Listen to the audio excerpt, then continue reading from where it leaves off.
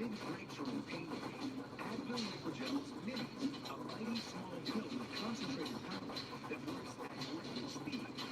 You'll ask, what pain? Advil Liquigels Minis. All good here?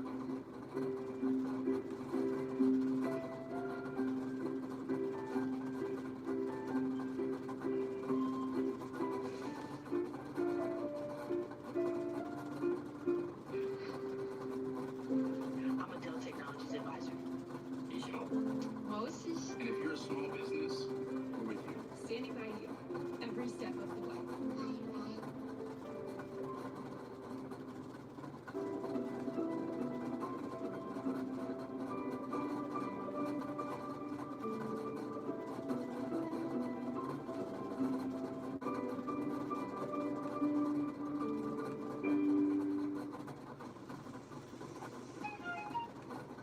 Jack, you make smart choices. But you're getting burned. By your bank. With the Marcus by Goldman Sachs online savings account, you can earn more interest in 1 month than in 1 year with the largest banks. I am getting burned. Mm-hmm. And I gotta do something about this. Probably should. You can earn more interest in 1 month than in 1 year with the largest banks. You can lend with Marcus by Goldman Sachs.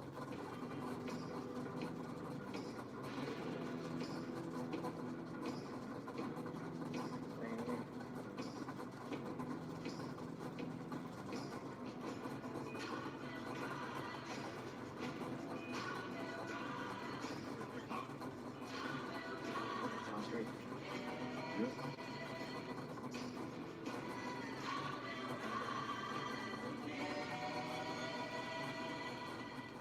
When you're young, your body produces plenty of testosterone. It's what helps you build strong muscles, stay lean, energetic, and get noticed. But as you age, your body's production of testosterone slows way down, and that can leave you feeling yes, boosting Eugenics Total T is powered by patented testing, clinically researched to boost your free testosterone. With the first overall pick in the 2020 NFL Draft, the Cincinnati Bengal Tiger Kings select Joe Exotic, former owner of the GW Zoo.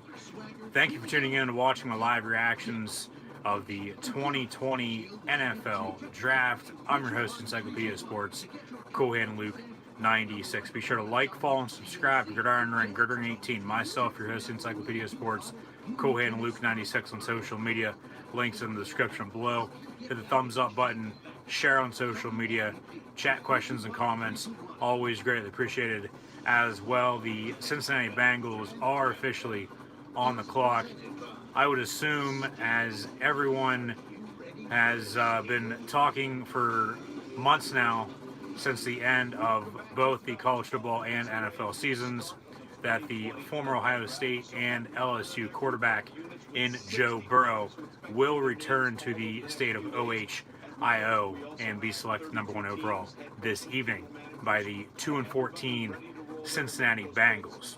The Redskins are number 2, followed by the Lions at 3, New York Football Giants at 4, and then the real fun will begin at number 5 with the Miami Dolphins, followed by the Los Angeles Chargers at number 6. Hopefully everyone is staying safe and will continue to stay safe during these unprecedented times with the coronavirus that has rocked the world to its core the past month and a half. Thank you once again for tuning in and watching.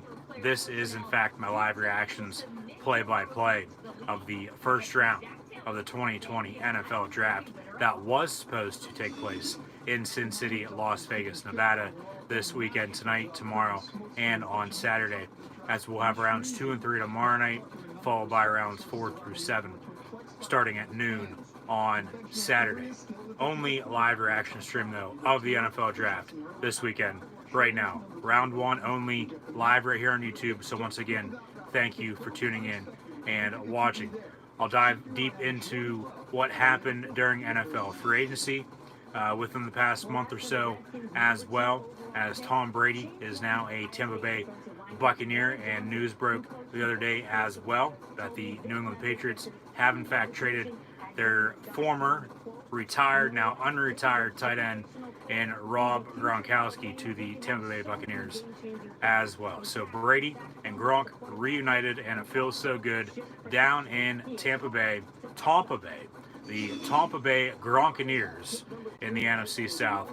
They hold the number 14th overall pick this evening. I would think that Bruce Arians and company will get some protection on the offensive line for Brady and company with Mike Evans and Chris Godwin, along with Gronk now. Then they'll have a decision to make for the number 2 tight end with Cameron Brate and O.J. Howard as well. One of those two might be on the move this evening or this weekend, as the draft will be on ESPN, NFL Network, and ABC. So once again, thank you for tuning in and watching my live reactions right here on YouTube. Chat, questions, and comments, always greatly appreciated. As mentioned, thumbs up button, share on social media, like, follow, and subscribe as well. Links are, in fact, in the description below. So Brady now down in Tampa Bay. There's a few offensive linemen that very well, as mentioned, as I do see Tampa taking an offensive lineman in the first round this evening. There's a few, and I'll get into those as well when the time rolls around, as we'll have a lot of time to kill here this evening for round one, and then rounds 2 and 3 tomorrow, as mentioned, and 4 through 7 on Saturday. But the draft, first round tonight at least, is going to be centered around some defensive players that will wreak havoc in the league for years to come, hopefully. Knock on wood for them. And then the wide receiving group led by Jerry Jeudy and Henry Ruggs, along with Jefferson from LSU and Higgins from Clemson, to name a few. As mentioned, the group is loaded to the core, along with the offensive linemen as well. But Chase Young, the next best available player behind Joe Burrow on defense. Burrow's the best offensive player. Young's the best defensive player. Burrow's going one of the Bengals. Cincinnati has already told him.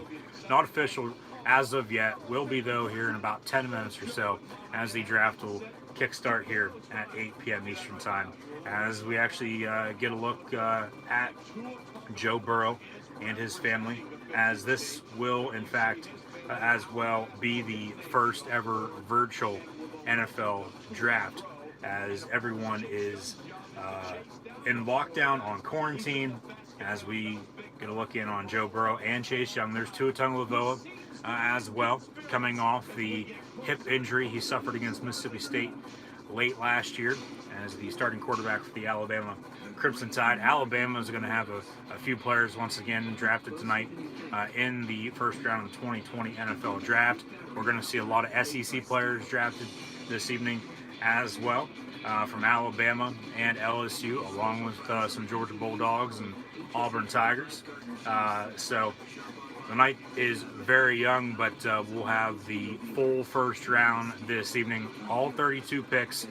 There are some teams that don't have first round picks due to trades in the past, and those teams are, in fact, starting at number 18, the Pittsburgh Steelers, as they traded their first round pick this year in 2020 to the Miami Dolphins for Minkah Fitzpatrick. So Fitzpatrick, the first round pick to Miami out of Alabama a few years ago, now in Pittsburgh, traded week 2 at the start of last season. So Pittsburgh still basically gets a first round pick out of Minkah because he's panned out so far in the Steel City. But with that, Miami has their first round pick at number 5 that they won fair and square last year. I would assume they'll be taking a quarterback, whether that'll be Tua Tagovailoa, tank for Tua. We'll see if it works out. It's Tua time down in South Beach, or if they'll take the Oregon Duck and Justin Herbert. If they can't get Tua, myself personally, I would pass on Herbert right now. Let him go to the Chargers. Let him fall a little bit further on down to, say Jacksonville, or hell, even the Raiders in Vegas now. Could take a chance on him at 12, even though they still have Derek Carr and a former top 2 pick about 5 years ago now. Hard to believe. Out of Oregon as well, to the Tennessee Titans and Marcus Mariota. As Jameis Winston, who went number 1 in that draft back in 2015, that's hard to believe. 2015 was 5 years ago. And then Mariota went 2 to the Titans.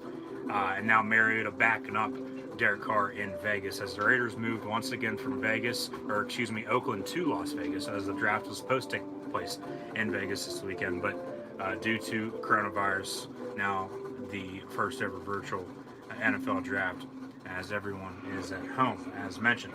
And as well with that, some of the GMs have IT guys living either in their basement or in vans down by the river in their driveway. But nonetheless, should be a very, very interesting night for round 1 of the 2020 NFL draft this evening, as lives will in fact be changed forever. Dreams will in fact come true. The future is now for the NFL, as we'll get the as there is Roger Goodell with his big dog. I would assume will join us sometime this evening here tonight as well. Okay, so they get the hashtag Boo the Commish. So be sure to use that hashtag when you share it on social media. Hashtag Boo the Commish. Hashtag NFL Draft as well. And we're about ready to get started here with the first round of the NFL Draft. There's a nice aerial shot of the ESPN campus up in Bristol, Connecticut. It's the 2020 NFL Draft. There's Mel Kiper Jr., Louis Riddick, everybody's favorite Monday night football analyst, Booger McFarland, and then ESPN teaming up with the NFL Network this evening as well. Daniel Jeremiah, Hall of Fame quarterback, and Kurt Warner, along with a Dallas Cowboy triplet, Super Bowl champion and Hall of Famer himself, and Michael Irvin, who was drafted out of the U to the Dallas Cowboys. Draft also on ABC this evening, but once again, thank you for tuning in and watching live right here on YouTube. Booger McFarland played at LSU, played with the Bucs and Colts.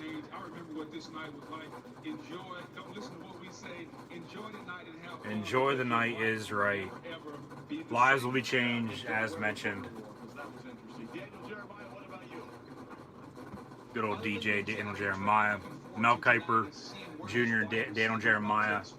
No Todd McShay, as he has coronavirus. So get well soon, Todd.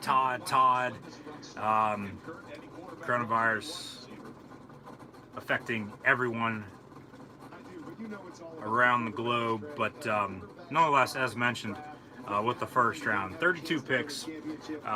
Normally, every team has a selection, but as mentioned, with Pittsburgh trading for Minkah Fitzpatrick, Miami now gets the Steelers selection at 18. Going back to the Dolphins at 5. If you can't get Tua, if somebody jumps ahead of you, which I really don't see that happening, to be honest with you. If anything does happen with a trade early in the top 5, it would probably be Miami jumping from 5 to 3, which really wouldn't make any sense unless Detroit's going to take Tua to come in and compete with Matthew Stafford. Stafford then on his way out.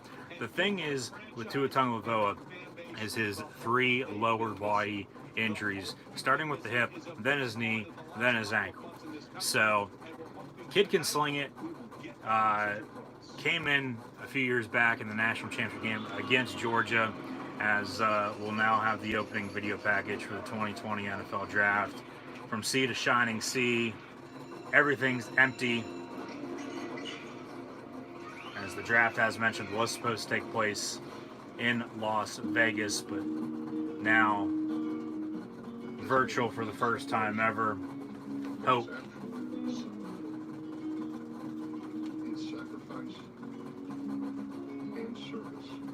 thank you to everyone on the front lines. Hopefully everyone is staying safe, as mentioned. We'll continue to stay safe during these difficult times. But if the Dolphins, for some unknown reason, can't get Tua Tagovailoa in the first round, now maybe he falls, maybe Herbert falls, and okay, they trade back. You don't want to waste a top 5 pick. Give him more money than he deserves, and get him for a steal, you know, say outside the top 10, just for the hell of it. But I would pass on Herbert. I would then, because Tua could go to, I mean, honestly, this time last year, yeah, he was going to be the number 1 pick because no one thought that Joe Burrow was going to have the year he had this past year. 60 touchdowns, national champion along with the Heisman Trophy, to his credit. He'll be the number 1 pick this evening. But, I mean, maybe the Chargers jump Miami, and then the Dolphins get stuck with Herbert. Or maybe Miami takes Herbert at 5, Tua goes to LA at 6, or maybe Herbert goes to Miami at 5 and Tua goes to the Chargers at 6. But if the Dolphins, for some unknown reason, as mentioned, can't get Tua at 5, I would take best available, whether that be Isaiah Simmons out of Clemson, maybe an offensive lineman to protect Ryan Fitzpatrick for the time being. They still have Josh Rosen, who in the long run, after this weekend, is going to be the odd man out after Miami does, in fact, take a quarterback. They'll take a quarterback sometime from now until Saturday night, no doubt about it.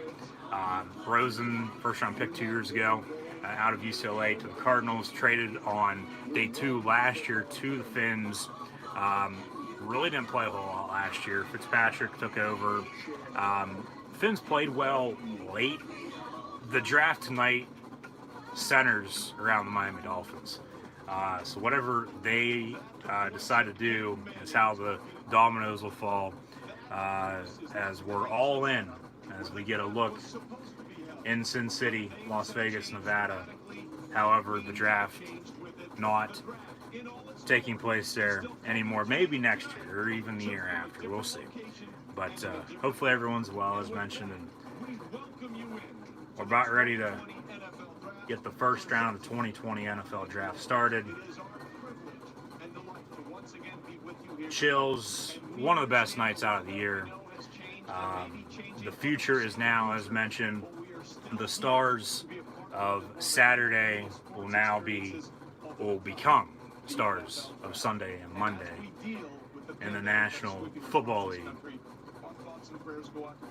And don't get me wrong, players that aren't drafted tonight, okay, yeah, we'll have best available for tomorrow and on Saturday, of course, as always. But rounds 2 through 7, that's where your favorite team, each franchise, is either going to make or break their roster for next season and for the years to come. Get a look at all the videos, all the cameras inside everyone's home,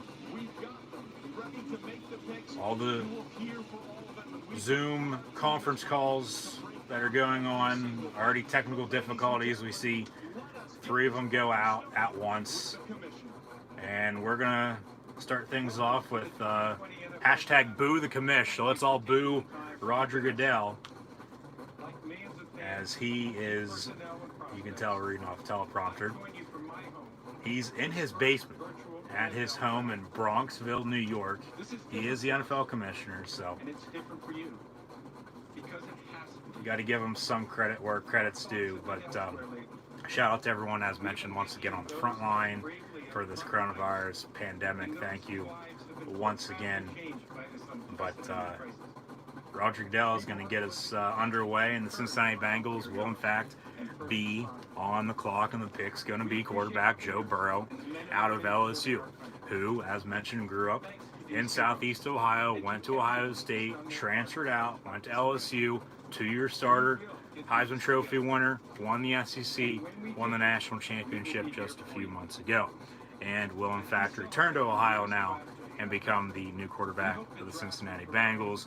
Bengals' second number 1 overall quarterback pick in the last 20 years, as they took Carson Palmer back in 2003 out of USC.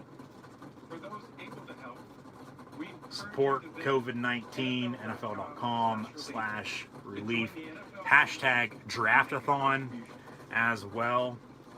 Hashtag NFL, hashtag NFL draft when you share on social media. Chat questions and comments, always great. Appreciate it. I'll get to those here in a second. Once again, thank you for tuning in and watching. But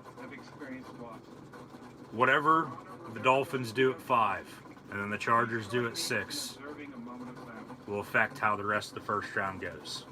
And we'll get more into that, as mentioned, coming up in a little bit. We'll dive deep into what happened during free agency, as mentioned. Should have took a moment of silence there, but we will now, as we'll have a national anthem sung by Harry Connick Jr. And this is virtual, as he is in his home as well as everyone is. Thank you once again to everyone on the front lines. Stay safe, stay home.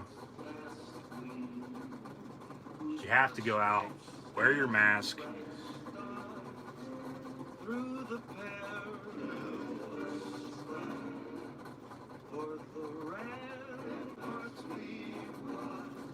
But we'll have some trades, as usual. We'll have teams trade up, trade back.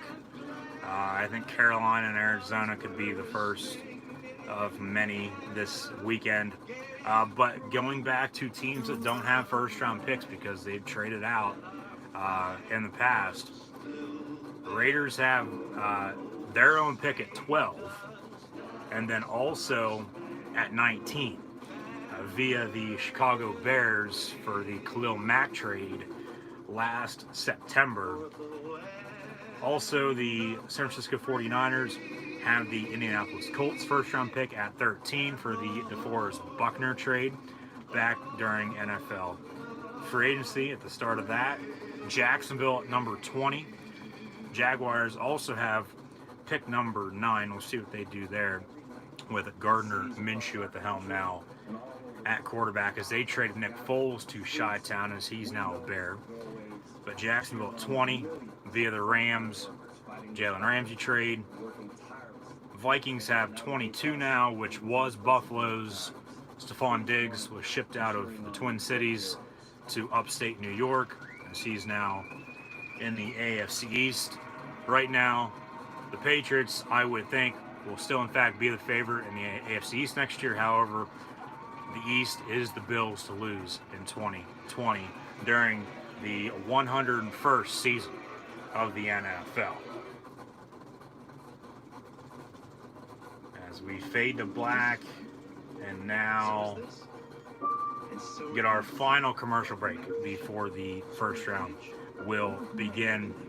And then the Dolphins have pick 26 as well from the Houston Texans, as they shipped Laramie Tunsil and Kenny Stills at the start of the regular season last year to H-Town. So the Dolphins have 3 picks. Dolphins have the most picks of any team this year in the draft. That, however, very well could change, as it normally does. But the draft this year is very well centered around the Miami Dolphins and what they decide to do at pick 5. Even though, obviously, yes, the NFL draft will start at pick 1 with the Bengals, assuming they take quarterback Joe Burrow out of LSU. There were some talks, rumors floating around that Miami offered all 3 of their first-round picks this year, as Kevin Costner knows well, in draft day to trade for the number 1 pick and take whoever they would like at that point. Miami, they need a quarterback. You know damn well they do. Ryan Fitzpatrick's not the future of that franchise. He's been around the league for 25,000 years. Tua, obviously, yeah, along with Herbert, could be the franchise quarterback of the future for the Dolphins as well. But Miami hasn't had a good quarterback, and I've been saying this for years. Since Dan Marino out of Pitt who was drafted first round back in 1983, that great 83 quarterback draft class that included Jim Kelly and John Elway as well. All Hall of Famers. Marino, though, the only quarterback of the three to not, along with Kelly, to not win a Super Bowl. I'll take that back. But Marino's the best quarterback of the three to never win a Super Bowl. For Miami to trade all three, go up to one, get Burrow, that's not happening. Cincinnati's already told them, you're a Bengal. It just has to become official, though, here this evening. So we'll see what happens. Should be an interesting night, to say the least. All these teams need every position. They either had players retire or lost players to free agency, as they're on other teams now. All the holes will be filled by the end of the weekend. If not, there's still free agents available. I'll get into those as well. Because say going back to the Miami Dolphins, they can't get to it. They pass on Herbert, as I would. Potentially take Jalen Hurts tomorrow night in the second or third round. I think Hurts could very well end up in Dallas, maybe even Pittsburgh as well, to back up Dak Prescott or Ben Roethlisberger for the time being, moving forward. But maybe Dak is on his way out, as he still wants $40 million a year, which is absolutely ridiculous. One, doesn't deserve it. Two, he's not worth it. Three, the Cowboys would be stupid to pay him. So we'll see what happens there. So maybe Dallas takes a quarterback at 17. I think they'd be smart to go a different direction this evening, quarterback tomorrow night or on Saturday, as they have a hole to replace on the offensive line. Travis Frederick, retired at the age of 29 this past offseason, the former center out of Wisconsin, as he's now in retirement. But we saw how retirement went for Rob Gronkowski this past year, as he's now back in the league with the Tampa Bay Buccaneers. And so we'll see what happens. But Jerry Jones, he always likes to make a big splash during the NFL draft. Chargers as well. New stadium in LA. No more Philip Rivers. He's in Indy. They have Tyrod Taylor, but they need to sell tickets. Thing is, too, once the NFL season rolls around come September, we may or might not have fans in attendance. Still have to sell television, though. Have to sell merchandise. It's all going to add in. Tua would be a steal for the Chargers, I think, at 6. If Miami doesn't take him at 5, maybe LA jumps him, as mentioned. Maybe the Chargers are happy with Justin Herbert out of Oregon. First time in almost 20 years that the Chargers are going to have a new quarterback not named Philip Rivers. As mentioned, he's now replacing Andrew Luck and Jacoby Brissett in Indy. And now we got virtual fans. There's Cincinnati Bengal fans. There's Carol Baskin. Husband was fed to the Tigers. There's Zach Taylor, the head coach of the Bengals. They went 2-14 last year. Worst team in the league. That's why they are officially on the clock at number 1. We should be getting things started here. Without further ado, and quarter after the hour, we're now officially underway. The Cincinnati Bengals are on the clock. Who are they going to take? Let me know in the comments below. It's going to be Joe Burrow.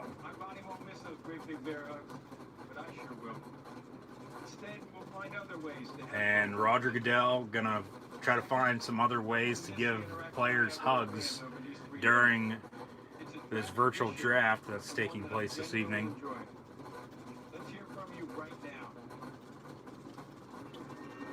Boo.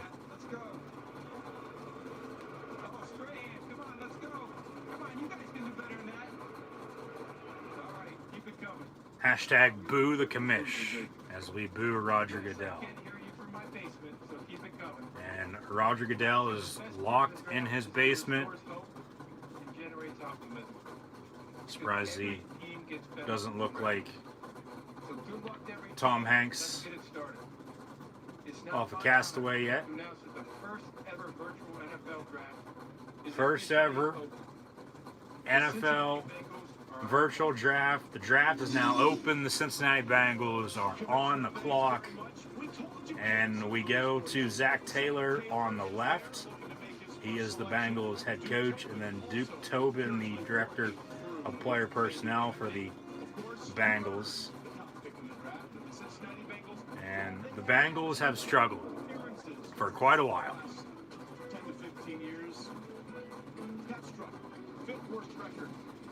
Fifth worst record,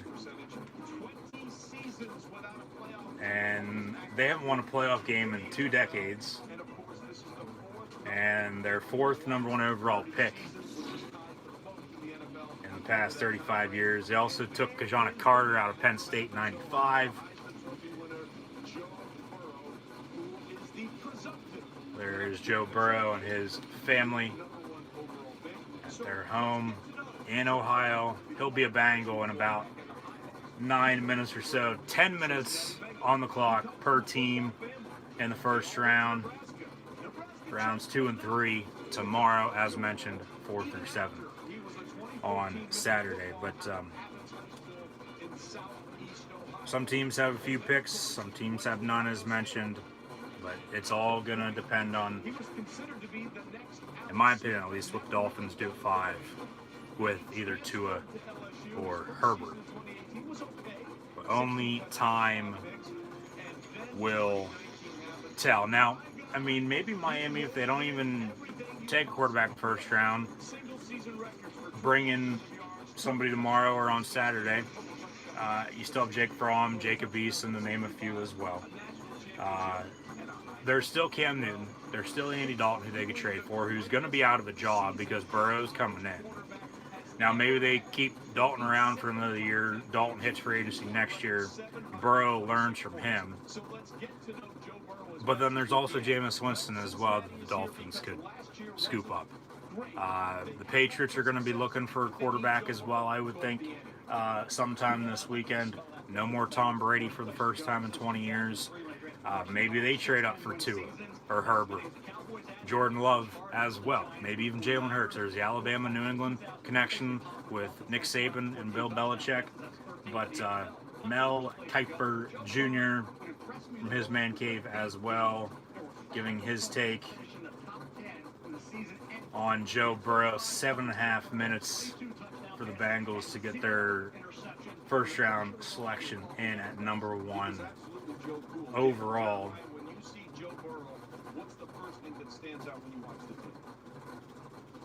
And as mentioned, ESPN along with NFL Network this evening, as they are teamed up collaborating for the NFL draft here tonight and all weekend long. Offensive linemen, as mentioned, those will come into play later on in the top 10 here, potentially at 8 with Arizona, 10 at Cleveland, 14 at Tampa Bay, as mentioned, with the Bucs, maybe even 15 with the Broncos. Get Drew Lock some protection, but with the wide receiving core that is loaded to the core, as mentioned, I think we'll see a run on wide receivers towards the end of the top 10, end of the top 15, mid to late first round. As mentioned, we'll have the Jets at 11 as well. Maybe get a weapon for Sam Darnold there, as they lost Robbie Anderson to the Carolina Panthers on a 2-year, $20 million deal. You look at the wide receivers, this year. As mentioned, Jerry Jeudy at Alabama, along with Henry Ruggs III. CeeDee Lamb out of Oklahoma could be an option at 8 for the Cardinals, as the Cards still have Larry Fitzgerald out of Pitt. They traded for DeAndre Hopkins this past month or so during free agency from Houston, as Bill O'Brien is in fact the head coach and general manager now, once again in H-Town. But maybe bring in a familiar face for Kyler Murray, who the Cardinals drafted #1 overall last year in the 2019 NFL draft from Music City, USA in Nashville, Tennessee. Bring in CeeDee Lamb. You'd have Fitz, Hopkins, and Lamb. Protection would be nice as well for Murray, though, too. We'll see what they do at 8. But then talking about wide receivers once again here still at 11 with the Jets. Raiders at 12. Get Carr a weapon to go, well, to make up for the loss of Amari Cooper over the past few years. And then the 49ers at 13 from the Colts via the DeForest Buckner trade, as they lost Emmanuel Sanders to the New Orleans Saints. You still have Justin Jefferson out of LSU, T. Higgins out of Clemson, Michael Pittman Jr. out of USC, Denzel Mims as well from Baylor, who could very well be a steal late in the first round, or even tomorrow, early second, third round. KJ Hamler out of Penn State as well. But the main focus point tonight, Joe Burrow, Tua Tagovailoa, Justin Herbert, and then Jordan Love. It's a quarterback-driven league. You got to have a quarterback to go out and win your football games. Because if you don't have a good quarterback, you're going to be picking in the top 5, top 10 of the first round, year in and year out during the NFL draft. So we'll see what the Bengals do here. About 3 minutes and 16 seconds to go. Jake Fromm, Jacob Eason, Jalen Hurts is mentioned as well. Will be your top quarterbacks this evening and tomorrow, and then the rest, unless there's a run on somebody on a position, as the pick is in. The pick is in for the Bengals. Joe Burrow, Heisman Trophy speech in the meantime, though. So we'll get back to that in a second. But it's a very, very impoverished area. Unless there's a run on a position, obviously, yeah, players are going to fall, medical, There's so many people there that don't have so on and so I'm forth. up here for all those. Scouts like you, scouts don't like you. This one team really loves you. Maybe they don't like you as much. The Hungry after school. last time, really, these teams were able to see these players actually in person was during the NFL Combine about 2 months ago. And then about 2 weeks after, all this coronavirus stuff happened. And everything's been shut down basically since. So everything's been virtual, as mentioned, and it's really just what you knew beforehand. So we'll see what happens. But running back wise, take a look at that position. DeAndre Swift out of Philly, who played for Georgia. Maybe the Eagles take a chance on him, even though they drafted Miles Sanders last year out of Penn State in the second round. DeAndre Swift, J.K. Dobbins out of Ohio State, Clyde Edwards-Helaire out of LSU as well. Maybe Cincy could team up Burrow with either him or Jefferson. Jonathan Taylor as well at Wisconsin. He'll be a good running back. And the pick is in, as mentioned, for the Bengals. And we're now going to go to Roger Goodell from his basement during this NFL virtual draft here in 2020. First overall pick in the 2020 NFL draft. It is, in fact, Joe Burrow out of LSU. Cincinnati Bengals select Joe Burrow, quarterback, LSU. He's returning to Ohio where he plays high school ball. It's where he grew up, plays high school ball. Played Ohio State, transferred out, went to LSU because he couldn't beat out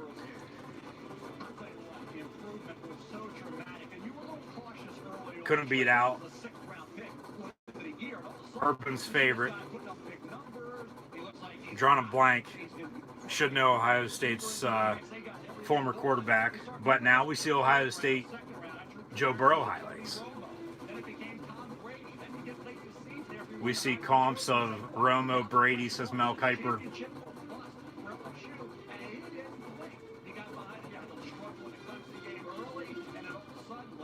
Sorry, Buckeye fans. I mean, I get Justin Fields is there now, but if you could help me out, let me know in the comments. Who was there before him who had, and I should know this because I'm a college football fan, one, I'm a Big Ten fan, two. But then Burrow transfers out, goes to LSU. First year, iffy. This past year, second year, just out of nowhere, came onto the map and just torched the SEC left and right. Won the Heisman, won the SEC, won the national championship. No one's done that since Cam Newton. He was also drafted number 1 overall by the Carolina Panthers in 2011.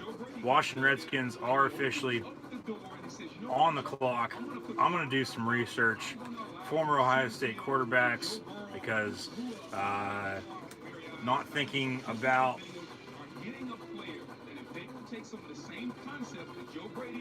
that at the moment, but I bring it up, draw a blank, should know it.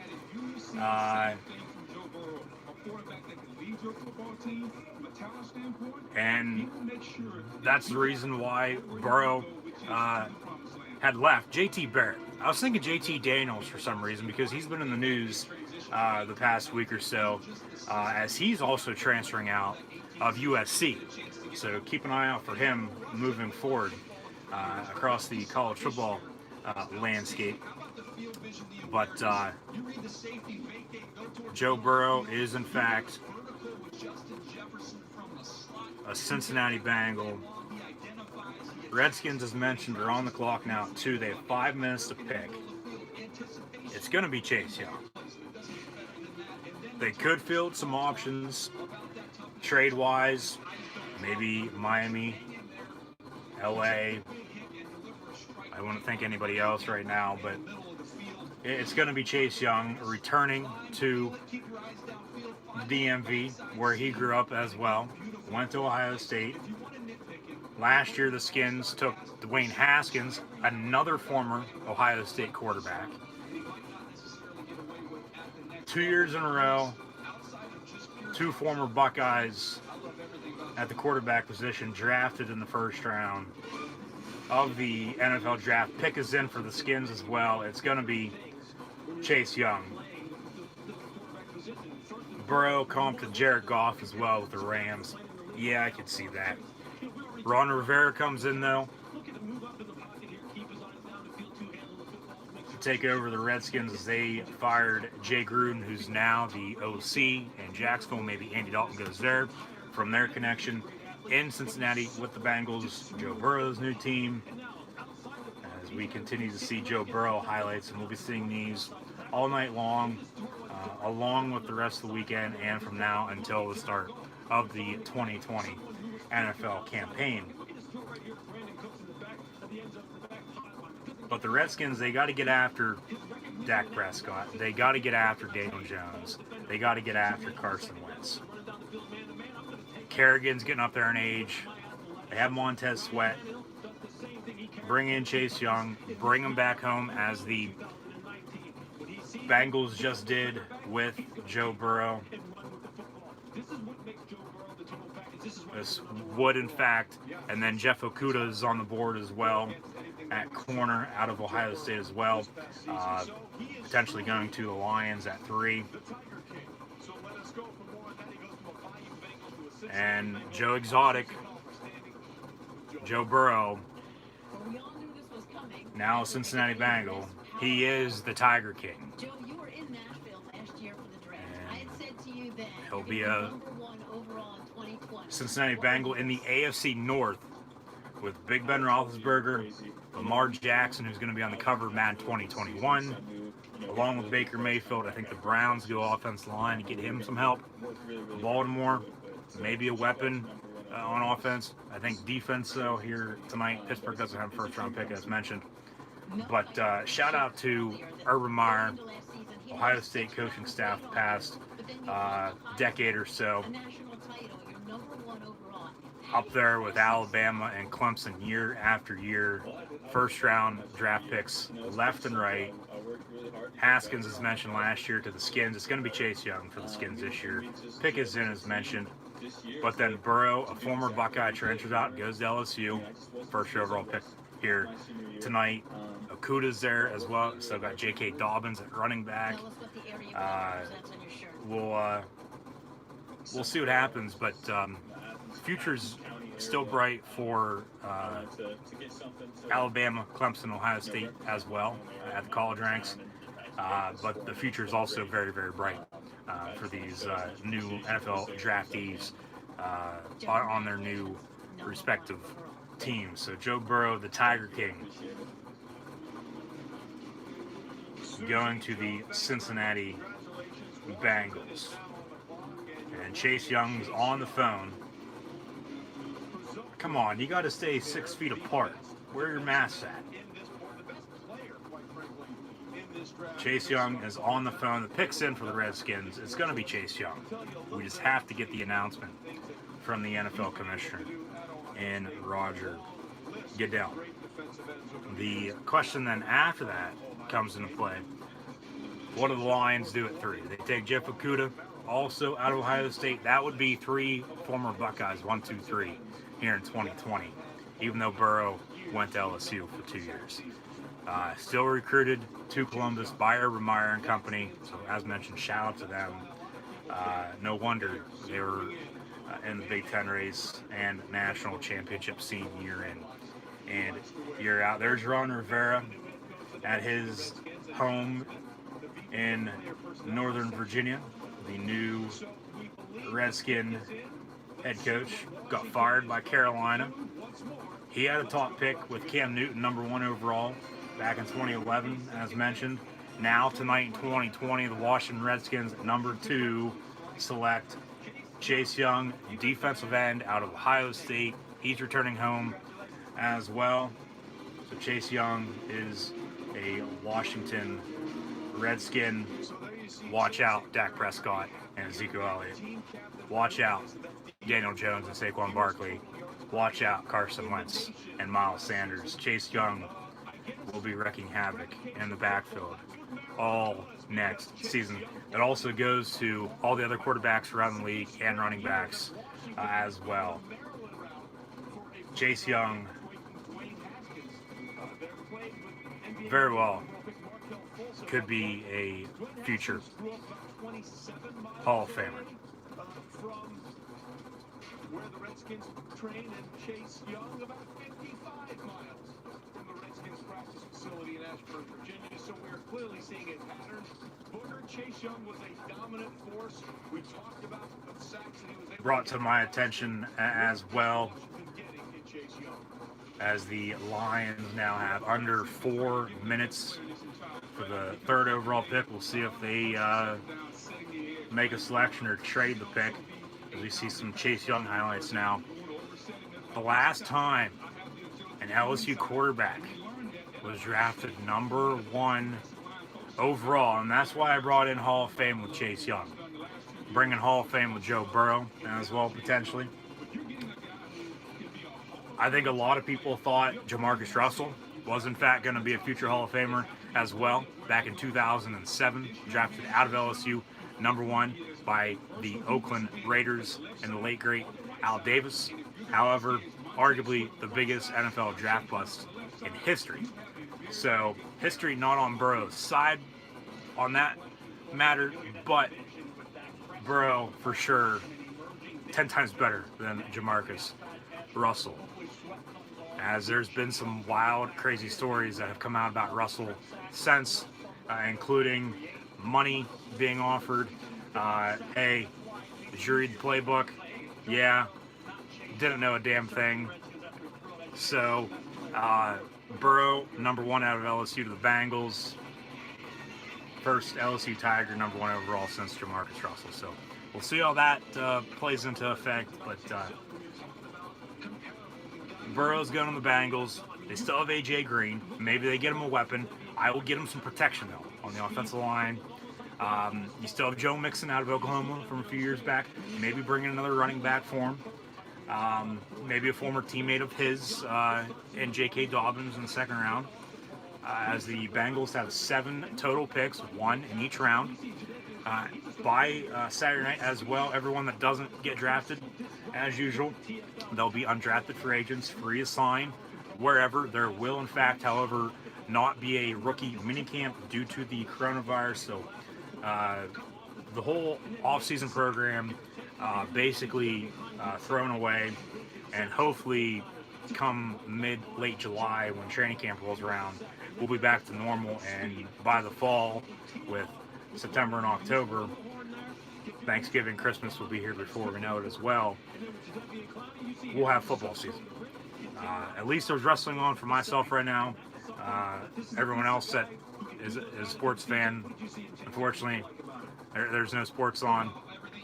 NFL draft on though this evening. So once again, thank you for tuning in and watching the live reactions play-by-play of the first round of 2020 NFL draft. Pick is in as well at number 3 for the Detroit Lions. Keep those chat questions and comments coming in. Like, follow, and subscribe on social media. Thumbs up button as well. Share on social media. And I would think here now at 3 for the Lions, it's going to be Jeff Okudah, the corner out of Ohio State as well. So that would in fact be 1, 2, 3 for the Buckeyes this year in the draft. Maybe they get Matthew Stafford a weapon though. Maybe Jerry Jeudy out of Alabama along with Henry Ruggs III. Excuse me. Maybe it's Tua. Maybe they think the Stafford era, who was number 1 pick a little over a decade ago, is the right selection, and bring him in. Stafford gets shipped out somewhere. Maybe he goes to Miami. Who knows?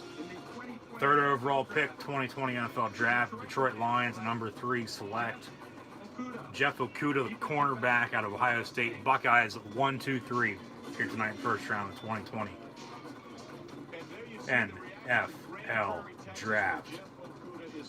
Now, this is where it's going to get interesting. New York Football Giants on the clock at 4. It's going to be Isaiah Simmons. If it's not, well, hell, maybe Miami's trading. Maybe the Chargers are trading here. Maybe Tua is going to be at 4 or 5, maybe even 6. But the Giants are on the clock. They got 10 minutes. I would think it's going to be Isaiah Simmons, the linebacker, out of Clemson. Maybe even Derek Brown, D-tackle, out of Auburn. But once the Dolphins and Chargers get on the clock here, it's going to get very, very interesting, to say the least. Javon Kinlaw out of South Carolina as well. A lot of SEC players will, in fact, be drafted this evening. However, 3 former Big Ten players, 1, 2, 3, with 1 being from the SEC as well, and Joe Burrow, number 1 overall, as the Tiger Kings now Bengal. Joey Burrow, Joe Exotic, number 1 overall this evening in the NFL Draft. And this was the best option for them to get that done.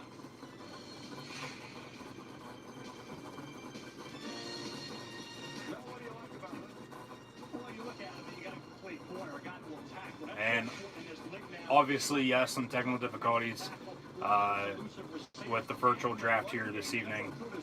Normally, when the draft's going on, fans in attendance, ESPN setup, NFL Network setup, everyone's all together. Tonight, first time ever, everyone's not together. Everyone's at their own home. There's Matt Patricia with his son, There you see a very happy Matt Patricia selecting Jeff Okuda out of Ohio State. There's Bob Quinn. The Lions actually have an IT guy in a van in Bob Quinn's driveway, just to make sure nothing goes wrong this evening.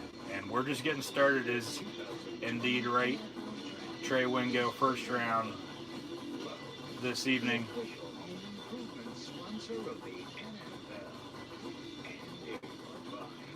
Progressive Insurance. Save when you bundle auto, home, or motorcycle insurance. Visit progressive.com. Dreams coming reality tonight. Giants are on the clock at 4. I would think it's going to be Isaiah Simmons. But, I mean, you never know. They might want to get a weapon for Daniel Jones. They still have Saquon Barkley in the backfield. They drafted him number 2 overall a few years back out of Penn State. They have a decent receiving core, and then Evan Ingram at tight end. But their defense, as the Skins went defense at number 2, needs rebuild. And Simmons right now is the best available player at 4. You got to take him. If not, it's going to be a long season once again, I would think, for the New York Football Giants. Big Blue with new head coach Joe Judge coming down from Foxborough. Gettleman still the general manager. He might be on his way out, but sometimes you hit on a pick, sometimes you miss on a pick during the NFL draft, but they very well could be a dark horse next year in the NFL, though, too. Second-year quarterback in Daniel Jones, who they drafted the first round last year at 6, out of Duke. Eli's retired, no more Eli Manning.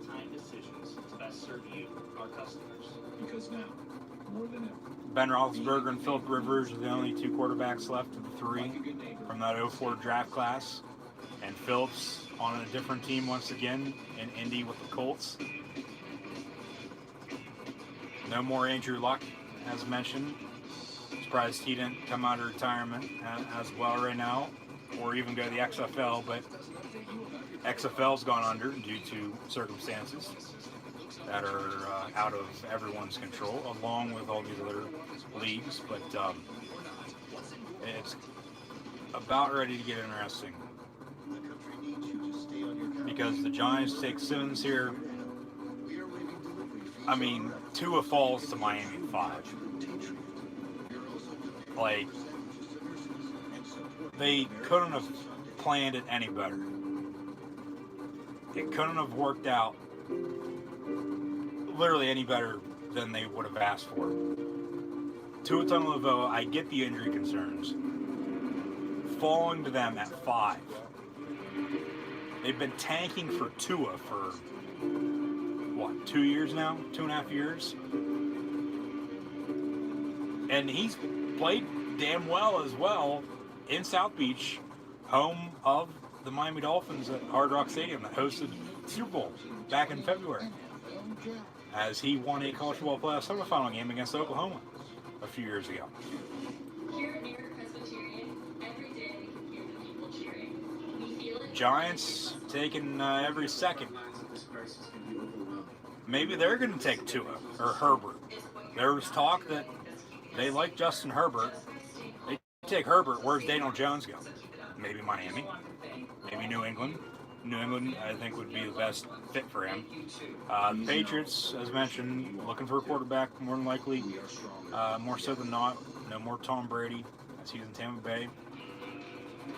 Sign with the Bucs. Picks in for the Giants, so we'll see what that is here coming up shortly. But the Pats, they still have Cody Kessler. They drafted Jarrett Stidham last year out of Auburn, a former Baylor Bear as well. And then they brought back in Brian Hoyer out of Michigan State, who's bounced around the league, who's a good, reliable quarterback. He's the next journeyman quarterback in the league, as Ryan Fitzpatrick has been known to be as of late now in Miami on his 32nd team in the NFL. So the Giants at 4, picks in. New head coach and Joe Judge, as mentioned. I would think it's going to be defense, as they need everything. But I think you take Isaiah Simmons here and just be done with it. Not only their special teams coordinator, but also worked out with the linebackers there. And he sort of had a little viral moment here. His dog, Abby, was on the cover of the New York Post with this Giants Twitter account posting a photo of Judge working from home, and Abby became an internet sensation. And Judge said right now Abby could probably tell you more about who we're going to take in the first round than anybody else. But ladies and gentlemen, take a look at Joe Judge, and I don't see Abby anywhere. Joe, if you're telling us the dog's going to make the pick, we need to know that the where the hell is your dog at? If the dog's going to make the pick, we have to have the dog to make the pick. We see a run of thickness starting here. I want Mel Kiper Jr.'s take on Joe Judge's dog. Over, under on a, we'll say 5 flat 40 for the Golden Lab. Yeah, they could go offensive line here as well to protect Daniel Jones, get that running game going, Saquon Barkley. You got to be able to run the ball to open up the pass. You have a young second-year quarterback out of Duke. They go offensive lineman here. It could be Becton out of Louisville, maybe even Willis out of Alabama. Tristan Wirfs out of Iowa, Andrew Thomas from Georgia maybe. Giants at 4 select Andrew Thomas, the tackle out of Georgia. So they get protection for Daniel Jones, and hopefully they'll be able to run the football next year with Saquon Barkley. Now what does Miami do? Because Isaiah Simmons could very well fall to the Panthers now at 7, which would be a steal. First-year head coach Matt Rule, Clemson Tiger from Clemson, South Carolina, stays close to home in Charlotte, North Carolina, potentially with the Carolina Panthers. The Miami Dolphins are on the clock at number 5. Is it going to be Tua? Is it going to be Justin Herbert? We're about to find out. The Chargers then pick at 6. The thing is, the Dolphins have 2 more picks later on in the first round. Potentially, if they pass on Tua, take Isaiah Simmons here, Herbert falls because Tua goes to the Chargers. You trade up with one of your 2, maybe both your late first round picks, trade back up, go get Herbert at that point. Maybe Herbert even falls even further. Miami keeps their 2 picks later on. They take Jalen Hurts or somebody else tomorrow night.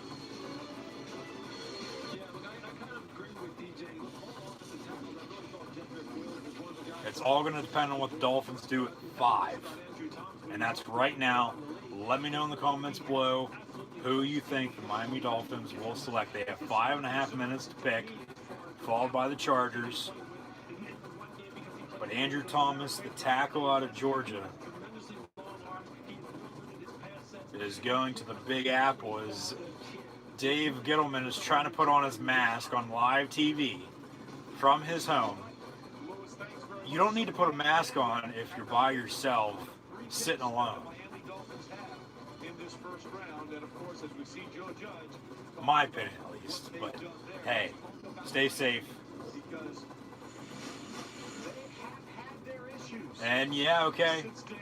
They're basically replacing Laramie Tunsil. Or excuse me, that's the Giants. I was thinking the Dolphins took a tackle there for a second as they bring in the Dolphins lows over the past few years. So they have the draft capital to do essentially whatever they want. Miami quarterback since Dan Marino retired 20 years ago. They've had 21 starting quarterbacks. They're the new Cleveland Browns is who they are at the quarterback position. Cleo Lemon, Ryan Tannehill, John Beck, Brock Osweiler, to name a few. Now Fitzpatrick trying to work his Fitzmagic down South Beach. You got to get to it. You got to take two at 5 right now.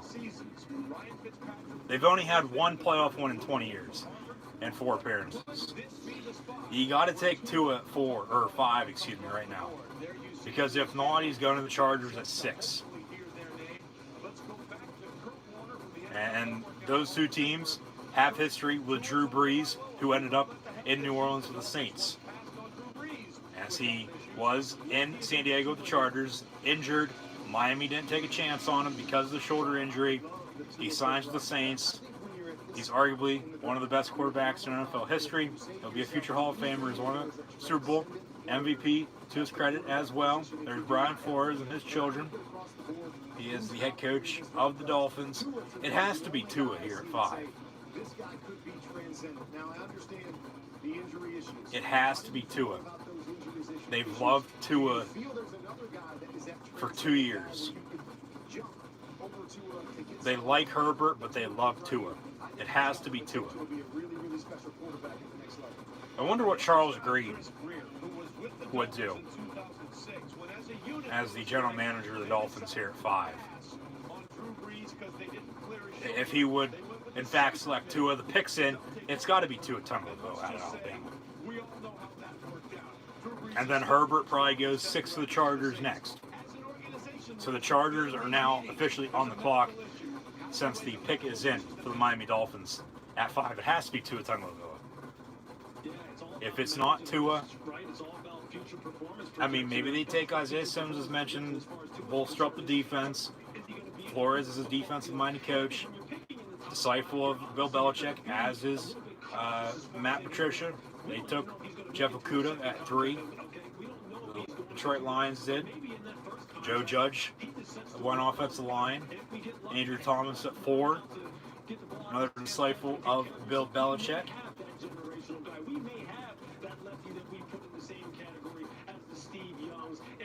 You got to take Tua Tagovailoa at 6 or 5 right now for the Dolphins, and then Herbert goes 6. But then maybe the Chargers want to go a different direction. You have Tyrod Taylor. You bring in Simmons maybe. Take a quarterback later on. Jalen Hurts. If it is indeed him, let's go back to Mel. Mel, listen, we've been through this, and we know we're in a weird situation here with the medical, and you can't really get your hands on these guys. If this was a normal, The problem with Tua, it's would his this be as much of an issue as it is? injury history. Hip injury, knee injury, ankle injury. All in a 2-year span since he became the starter at Alabama. Came in, third quarter, national championship game against Georgia. Wins Alabama in the national championship. Takes over for Jalen Hurts. Rest is basically history, but he's had injuries since. There's still about 7 minutes to go. Oh, wait. We're hearing it now. The pick is in for the Miami Dolphins here at 5 in the 2020 NFL Draft. Who's it going to be? It has to be Tua. Dolphins select Tua Tagovailoa at number 5 in the 2020 NFL Draft. It's Tua time in South Beach, as the Dolphins successfully tanked for Tua Tagovailoa, selected by the Miami Dolphins, number 5 overall tonight, first round of 2020 NFL Draft. And then they bring up all his injuries, try to bring him down as far as they can. Chargers now on the clock at 6. it has to be Herbert. If it's not Herbert, it's Isaiah Simmons. Maybe they get some offensive line help though for Tyrod Taylor, and then bring in Hurts later. They still have Easton Stick though, backing them up out of North Dakota State. But no more Phillip Rivers for the Chargers, as they're in LA, new stadium opening up. No more Melvin Gordon either. He's in Denver with the Broncos.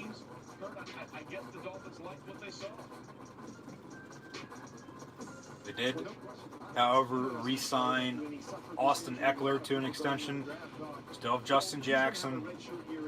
They could get running back day 2, 3 of the draft this weekend. But they're going to need a quarterback. And I think the smart pick right now for the Chargers at 6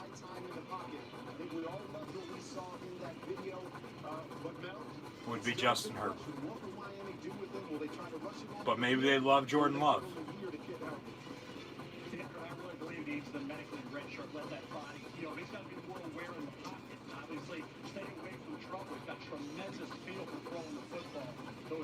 Tua, a lefty. Really don't see a whole lot of left-handed quarterbacks in the NFL anymore. Mike Vick, Steve Young. They bring up Mark Brunell. Yeah. But they still have Ryan Fitzpatrick, who he's going to sit and learn behind. Over, under, though, we'll say week 8, because that's the halfway point of the NFL season. Does Tua start before then or after in his rookie year for the Miami Dolphins? As Tua Tagovailoa is a Miami Dolphin. He goes from Hawaii to Tuscaloosa, now to South Beach. Brian Flores on the phone with Tua right now.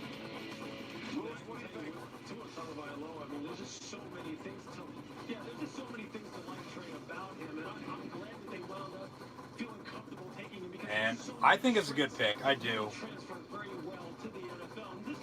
The thing is, it's injury, which I get. But the game has changed so much over the past 5-10 years. He's a dual threat quarterback. He can run. He's a better thrower than he is runner, though. Thing is, there's more dual threat quarterbacks now in the NFL than there's ever been. Myself, I would rather have a pocket passer, someone who's 6'4", 6'5", 225 and up. But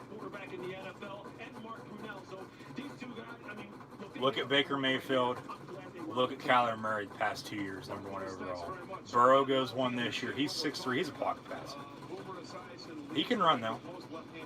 He can run though if he needed. Boomer Esiason, another former lefty. Vick, Brunell, Young, Kenny Stabler.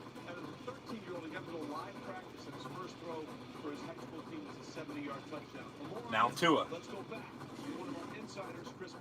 And now Chris Mortensen.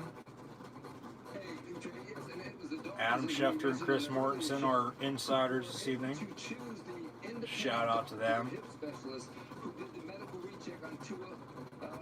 Recently, and that was Dr. Thomas Hyde in Nashville, Tennessee, where Tua was working out and rehabbing.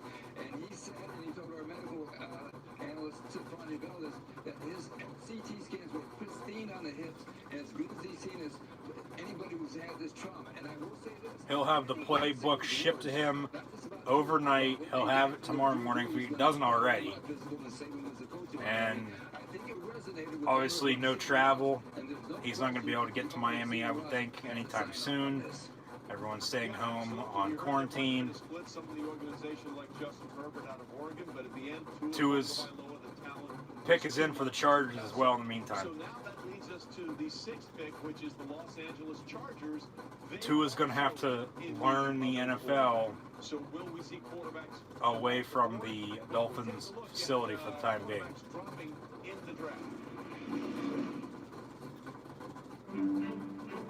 Rodgers dropped. Brady Quinn dropped. A lot of quarterbacks have dropped in the first round. Rodgers worked out. Quinn didn't. Yeah, Geno Smith didn't work out either. Geno Smith out of West Virginia to the Jets. No. Johnny Manziel's out of the league as well. He didn't work out. Well, he couldn't stay out of trouble off the field. And now Herbert could very well be falling as well if he doesn't go here to the Chargers at 6. So 25% of that. Rodgers the only one to work out. Looks awfully good. Tyrod Taylor's there. You obviously have offensive tackle Jedrick Wills and Tristan Wirfs there, becoming the right tackle starters immediately. But I think Justin Herbert, a quarterback. Yeah, Herbert at 6 here. He's going to go somewhere in this area. But I mean, maybe they get him a weapon. Tyrod Taylor, that is. I would think protection though, or Herbert, because it's a quarterback-driven league. But maybe they go defense as well. They got to get after the Super Bowl winning Kansas City Chiefs, along with the MVP from a few years ago, Patrick Mahomes. Maybe Derek Brown out of Auburn. Maybe even Javon Kinlaw out of South Carolina. But I would think it's going to be Justin Herbert at 6 for the Chargers as we pass the 9 o'clock hour on the East Coast. Chargers at number 6 in the 2020 NFL Draft. They select Justin Herbert, quarterback out of Oregon. So Herbert going to SoCal. So he'll stay out west.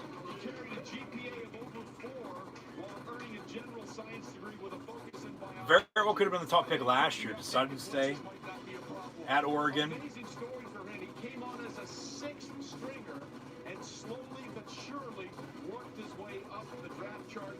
And selected now tonight, number 6 overall by the Chargers.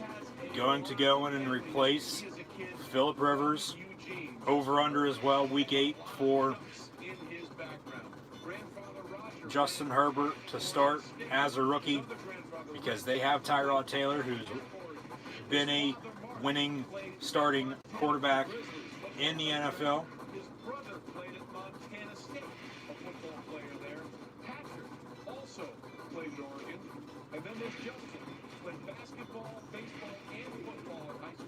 Herbert, they have Eckler. It's a good pick. They have Justin Jackson. They still have Hunter Henry at tight end. No more Antonio Gates, though. Keenan Allen at wide out. So now the AFC West at quarterback. You have Justin Herbert coming in. You still have Derek Carr at the Raiders.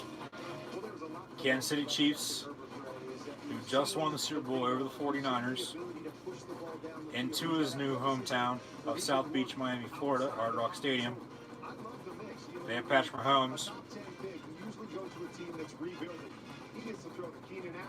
And the Broncos have Drew Lock, who they drafted in the second round last year out in the zoo, who as well fell in the NFL draft.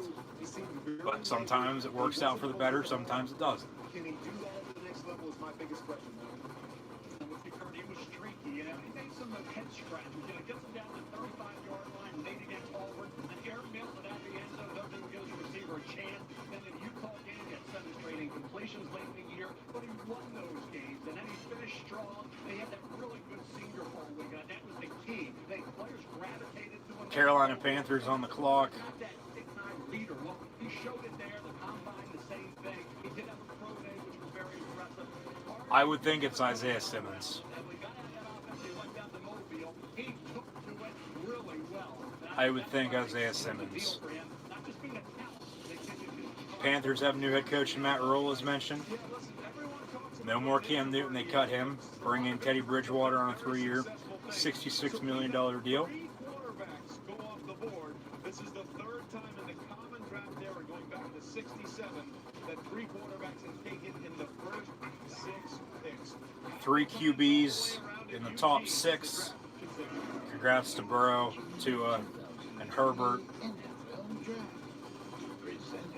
As they'll be Bengals, Dolphins, and Chargers. Picks in for the Panthers. They're going to keep their pick at 7. And they'll select, I would think it's going to be Isaiah Simmons. They just re-signed running back Christian McCaffrey as well to a blockbuster deal. They have weapons for Teddy B, along with PJ Walker, who they signed out of the XFL, who was the XFL's MVP before the season went down the drain, once again due to unforeseen circumstances there this time around. Then they started getting DJ Moore, I saved for this. to name a few, but McCaffrey, I've said this They gave me money when I needed it most. time and time again, build around him, and that's what they're doing. You bring in Bridgewater, who's been a starter in the league before he's won. He's battled injury as well. Been a good backup as of late with the Saints, with Sean Payton and Drew Brees. But now he's also in the NFC East with the Panthers. I would think it's going to be Simmons here at 7 for the Panthers. Out at Clemson, keep him close to home. Sell some tickets. Get after Matt Ryan and the new Falcons uniforms. Brady in Tampa Bay now as well, along with Breeze in New Orleans still. Arguably, the NFC South next year could very well be the best division in all of football. Just because of all the playmakers on both sides of the ball on all 4 teams, including special teams for that matter. As you have to have, you have to get your playmakers the ball in space. Look at McCaffrey, for instance. Look at Kamara and Michael Thomas in New Orleans. And now Brady's in Tampa Bay with Ronald Jones and Mike Thomas and Chris Godwin, along with Gronk. Like, give me a break. And Carolina, you know, with Bridgewater and McCaffrey and whoever they pick here at 7.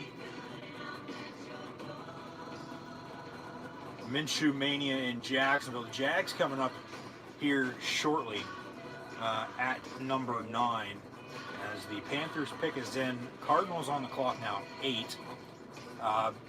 Maybe offensive line. Get Kyler Murray some protection with Wirfs out of Iowa. Maybe,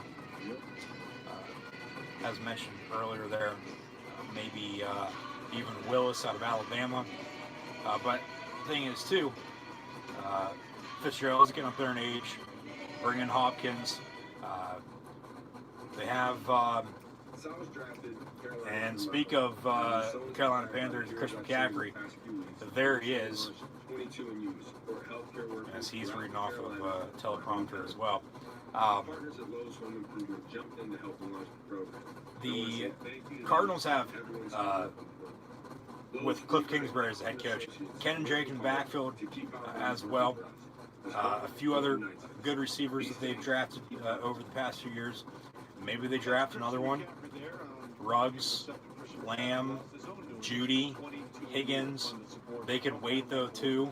Get your offensive lineman, maybe even get a defensive lineman in Derek Brown or Javon Kinlaw, as mentioned, because you got to get after Russell Wilson, you got to get after Jimmy G, and you got to get after Jared Goff, especially the 49ers and Garoppolo, because they were the NFC champions. They won the division that you're also in, went to the Super Bowl, should have won, but then the Chiefs scored 21 unanswered in the fourth quarter alone and won Super Bowl 54, cap off NFL 100. Now there's Matt Roll, the former State College native who played linebacker right here in Happy Valley at Penn State. Temple out, Baylor Bear head coach, jumped to the NFL, now in Carolina with the Panthers. Panthers pick is in at number 7. Who's it going to be?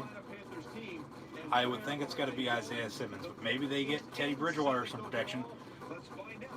Get him some help to be able to throw the ball downfield to all the weapons, including McCaffrey, on the offensive side of the ball. But I think it's going to be Isaiah Simmons out of Clemson here at 7. Carolina's going to take Derek Brown. Okay, they do go defense, but they go Derek Brown. So maybe Simmons now falls to Arizona at 8, or maybe even Jacksonville at 9. Maybe even Cleveland at 10. Jets at 11, Raiders at 12. One of those few teams is going to get a steal. As Simmons can... He's technically a linebacker, but he can line up at DN. He can also play safety. But Derek Brown out of Auburn is going to Charlotte, North Carolina, play for Carolina Panthers. So watch out, Tom Brady, Drew Brees, and Matt Ryan. Derek Brown, the pick at 7. Best available quarterback, that's Jordan Love out of Utah State. Running backs tonight, we might not see one picked. If we do, it's not going to be until mid-late first round. Teams that very well could take a running back, I would say the Falcons, but they just signed Todd Gurley. Maybe Tampa, just to give Brady another weapon. He's had a 3-headed backfield in New England the past few years. With Sonny Michel, James White, and Rex Burkhead, and Rowan Jones. I would think Tampa's going to take a running back sometime this weekend. Just don't know when or who. But Derek Brown goes to Carolina. Cardinals on the clock now at 8. They have about 2:40 to pick. Clyde Edwards-Helaire would be a good option for Tampa Bay, I think, later on. Maybe even Cam Akers from Florida State. Keep him close to home as they once did with Jameis Winston, number 1 overall, back in 2015 with the number 1 overall pick for the Tampa Bay Buccaneers. Maybe even the Raiders. The Raiders are the Raiders. I'm not going to say the LA Raiders, the Oakland Raiders, the Las Vegas Raiders. The Raiders are the Raiders. Just win, baby. They have 2 picks coming up, 12 and 19. I think they'll go defense on 1 and wide receiver on another to give Derek Carr a weapon. And we'll see how they use Marcus Mariota this season backing up, as he still has some potential as well. Picks in for the Cardinals at 8.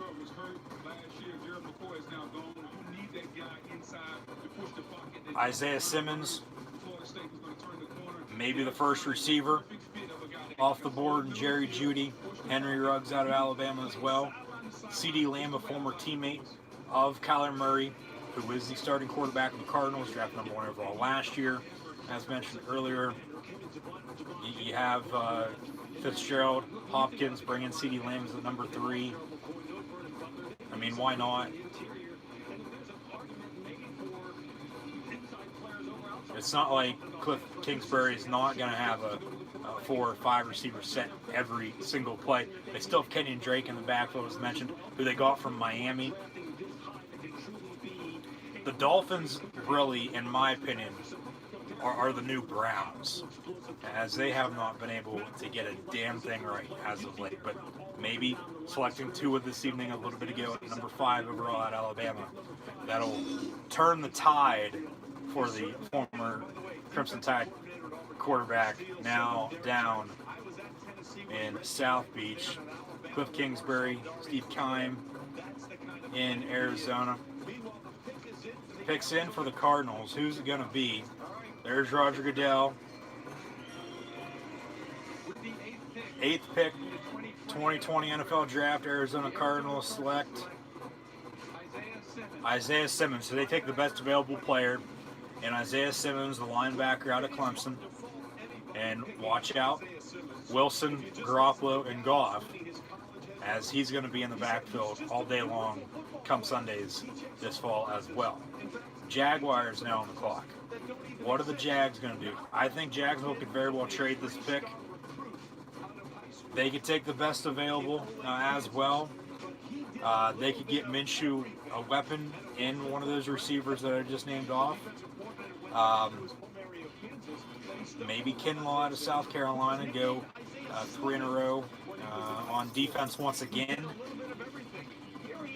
Get after Rivers, Watson, and Tannehill, who's in Tennessee, because Tannehill was in Miami as well until this time last year. Maybe they get Minshew some help on the offensive line with either Wirfs or Becton. One of those two offensive tackles will go to Cleveland and then Tampa Bay.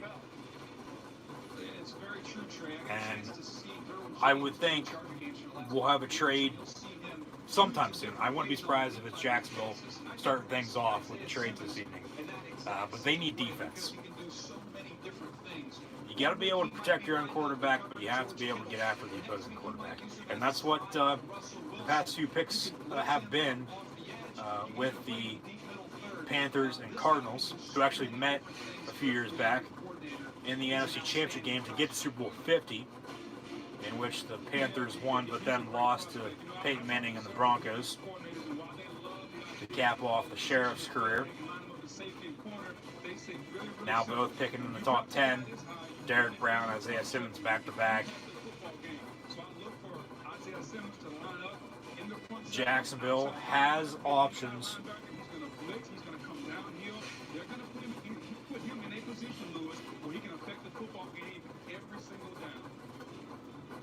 If they trade, if they take a defensive lineman or a linebacker, Yannick's going to be out. He'll be traded by this weekend.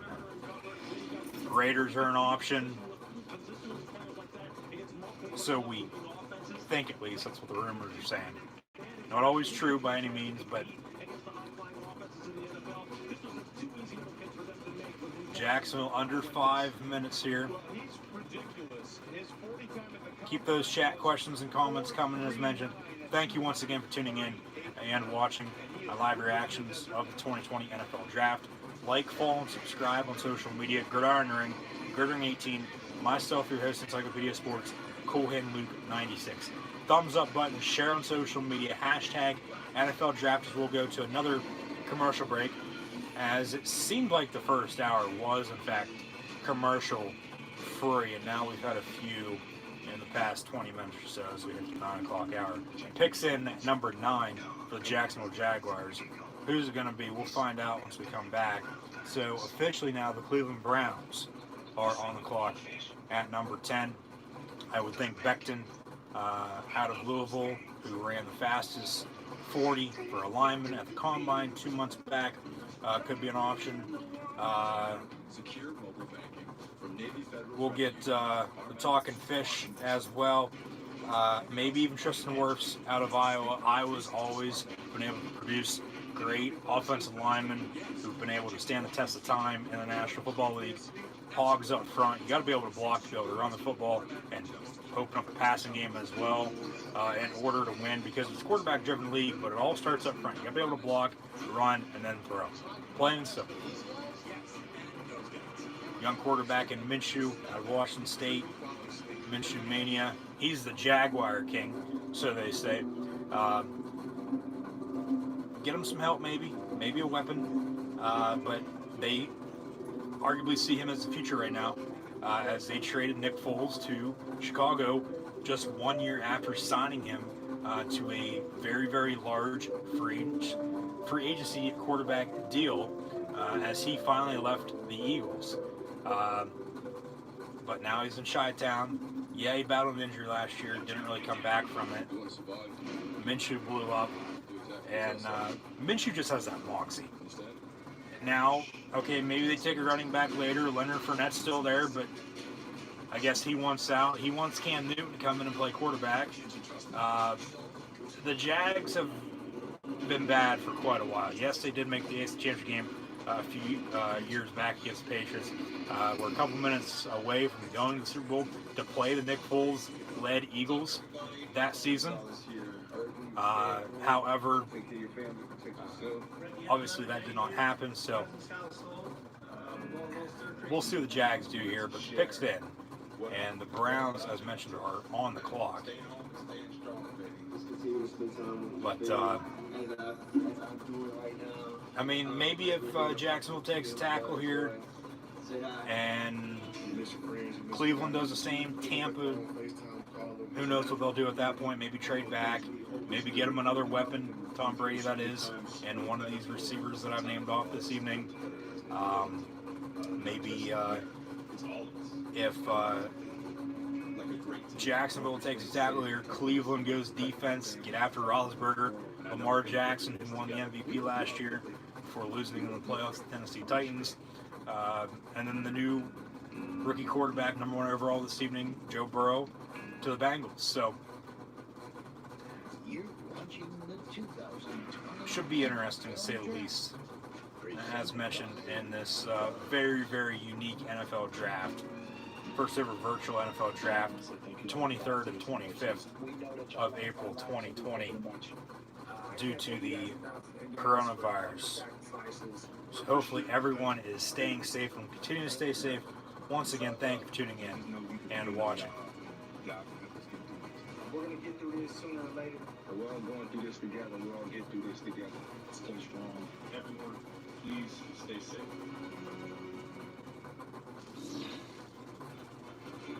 Well, look, we are all in this together. Please help us make a difference now. Follow up for COVID-19 relief efforts and join players, teams, fans, and communities around the country in the NFL Draft-a-thon, and let's give them those high hopes. If we unite behind this cause, we can provide relief. Still Jarek Willis, the tackle out of Alabama. So maybe Jacksonville, Cleveland, and Tampa could all get offensive linemen and be done with it. Sign up now and you can watch full game broadcasts from previous seasons, Super Bowl classics, old episodes, and a show like A Football Life and Hard Knocks, the all-22 coaches film. Go to NFL.com/Game Pass for more information. As we are moving at warp speed through the first round of this draft, and this is, we thought, something that might happen because of the virtual reality, and we are already in with the Jacksonville Jaguars pick at number 9. Let's go to the commission. Jaguars number 9 pick. With the 9th pick in the 2020 NFL Draft, Jacksonville Jaguars select C.J. Henderson, defensive back, Florida. And a Florida Gator will be staying in northern Florida in the Sunshine State. C.J. Henderson, the corner out of Gainesville, will go to the Jacksonville Jaguars at number 9. So they get a lockdown corner. Phillip Rivers, Sean Watson, Ryan Tannehill in the same division. We'll see how that works out. Picks in for the Browns already at 10. That was quick. They've been on the clock during that commercial break. So the Browns pick at number 10 is in.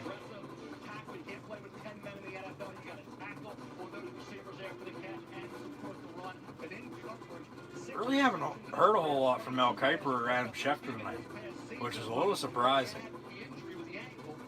Normally, especially Kiper, it's literally all night and all weekend long during the NFL draft. But first ever virtual draft, maybe he's having technical difficulties.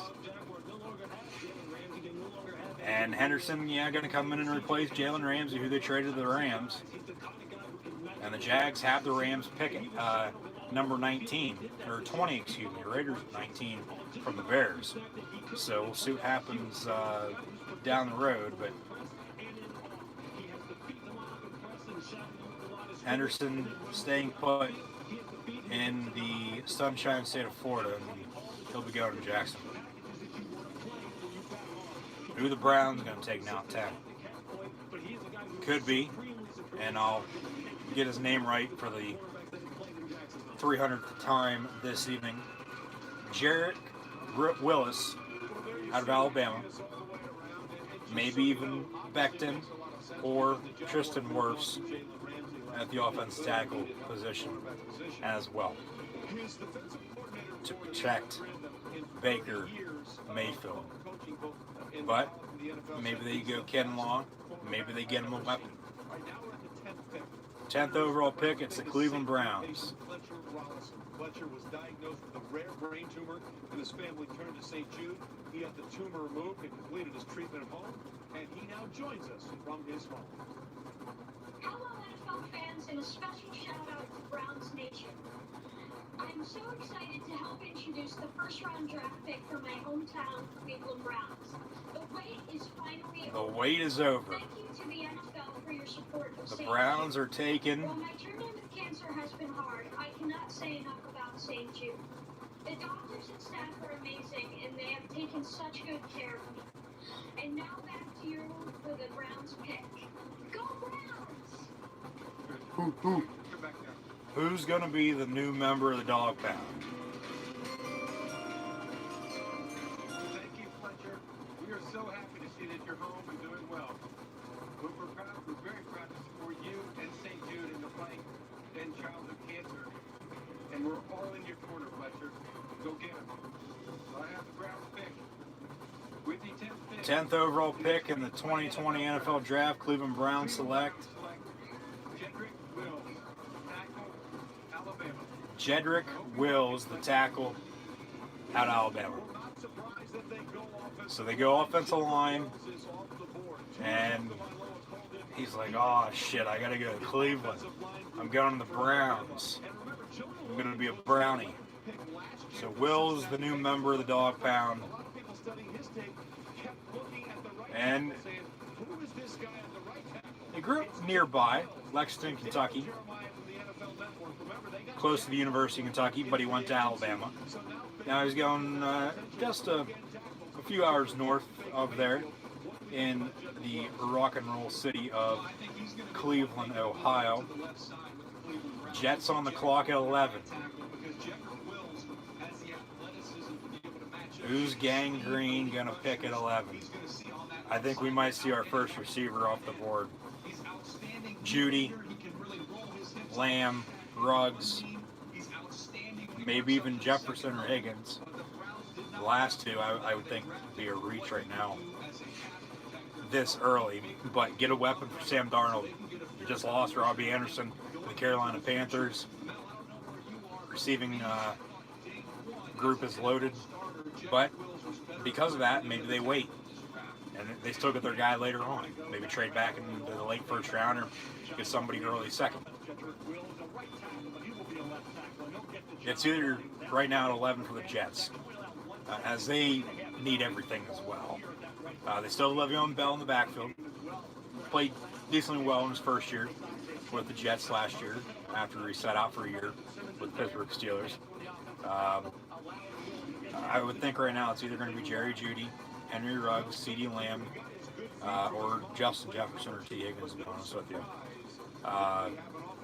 They're going to need to make a big splash. He's the seventh offensive lineman from Bama drafted under Nick Saban, To including, as I said, last year, Jonah Williams going 11 to Cincinnati.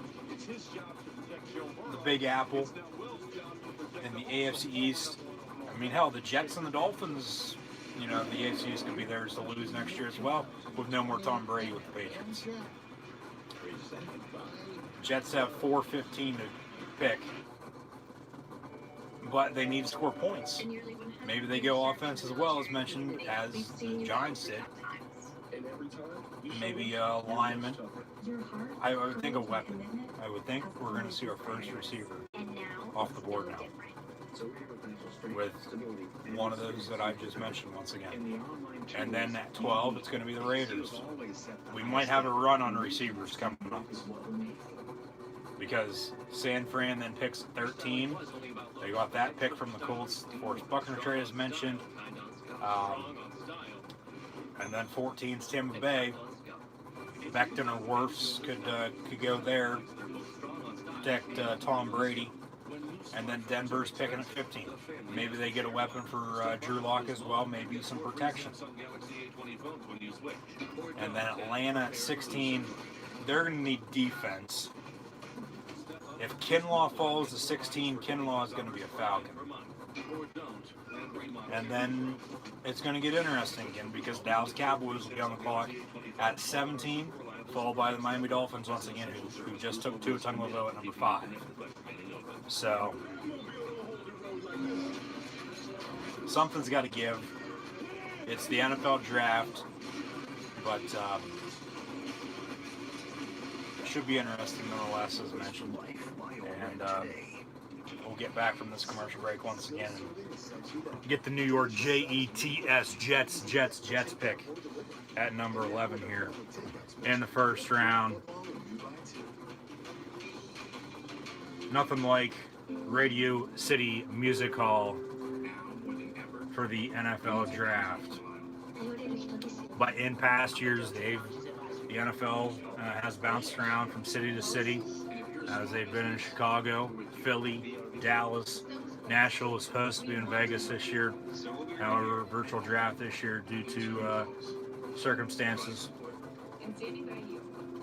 Maybe Vegas next year, as mentioned earlier, but nothing like booing the commissioner and Roger Goodell, and then hearing the Jets and Giants either boo or cheer their picks from the management. So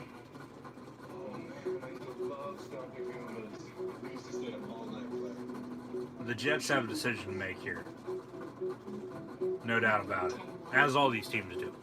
But you have Sam Darnold, you have Bell, you just lost Robbie Anderson. Maybe they go defense though too, because Josh Allen and new quarterback and Tua down in Miami, you got to get after them. Maybe they go Kinlaw. Maybe they go somebody else that no one's thinking of, because they're the Jets, for God's sakes. The goddamn Jets. Pick is in for the Jets. Gangrene, number 11. Who's it going to be? Who are sick with a range of illnesses. It's easy and safe to give. If you are in good health, please donate. We need heroes now. Visit redcrossblood.org to schedule an appointment. Reminder, we are all in this together. Help us make a difference now. Huddle up for COVID-19 relief efforts and join players, teams, fans, and communities around the country in the NFL Draft Thon. We unite behind the cause. We can provide relief for those significantly impacted by the pandemic. Every dollar counts. Visit NFL.com/relief to donate now. As we continue to work our way through the first round, we take a look at Mel's best available. Brought to you by Lowe's, Mel. St. Jerry Judy, no receiver has come off the board yet. Here's Devon Kinlaw, great, similar to Derek Brown, but not Russ Brown because of the lack of consistency. Xavier McKinney is a heck of a safety. Michael, playmaker, the wide receivers are still there. Who do you like, and who do you see maybe taking one of those wide outs first? Well, Mel, I'm glad we're getting to the best part of this draft, and I talked about it earlier.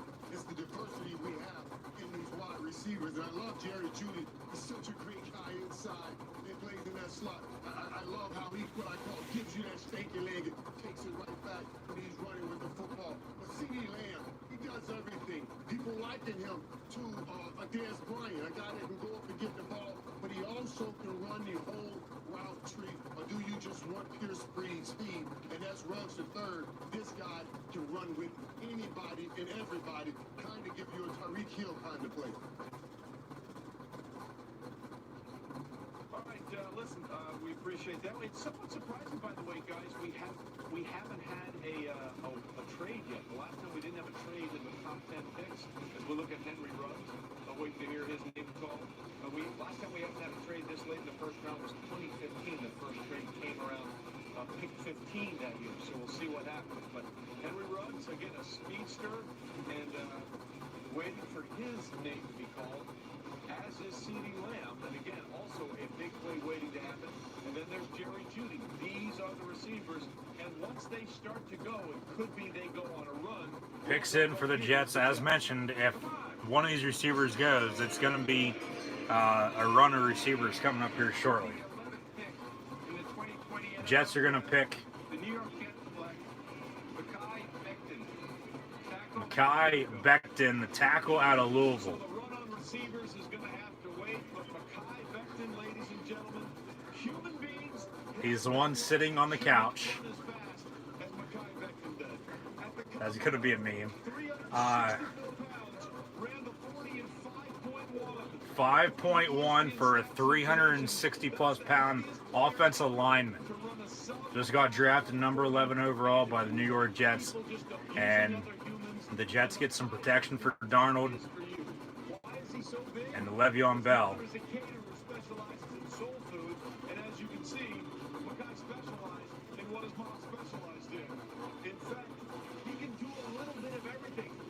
He ran the fastest 40 at the combine for an offensive lineman.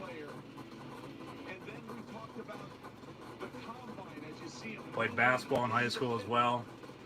Big boy. Holy hell. They should be showing the 40 here. There it is. Ran a 5.1 40 at the NFL Combine Indy late February. A guy that size, a man that size, should not be able to run that fast. And he's putting people on their ass left and right, which is what you want for an offensive lineman. You want the pancake block. And then some. Michael Orr is who he reminds me of watching these highlights. He's going to be protecting the blind side of Sam Darnold for years to come. Raiders are on the clock at 12. Maybe they go CeeDee Lamb, who they've wanted. Maybe they go Jerry Jeudy or Henry Ruggs III out of Alabama as well. Get Derek Carr another weapon.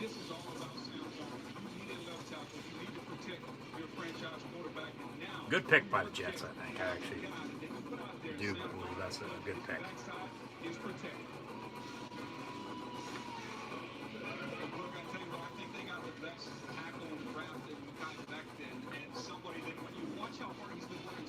I know there was some concern about his weight.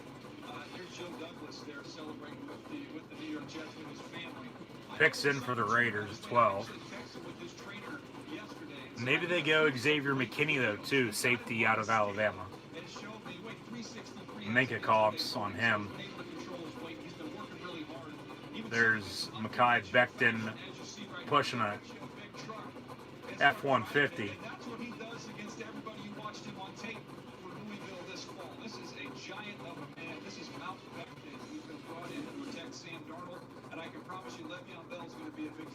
Yeah, Le'Veon Bell is going to have a lot of yards to whatever side they put him on next year in the NFL. So the Raiders are at 12, picks in. Niners on the clock. There are rumors they're going to trade back. And then they got this pick from the Colts. And then Tampa Bay picks at 14. And we still haven't had a trade. Trey Wingo mentioned a little bit ago, this is the latest in the first round that we haven't had a trade since 2015. So we'll see what happens here, and now we're taking a look at the first of two picks. And now it looks like we're having some technical difficulties, but nice aerial shot of the new stadium in Vegas, the new black hole for the Raiders.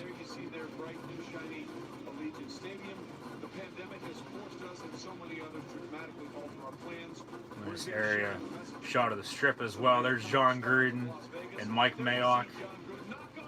Old Chucky. Gruden's fist pumping. He knows he got his guy. It's got to be CeeDee Lamb. It's either going to be Lamb, Ruggs, or Jeudy. This has to be a receiver. This has to be a receiver.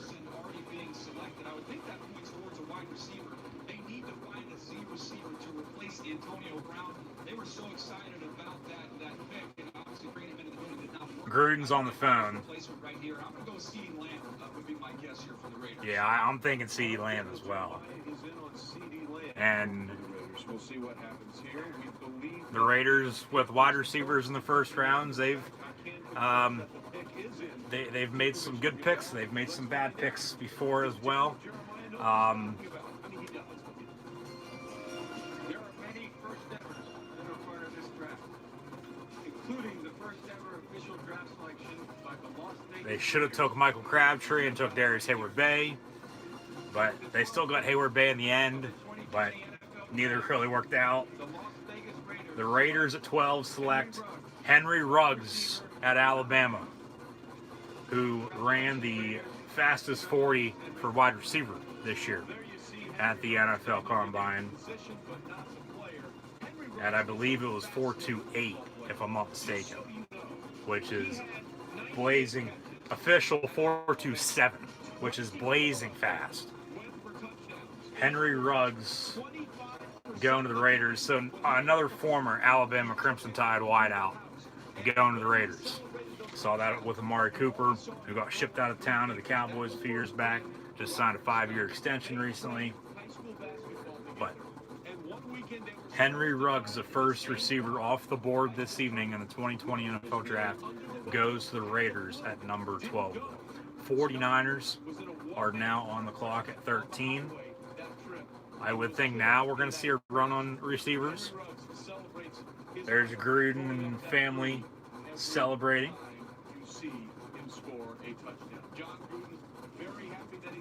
There's Mike Mayock and family celebrating as well. Someone's grabbing a cold one out of the fridge. Henry Ruggs III going to the Raiders.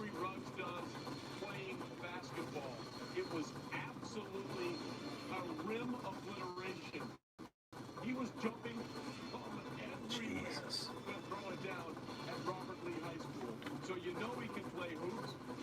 Maybe CeeDee Lamb goes to the Niners now to replace Emmanuel Sanders, maybe even Jerry Jeudy as well.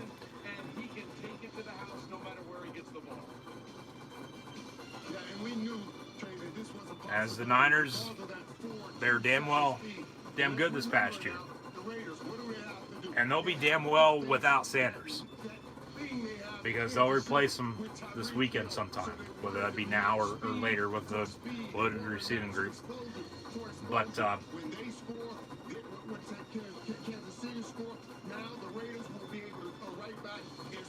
you have Garoppolo. You have your trio in the backfield. You have arguably one of the best tight ends in the league with George Iron Kittle. And some receivers that have panned out over the past few years under John Lynch and Kyle Shanahan. Do they take a chance on another one and see Lamb or Jerry Jeudy, maybe even Jefferson or Higgins at 13 here? 14 at Tampa has to be Tristan Wirfs, with Becton off the board at 11 to the Jets. Wirfs has to go to Tampa Bay at 14, I would think, to protect Tom Brady. But then maybe Bruce Arians says, hey, Denver's picking after us. They might want to go receiver as well. We might not get our guy. We'll take whoever the 49ers don't take here, in either CeeDee Lamb or Jerry Jeudy. But the thing is, the receiving group is so loaded, they can get Jefferson or Higgins or Mims or any of these receivers later on to have a trio wideout alongside Mike Evans and Chris Godwin. You just brought in Gronk. You still have Cameron Brate and O.J. Howard, as mentioned. One of those two going to be on the way out, I would think, by the end of the weekend, as mentioned earlier. And the Buccaneers are going to have one hell of an offense next year in the NFL. But you still have to protect your quarterback. So Wirfs goes there. Maybe Denver then trades out of 15 if they don't want to take a receiver. But you would think they would want another weapon for Drew Lock to go alongside Sutton out of SMU a few years back, as we bring back in Michael Irvin once again. And Henry Ruggs is going to the Raiders. And then, as mentioned, Kinlaw is probably going to go to Atlanta at 16. So San Fran has, and yeah, Alabama receivers, Julio, Cooper, Ridley, and now Ruggs. 2 have gone to Atlanta, 2 have gone to the Raiders. And Cooper's in Dallas. No trades yet.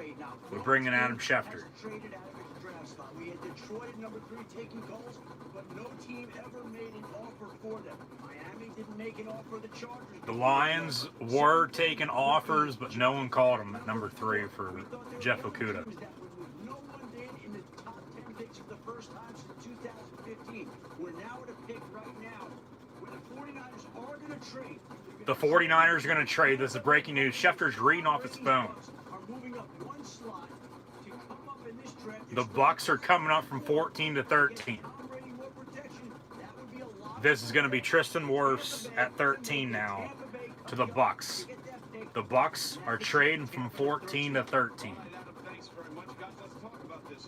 So we have our first trade. The Tampa Bay Buccaneers are now on the clock. The 49ers just traded their 13th overall pick that they got from the Colts for DeForest Buckner to the Tampa Bay Buccaneers, who now have Tom Brady and Rob Gronkowski. This has to be Tristan Wirfs, the tackle from Iowa. Maybe it's Xavier McKinney, though, from Alabama as well. And we have back-to-back tied players, and then 3 in the top 13, including Tua.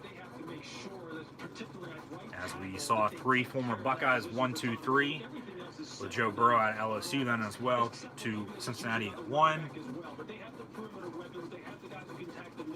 Herbert went to the Chargers at 6. Got a few other SEC players go. Cincinnati as well. This has to be Tristan Wirfs.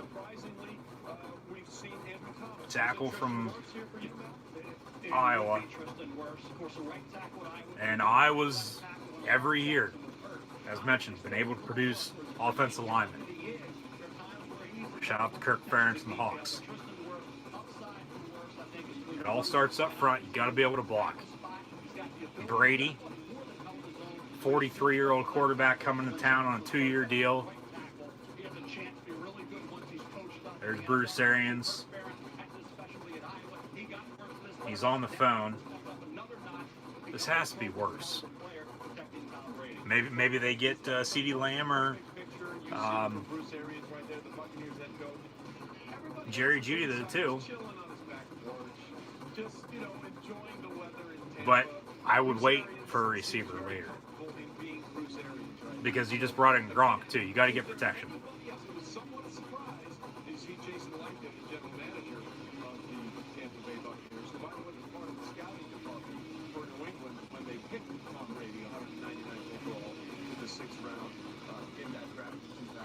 Is there anybody else, Lewis, from your perspective, that would match up with what we're talking about with Wirfs here? Is there anybody that they could pick, if it is offensive line, that you could understand if it wasn't Wirfs?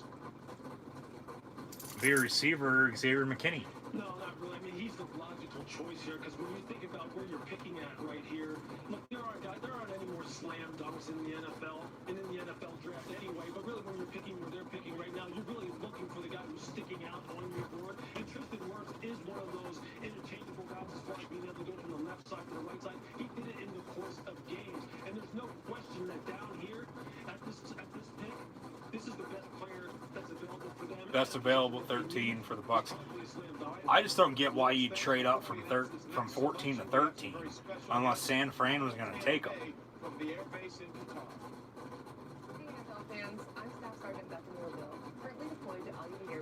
Because if San Francisco is going to take somebody else, or if they were fielding calls from some other team that was trying to trade up to get Wirfs too, I get that.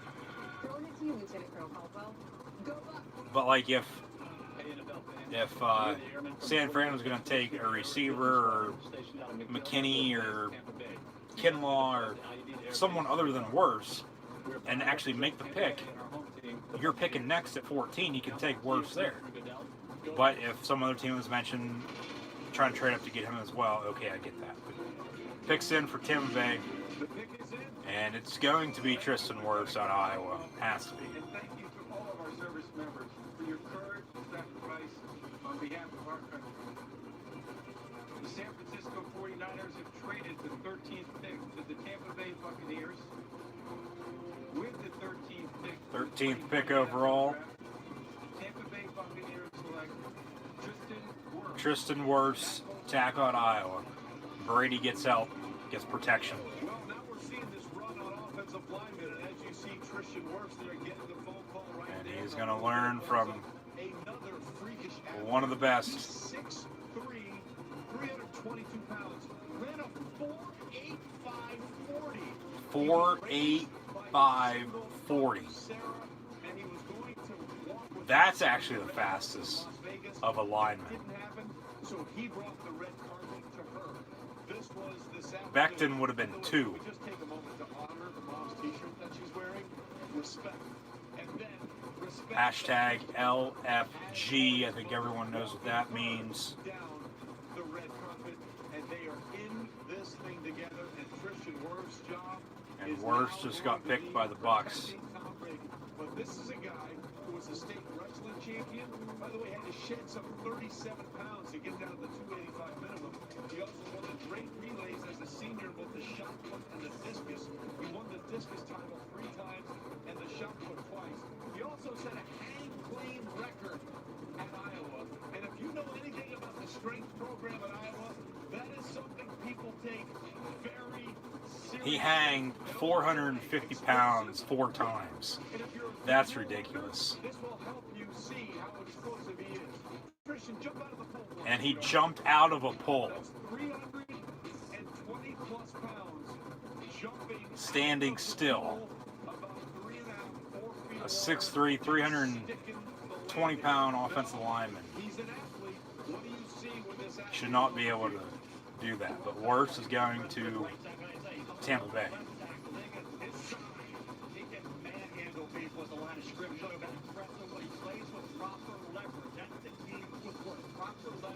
Sustaining and time is an issue. Pass protection, quick feet to look for, good technique. See the punch move. Balance and time is a little bit of an issue as well. They say, Kirk Ferentz coaches them up. Now in the NFL, you need to step it up as well and maximize all that. 49ers on the clock at 14. This was Tampa's pick, but because of the trade,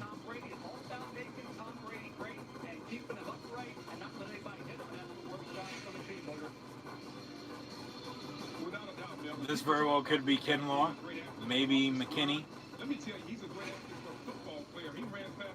Maybe they still take a receiver. We've only had one wideout taken so far. That was Henry Ruggs to the Raiders at 12.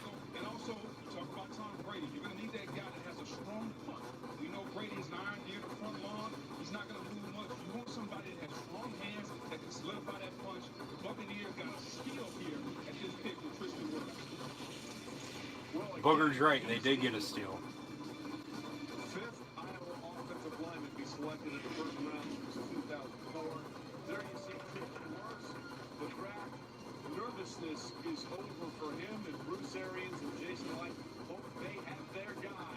Bruce is fired up as we continue the first round of the draft. And we'll head to another commercial break. 49ers on the clock, pick 14, 3.5 left before the Denver Broncos, Atlanta Falcons, Dallas Cowboys, and Miami Dolphins, followed by the Raiders and Jaguars once again to round out the top 20. Once again, thank you for tuning in and watching my live reactions of the 2020 NFL Draft. I'm your host, Encyclopedia Sports, Coolhand Luke 96. Be sure to like, follow, and subscribe on social media. Links in the description below. Thumbs up button, share on social media, chat questions and comments. Always greatly appreciated. Coming up on Sunday, May the 10th, WWE will host WWE Money in the Bank 2020 as, for the first time ever, will climb the corporate ladder at WWE headquarters. We'll have a WWE Championship match featuring Drew McIntyre and Seth Rollins, along with Braun Strowman defending his Universal Championship against Bray Wyatt.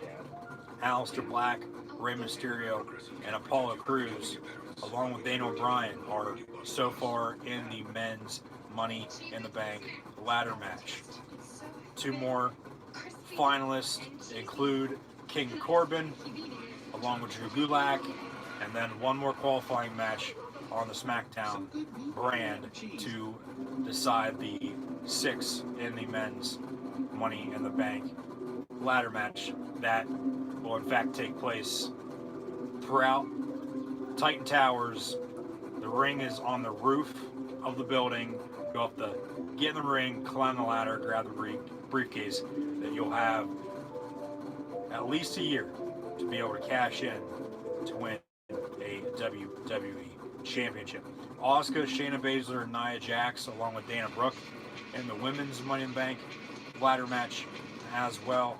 2 more to figure out there on SmackDown as well, moving forward. So all the Raw competitors on both men's and women's ladder matches are set in stone. Daniel Bryan, Dana Brooke, along with 4 others in the men's and women's ladder matches, still to be figured out over the next few weeks. But that will be Sunday, May the 10th for WWE Money in the Bank. And I'll have live reactions, play-by-play, live right here on YouTube, so be sure to tune back in. But NFL Draft Round 1 this evening.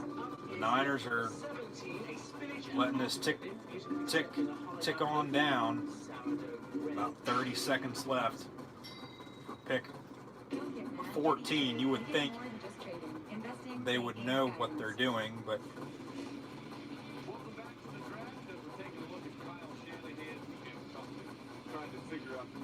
I mean, I would think it's got to be a receiver. There's Kyle Shanahan and John Lynch. Javon Kinlaw, the D-tackle out of South Carolina, or Xavier McKinney, the safety out of Alabama. If it's a receiver, it's got to be Jerry Jeudy or CeeDee Lamb to replace Emmanuel Sanders. Pick is in. We'll see who it is, as they traded back one from 13 to 14 with the Tampa Bay Buccaneers, who jumped from 14 to 13 to draft Tristan Wirfs to protect Tom Brady. And now we're looking at Jerry Jeudy. Our own Todd McShay says Jerry Jeudy is the best route runner at a wide receiver he's seen in all of his years of studying film. So could San Francisco be looking here at a wide receiver to replace what they lost to Emmanuel Sanders? Let's go to Michael Irvin here. Michael, what do you think? If it's one of these two, which one do you like better? Trey, this is what I love, Trey. I talked about the diversity of wide receivers, and you talk about Jerry Jeudy. Remember, Jerry Jeudy does most of his work on the slot. He's about 60% in the slot, scores 7 touchdowns out of his 10 in that slot. It's all about what San Francisco needs right here in this spot, Trey. All right, we'll see what happens there. Again, you take a look at Kyle Shanahan and John Lynch. They're clearly enjoying this virtual draft, I think, more than most people are. But again, San Francisco plays in the toughest division, arguably, in the NFL right now, the NFC West. As we said, they lost Emmanuel Sanders. There are some concerns about offensive line as well. But the pick is in. Let us see what San Francisco Picks in for the Niners at 14. Lost the Super Bowl to the Chiefs. San Francisco going. I would think defense, because they got burnt in the 4th quarter by Mahomes and company.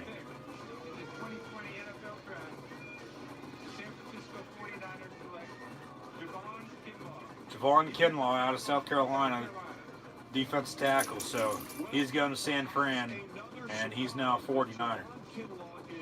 Falcons at 16 now will follow the Broncos at 15, who are now officially on the clock. Maybe Jerry Jeudy, maybe CeeDee Lamb for Drew Lock. They drafted an Iowa Hawkeye last year in the 1st round at tight end, who has since panned out. Maybe get him another weapon. I'm surprised none of the teams that don't have 1st round picks yet, because they've traded for players in the past, haven't traded. And one of Kinlaw's family members just fell out of his seat onto the floor.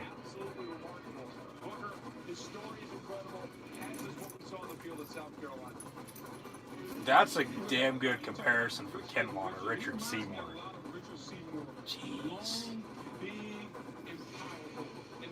Francisco 49ers are going to love it. Can he play with leverage? When you're a tall player, you got to be able to play with leverage, extend your arm, control the offensive lineman. He can do it with the best of. Man, those are some good highlights right there.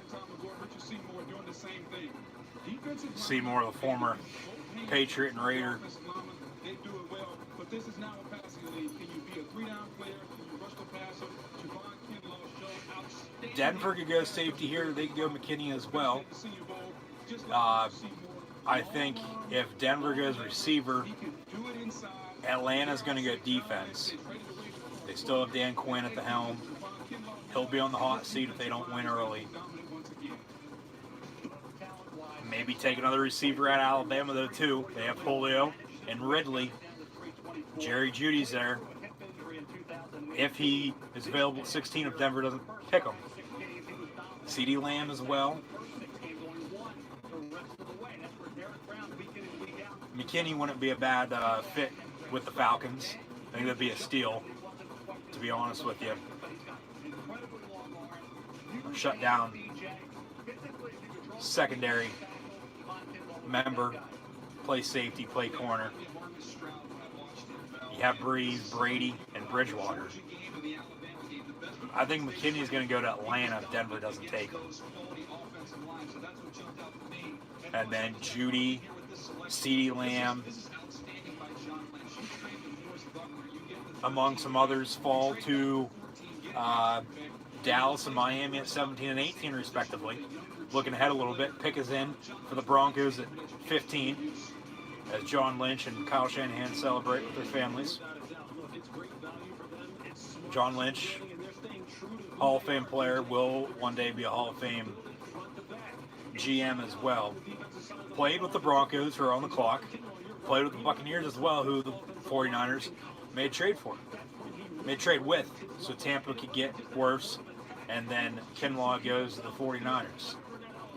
That's definitely going to be a meme of the family member falling out of the chair and then just walking around the house like, yeah. That's funny. But maybe Dallas gets a weapon for Dak. They just re-signed Amari Cooper. I mean, CeeDee Lamb and Jerry Judy, if they're there for the Cowboys at 17, going to be a little hard to pass up. But then the Dolphins are on the board at 18. Maybe they get Tua a weapon. I would think both of those receivers won't be available after 18. Because then the Raiders once again pick at 19 and the Jags pick at 20. Maybe the Raiders luck out, and if one of those two, maybe even both of them, fall to the Raiders once again at 19, they get two of the top three receivers in the NFL draft this year, which would be absolutely killer for the Raiders in Vegas now. With that offense with John Gruden and Derek Carr, you have Mariota at quarterback backing up Carr as well. So we'll see what happens, but I think we might have a run on a few players here. But picks in for the Broncos right now. John Elway sitting back. There's Vic Fangio as well, the head coach of the Mile High Denver Broncos. We'll see what this is. Picks in. Honestly, don't know. Might be a receiver. Get Drew Lock a weapon. Jerry Judy is going to Denver. So the second Alabama receiver off the board, going once again as well to the AFC West, to Mile High City with the Denver Broncos, as Henry Ruggs went to the Raiders. And Jerry Judy is going to the Denver Broncos at 15. Falcons on the clock now at 16. This has to be McKinney. This has to be McKinney, I would think.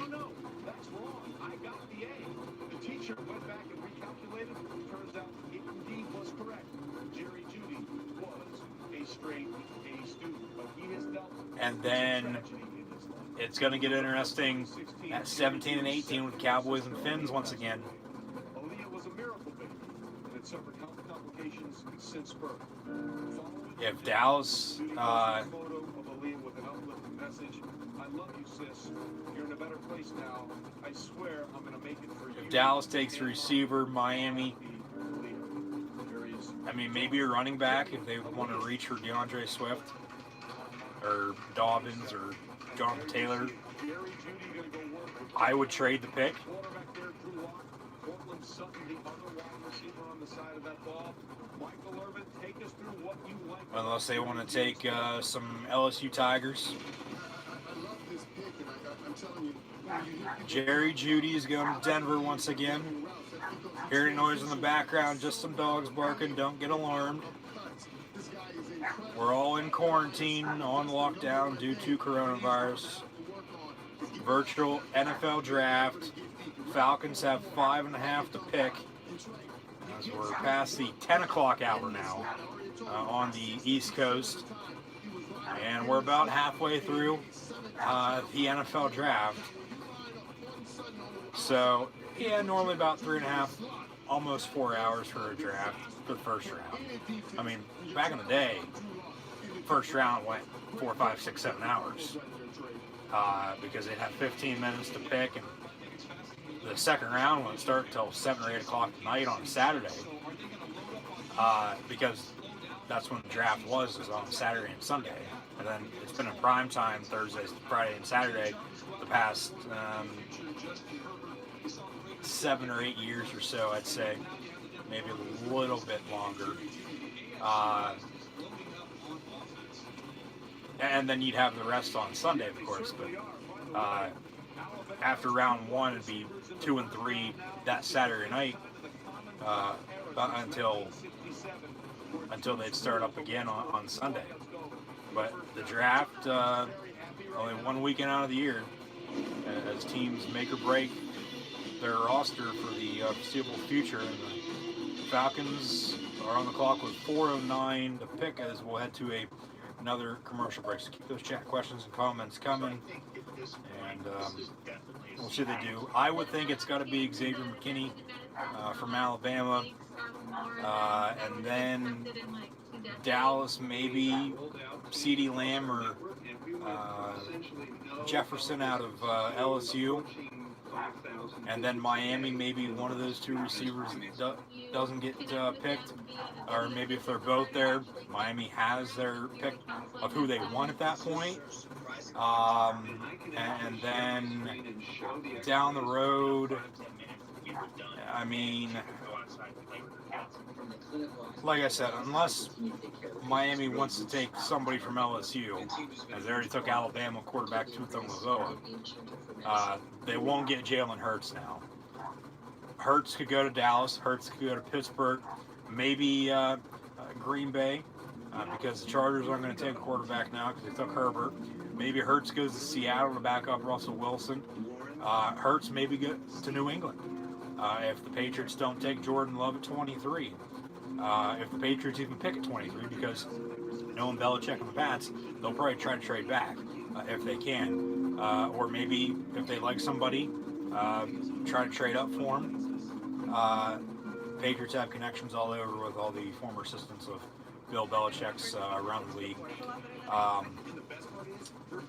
If I'm the Dolphins at 18, as picks in for the Falcons at 16, Cowboys on the clock. Atlanta, I mean, hell, they could take a receiver here. If they do, I wouldn't be surprised to see Dallas trade back, and then Miami trade back as well, maybe. Or maybe Dallas takes McKinney at 17 then, and then Miami still trades back. But I think McKinney's going to go to Atlanta here at 16 now. Dallas gets CeeDee Lamb or Justin Jefferson out of LSU. And then Miami trades back just to stockpile some more picks to tack on to their 14 that they have, now 13 since they took one took 2 at 5. Most picks in the draft this year too, by the way, as mentioned earlier. But we'll see what happens. And then at 19, as mentioned, it's the Raiders, and then 20, the Jags.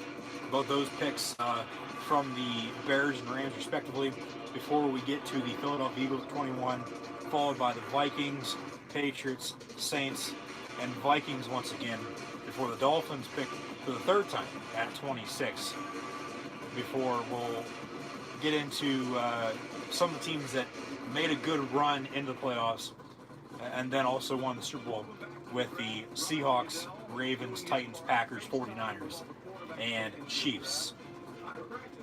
And Goodell is FaceTiming with players that have been picked instead of giving hugs on stage due to the virtual draft. So Mel Kiper Jr. is best available. You have CeeDee Lamb, Xavier McKinney, Justin Jefferson as well, Kenneth Murray out of Oklahoma, and Chauson out of LSU. So we'll see who these teams pick, who they believe deep down one day going to turn their franchise around, hopefully.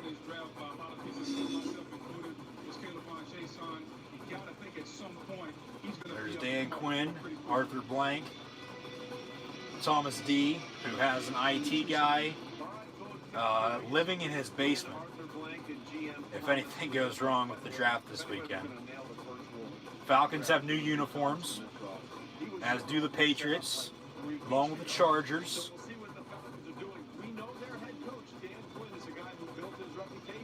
Among some others, the Browns going old school look once again.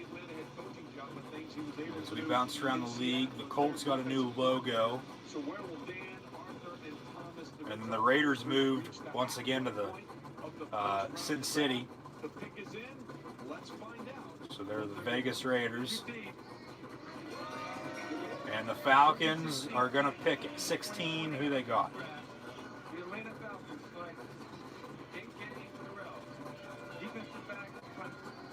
A.J. Terrell, cornerback out of Clemson, is going to Atlanta at 16. And it gets emotional pretty quickly, ladies and gentlemen.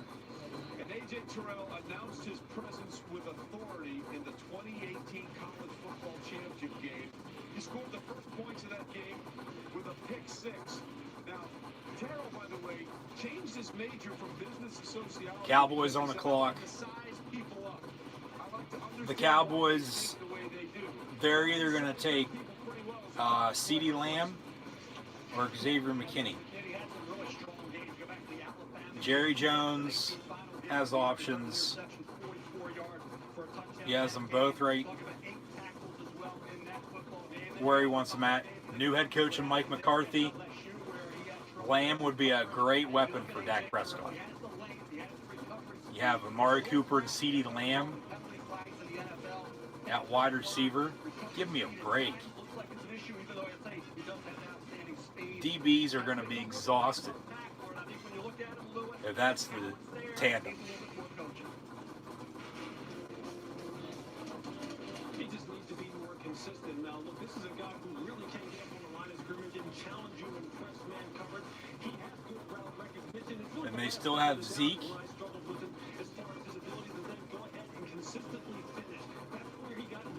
I mean, maybe you go offensive line here. Replace Travis Frederick.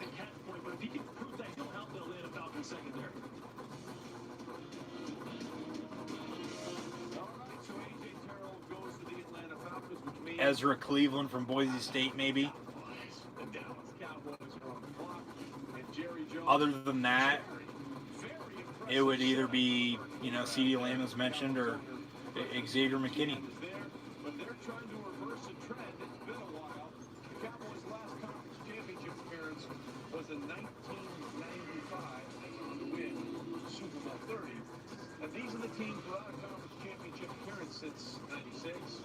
As you can see, the Cowboys are the only one on that list. They're the proud owners of 5 Lombardi trophies. But wait a minute, let's go back to that cartoon. Who was that on the right? On a horse? Michael. Now, you don't look very comfortable there in cartoon form on the horse. So, are you okay with us putting you on the horse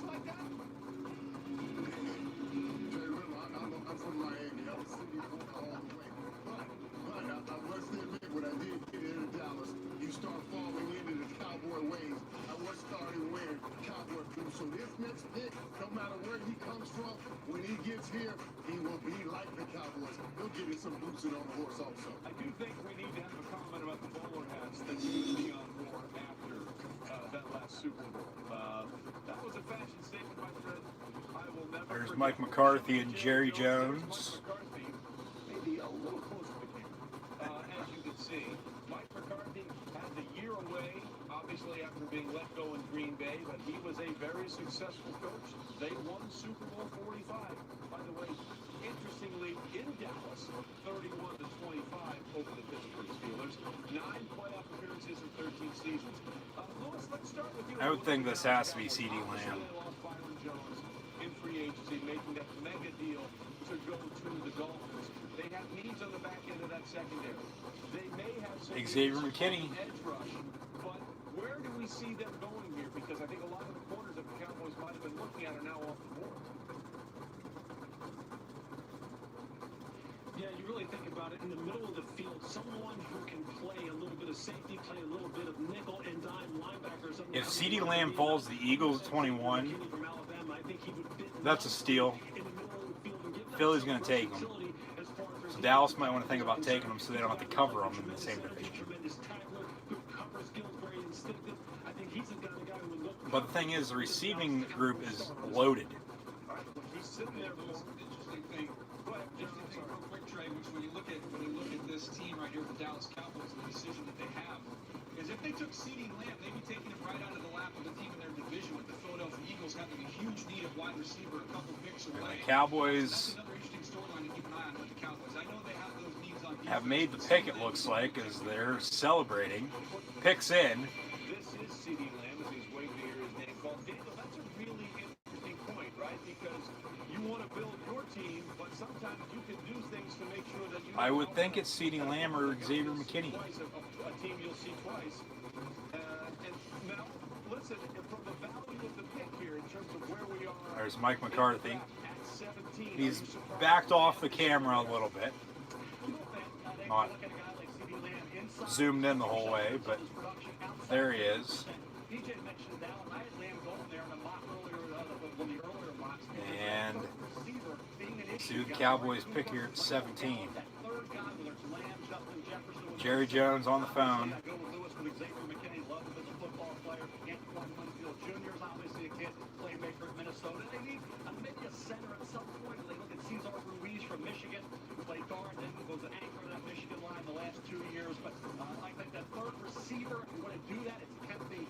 And Mike McCarthy's on the phone as well. Well, it looks like they're having a good conversation. Smiles on the faces right now between Mike McCarthy, the head coach, and Jerry Jones, the owner. CeeDee Lamb or Xavier McKinney? For the Telling you. Cowboys. There's a lot of ways this team could go, and this is a team that has their franchise quarterback, although not fully signed, has the running back. That offensive line that we looked at from a few years ago is not the strength that it was, but the pick is in, and we don't have to guess anymore. Let's find out where they go. Pick is in. Roger Goodell with the selection. With the 17th pick in the 2020 NFL Draft, the Dallas Cowboys select CeeDee Lamb. CeeDee Lamb's a Cowboy. Good pick by. How about them Cowboys? Dak Prescott. Ezekiel Elliott as the Miami Dolphins are once again on the clock. This was the Pittsburgh Steelers selection. Minka Fitzpatrick traded from Miami to Pittsburgh last season. Amari Cooper.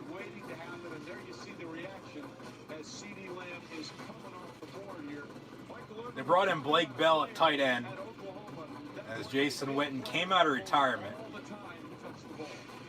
Played well. He's now in Vegas with the Raiders. And Michael Irvin with the analysis for wide receiver CeeDee Lamb out of Oklahoma, the new Dallas Cowboy.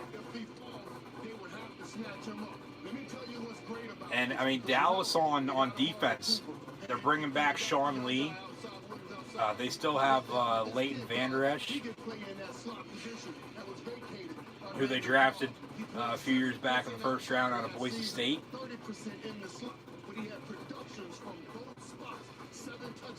Take a look at their roster here for a second.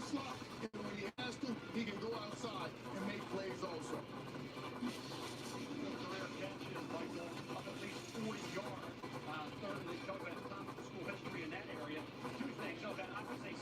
So CeeDee Lamb's a Cowboy. So, I mean, Jerry Jones didn't get one Oklahoma Sooner and Lincoln Riley to be the new head coach. He gets CeeDee Lamb, the wide receiver, out of Oklahoma to be a Dallas Cowboy. They also have Michael Gallup at the wide receiver position as well. And they signed Randall Cobb in free agency. So really, they have 4 wide receivers as Cobb reunites with Mike McCarthy. Excuse me, Randall Cobb brought to my attention as I remembered, just signed with the Houston Texans to replace DeAndre Hopkins. So my bad. Still a damn good trio at wide receiver with Amari Cooper, Michael Gallup, and the new Dallas Cowboy and CeeDee Lamb, drafted number 17 overall in the first round out of Oklahoma. And as mentioned, you hear any noise in the background, just some dogs barking, so don't get worried. They have to replace Travis Frederick on the offensive line, though. We'll see what they do with that position moving forward. But then Dallas on defense, Jalen Smith, Leighton Vander Esch, Sean Lee. I would think they'll get the secondary figured out sooner than later as well, but we'll see what happens. Now, so good pick by the Dallas Cowboys at 17. Great pick at 17 for Jerry Jones and company, selecting CeeDee Lamb out of Oklahoma. So now at 18, the Dallas Cowboys, or excuse me, the Miami Dolphins.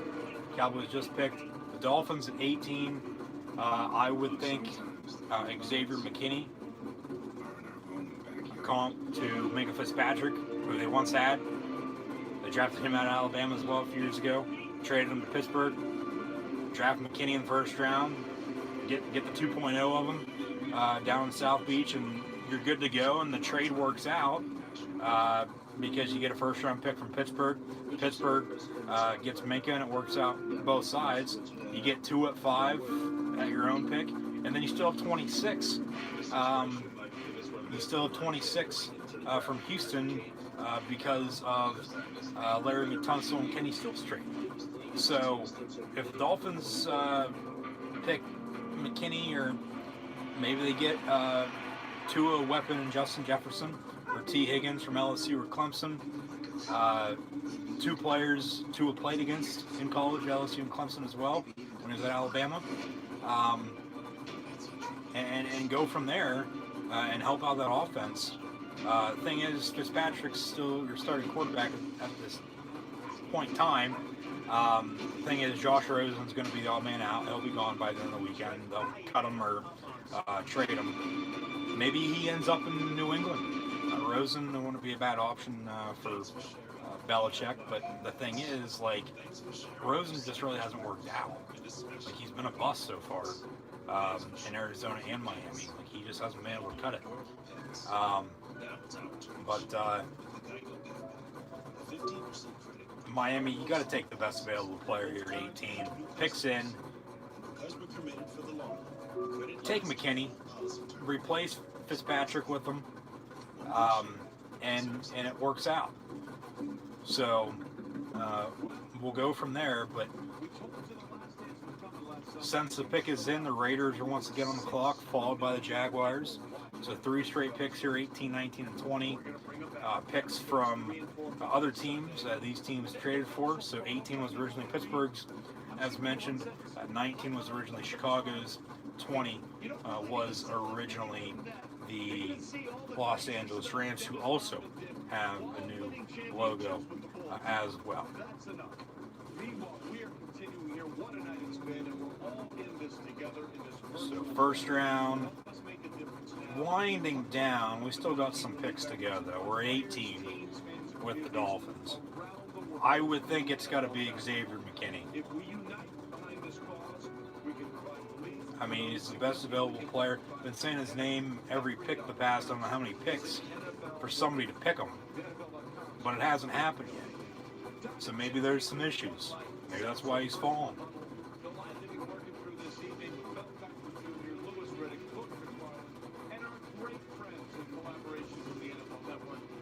Maybe Clyde Edwards-Helaire for the Dolphins here at 18 or 26.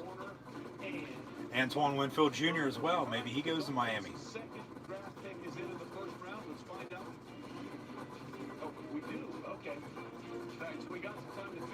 AJ Epineza out of Iowa, defensive end. Yetur Gross-Matos as well out of Penn State at the end. I think both those players will both be there at 26 though for the Dolphins. So the Dolphins have the Steelers pick here at 18 because of the Minkah Fitzpatrick trade. So we'll see who Miami's going to get, who Pittsburgh could have got, but they got Minkah in the deal.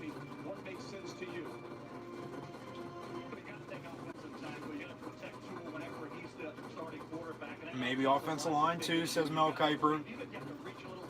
Back Ezra Cleveland from Boise State. We'll see if that's the case. Brian Flores and son look very happy, as does Chris Greer. Now we can tell you officially.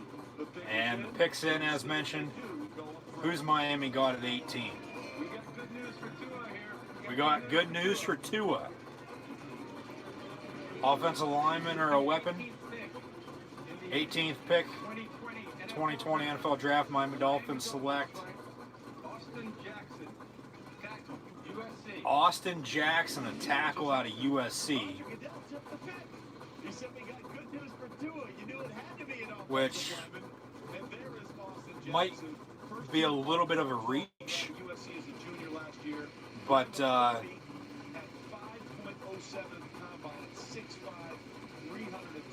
mean, he played at USC.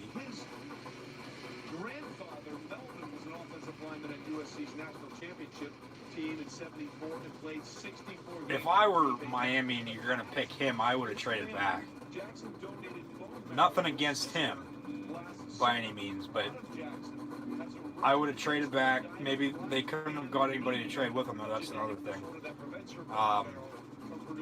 Or take somebody on defense. Speak of defense, the Raiders might go 2 for 2 on Alabama players. Xavier McKinney's still there. Maybe Justin Jefferson. Maybe they get another receiver for Derek Carr. They went Henry Ruggs at 12. I think they go defense here at 19 now. Help out both sides of the ball with both first-round picks. This is from Chicago via the Khalil Mack trade. Raiders have 5 minutes. Maybe they try to trade back. Maybe, as we've only seen one trade with Tampa Bay and San Fran here tonight so far in the first round, which is a little surprising. By now, we would have had at least 3 or 4, maybe 5 trades. But Austin Jackson's going to the Dolphins to protect Tua Tagovailoa.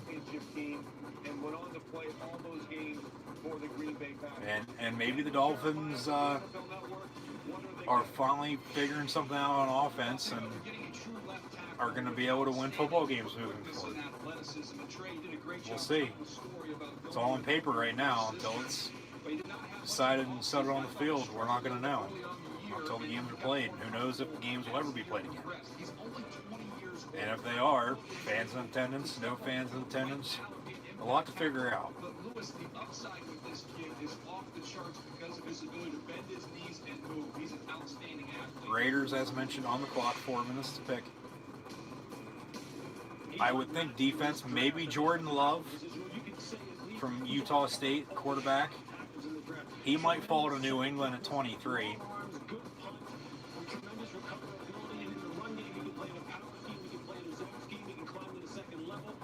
Picks in for the Raiders. I don't know if Bill Belichick's going to love Jordan Love, though. I think he'd be better off with Brian Hoyer and Jarrett Stidham. And then maybe try to trade for Andy Dalton now that the Bengals have Joe Burrow after they selected him #1 overall. Cam Newton's still out there. Jameis Winston's still out there free agency-wise. Austin Jackson's going to the Dolphins at 18. 19, the Raiders pick is in. I think it's got to be Xavier McKinney. You got to take your safety here. They lost Carl Joseph.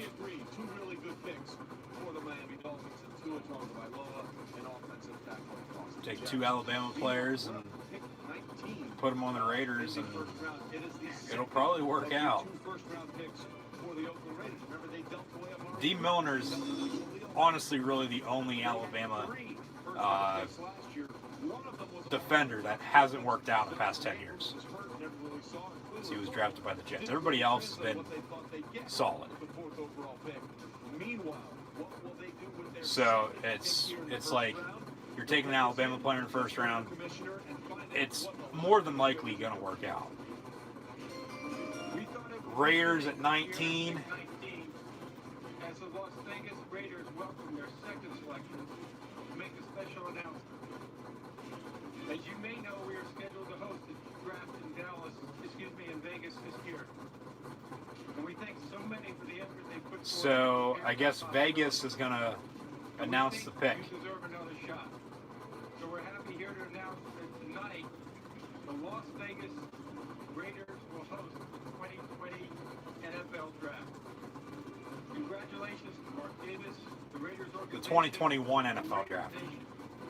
We look forward to being there in Las Vegas, and congratulations. So Vegas was supposed to have the draft this year. They're going to get it now next year. 2020 NFL Draft. The Las Raiders at 19 are going to pick Damon Arnett, defensive back, Ohio State. Damon Arnett, cornerback out of Ohio State. All right. A little bit of a reach as well. But This was a kid that had basically decided his college career was over a year ago at quarterback and didn't even show up for some we'll see if it works out. season meetings with Ohio 18 and 19 there, both Miami and Oakland. I would have traded back again. Get some more picks and go from there. Kuiper probably doesn't like this. Jacksonville now at 20 for the second time. How surprised are you that he's in the first round? Surprised. McKinney could go to Jacksonville.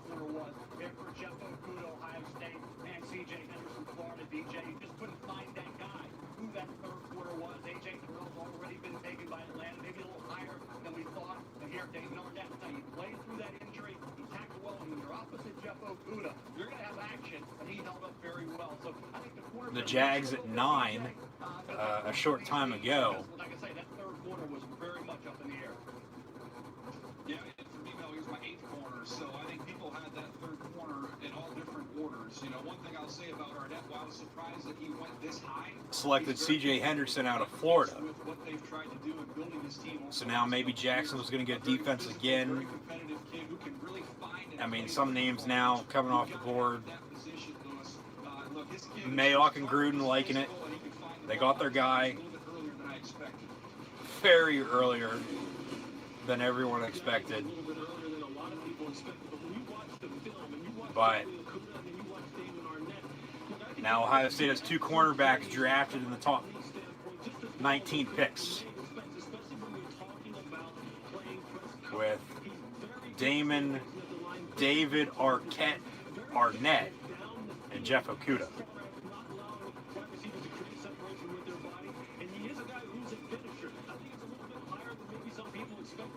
So, 4 Buckeyes now in the top 20.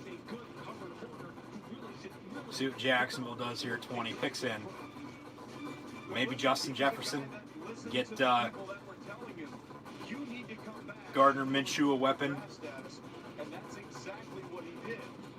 We thought it was going to be improving second or third round pick. Instead, he goes to the Raiders with the 19th. They let Marquise Lee go. In the first round. By the way, They really don't have any other weapons on that offensive side of the ball after losing Allen Robinson to the Bears a few years ago. Fournette's there, but put your feet up, John. You're done for the night. who knows if he'll even be there next year. Yeah, the Raiders are done tonight for now, unless they trade back into the end of the first round.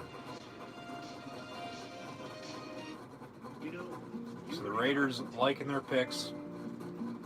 I think the past 2 picks though have been reaches, but it's the NFL draft, and sometimes this is what happens when players that are supposed to, projected to get drafted in mid rounds, get drafted first, second round, wherever, and then players that are projected to be drafted high fall because of that, among other circumstances, injury, so on and so forth. So Jacksonville here at 20. Picks in, as mentioned, they go to commercial break. I would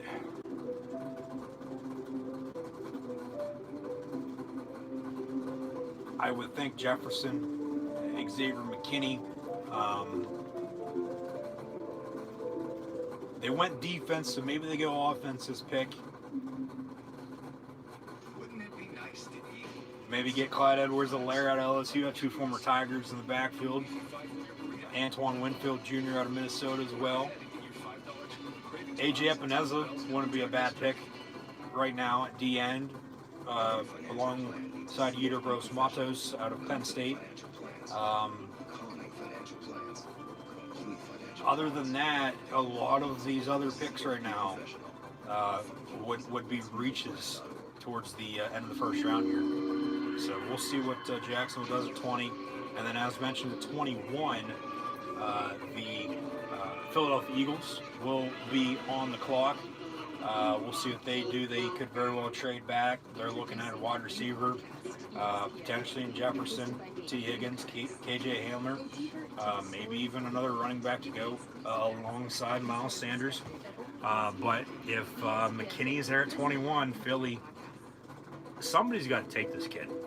But he might be the one that slips out of the first round, early second round, for somebody to try to trade up for tomorrow at 7 o'clock and go get. So we'll see what happens here, as it is the NFL draft. And honestly, no one knows what the hell's going to happen until it actually happens, as it's real time. It's reality TV, and first ever virtual NFL draft. So there could very well be technical difficulties that we don't know about. The NFL did say they paused picks, paused the time to get things figured out in the meantime, if that would arise, and then go from there. So,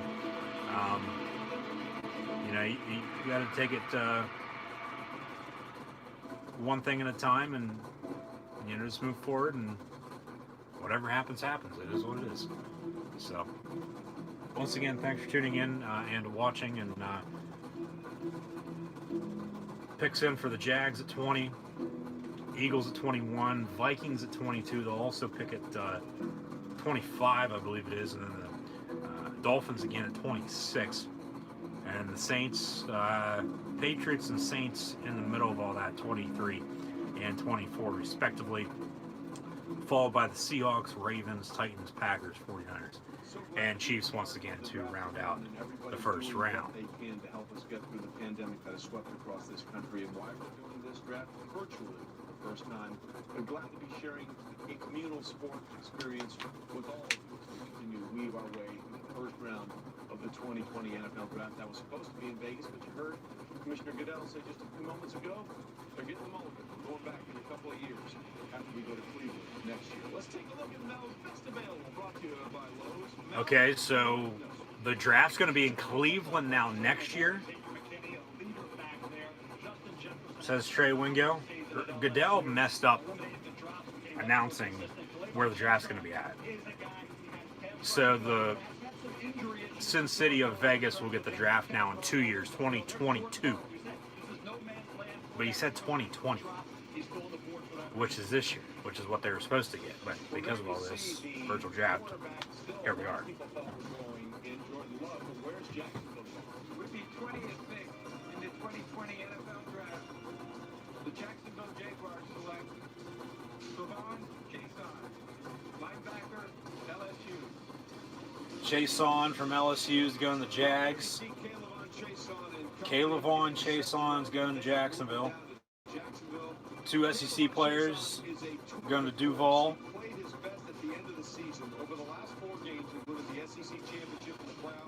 As they took a Florida Gator, now an LSU Tiger in the first round. Eagles on the clock. Fly, Eagles, fly. E-A-G-L-E-S. Eagles. Philly hosted the draft a few years ago. I guess the draft's going to Cleveland now next year. And then back to Vegas, as they didn't get it this year. No offensive lineman has ever just moved me off the ball. Booker, I think we need to understand what an exceptional athlete this kid was. He didn't play football his sophomore year because he wanted to focus on basketball. He got 6 offers before he ever played a snap of varsity football in high school. Without a doubt, Trey, you talk about a guy that provides scheme versatility. So they bring in Booger McFarland, LSU's own, to give some insight on Chaisson, also from LSU, who's going to the Jags. Who's Philly going to pick? We might have back-to-back LSU Tigers. Maybe Justin Jefferson. McKinney. McKinney at 21 to the Eagles. And then if not, Antoine Winfield Jr. and McKinney could very well both end up in Minnesota with the Vikings.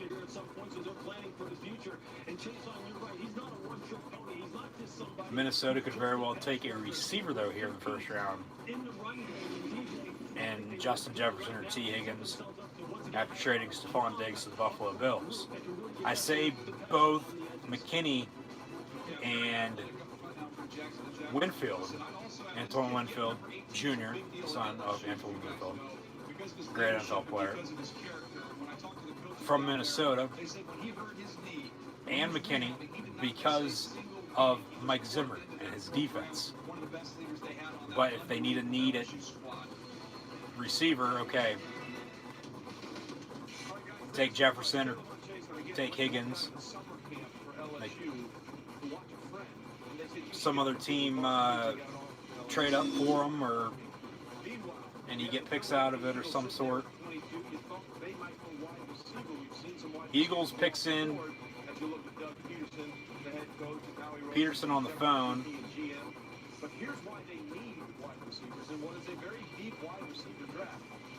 And I think this might be Justin Jefferson or T. Higgins because they have Greg Ward, Whiteside, Burnett, and Davis for Carson Wentz to go along with Zach Ertz and Dallas Goedert, and then Miles Sanders in the backfield. They need a receiver. They need more than a receiver. They need like 2 or 3 receivers. So they can get Jefferson or Higgins here, maybe KJ Hamler later on tomorrow. We'll see what the Eagles do here at 21. Their picks in.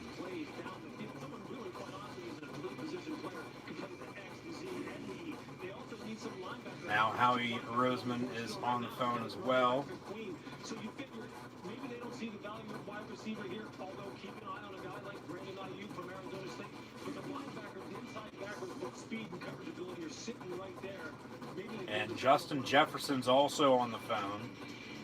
So it looks like Justin Jefferson is going to be an Eagle.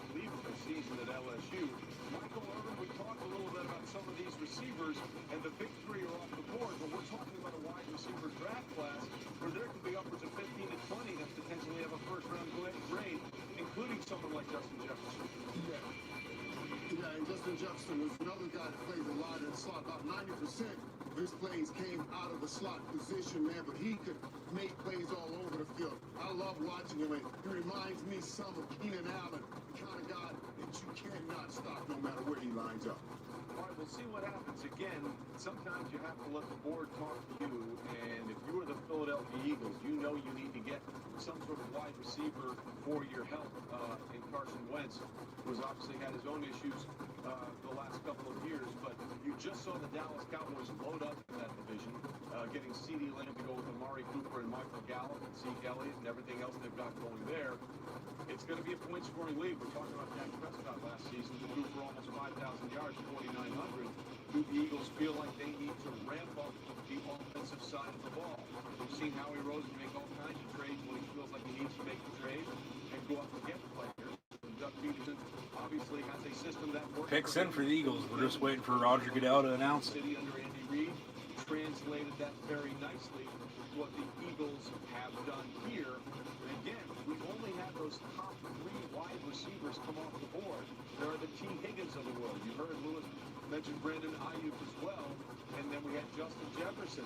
There are other players like Denzel Mims out of Baylor, Jalen Minnesota, and then New England. All of these people are players that have first-round grades at wide receiver. But we're hearing the pick is in. Let's see if they do indeed go wide out. It's got to be Justin Jefferson. He was on the phone at the same time. I want to personally thank our fans for your contribution to the NFL Draft Fund. If you're able to give, we encourage you to go to NFL.com/relief to contribute to those most in need. And we thank you again for your support. With the 21st pick in the 2020 NFL Draft, the Philadelphia Eagles select Jalen Reagor, wide receiver, TCU. Jalen Reagor, the wideout from TCU. All right, they pass on Justin Jefferson and T. Higgins. Who has been rising up a lot of draft boards since the end of the season.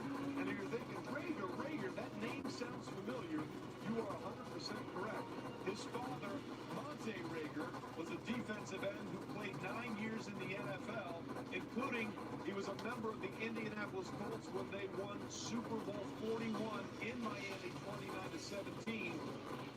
Wow, his dad played in the NFL for 9 years and was recently on the Colts when they won Super Bowl 41. Now his kid's getting drafted almost 14 years later. And I was impressed with Rosso. He's another one of those guys. Small guy, but can go when he gets that football. So the Eagles take Jalen Reagor out of TCU. He has a 42-inch vertical, and we don't know what's happening with Deshaun Watson. They needed speed, and they went and got speed. Reagor is a great pick for the Philadelphia Eagles to go with Carson Wentz. Vikings on the clock, then the Patriots, then the Saints, followed by the Vikings and Dolphins once again. He can take it the distance with his speed. He's a heck of a competitor. Very explosive. And I think that attitude, that approach that he brings, you got to like. And I think the versatility as well. He has 6-time punt returner attitude value. Well, he left a lasting impression on someone. He had an incredible 65-yard touchdown on the Jefferson could have been on the phone with his agent. Could have been on the phone with the Vikings. Vikings are on the clock. Patriots last year took a receiver in the first round, N'Keal Harry at Arizona State for the first time during the Bill Belichick era. I doubt they'll go receiver in the first round this year, but you never know. They could go McKinney from Alabama. There's the Saban-Belichick connection as we go to commercial break once again. Maybe they take Jordan Love, quarterback out of Utah State. You know, I met your dad. I wasn't your dad's son. I wasn't your dad. When I give you this. I honestly think New England's going to trade back. Minnesota's picks in at 22. They also pick at 25, as mentioned. This is originally from the Bills, though, for Stephon Diggs. So maybe they do take a receiver and replace Diggs. And then New England and New Orleans.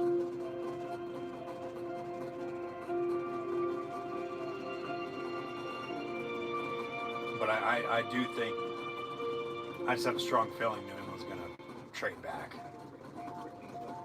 One of the teams that is either at the end of the first round or that doesn't have a first round pick would trade up to 23 and make a selection at that point then. So connection with Houston and New England, I mean, that's a possibility with Bill O'Brien and the Texans. Get a pick back, 2 picks before they were originally supposed to pick this year, but traded to Miami for Tunsil and Stills. Houston could very well take a receiver in this draft. As mentioned earlier, mistake on mine. Randall Cobb, yes, in fact, in Houston now with the Texans. Was with the Cowboys last year. Now a Houston Texan. No more DeAndre Hopkins, though. They still have Kenny Stills. They still have Key Kuti from Texas Tech, along with Will Fuller. So, I mean, unless they believe, say, Fuller or Cobb's going to step up, and they like somebody in the draft, okay, take a receiver then at that point. But then, yes, JT Daniels, or JT Barrett, JT Daniels, former USC quarterback now, he's transferring out. JT Barrett was the former Ohio State quarterback that I was thinking of earlier, that I was drawing a blank on. So correct that mistake once again here during round 1 of the NFL draft this evening. Go over some NFL free agency signings. No particular order by any means. As mentioned, I've said a few of these already this evening, but Cleveland going offense earlier, got some protection for Baker Mayfield and Willis from Alabama. The Browns signed tight end Austin Hooper out of Atlanta to a 4-year, $44 million deal. Dolphins made a lot of moves on defense, so maybe that's why they're going offense in the first round here tonight. They signed Shaq Lawson. They signed Kyle Van Noy. Just 3 straight years, the Saints among some other players. Don't want to dive real deep, but we'll get into it a little bit because free agency is key during the NFL offseason, because it's the combine, it's free agency, it's the draft. Go back to the Browns. They brought in Jack Conklin, former Michigan State Spartan, who was drafted to the Tennessee Titans a few years back. Brought him in on a 3-year, $42 million deal. So he's in Cleveland, and they just drafted a tackle and brought in a weapon at tight end, and Hooper, as mentioned, for Mayfield. They still have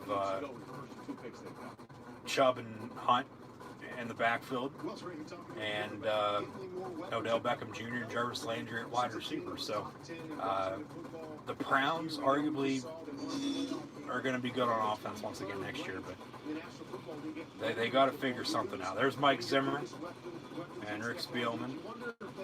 Zimmer, nice elk above his fireplace. They draft a younger version, a cheaper version of that. Will Minnesota do the same after getting this pick from Buffalo for Stephon Diggs? And the pick's in for the Vikings, as mentioned here at 22. We'll see what they do.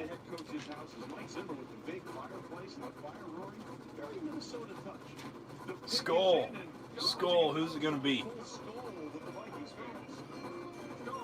Come on, let's go, Viking fans. Vikings at 22. Who is it?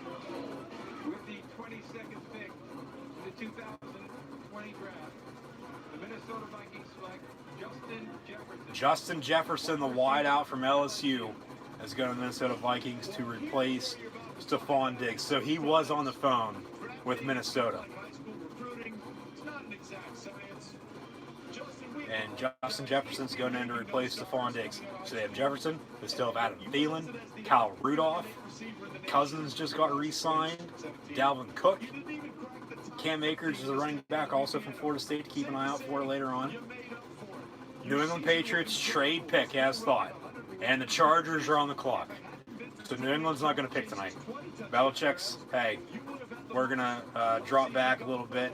Might trade back up into the late first round, not here at 23 though, and pick then. But New England not liking by any means what they see here in the first round tonight. So they'll get players to come in and play the Patriot way, that's for sure. So Chargers once again on the clock at 23 as the Patriots traded the pick. So 3 minutes and 10 seconds for the LA Chargers. McKinney maybe to go alongside Derwin James. Maybe T. Higgins to give Justin Herbert a weapon to go alongside Keenan Allen. Have Hunter Henry, Eckler, and Jackson in the backfield.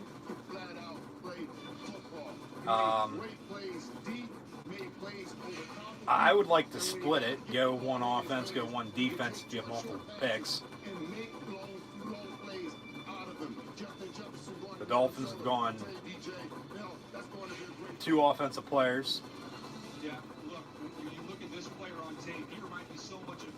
As we see some Justin Jefferson highlights from LSU. Picks in for the Chargers, so we'll see what this is. This kid was running routes against Patrick Peterson when he was a teenager. He's not going to be intimidated when he steps into an NFL locker room. And Mel, I had a buddy in the league that said this was Gary Kubiak's favorite receiver in the draft. He's going to catch a million balls in Minnesota. Thing is, Minnesota drafting receivers in the first round over the past few years haven't worked out because they got Diggs as a mid-round pick. Last time they drafted a receiver in the first round was with Quan Treadwell at Ole Miss, another SEC product. Didn't work out. He's no longer there. But Jefferson's going to come in, replace Diggs. They still have Thielen, Kyle Rudolph, Red-Nosed Reindeer, Cousins and Diggs, Diggs and Buffalo, excuse me, with the Bills. The Bills don't have first-round pick here. That was the pick that just happened with Minnesota. Now Schefter comes back in because the Chargers are on the clock, picks in because the Patriots traded out. So the Patriots are going to get a second and third-round pick this year from the LA Chargers for this 23rd overall pick. So now the Patriots are left with 13 picks. And they can take the same player at 37 that they would have taken at 23. Yep. The Chargers, meanwhile, I think are looking for defensive help. They got Justin Herbert on the other side of the football. Get McKinney. Xavier McKinney. Sitting there right now that would make a lot of sense for the Los Angeles Chargers at this point in time. You're looking for a tackle machine. You're looking for Picks in for the Chargers. Roger Goodell, where are you at? Now we're going to wait a second. But pick is not yet in, even though they say pick's in. But yeah, the Patriots traded out, as thought.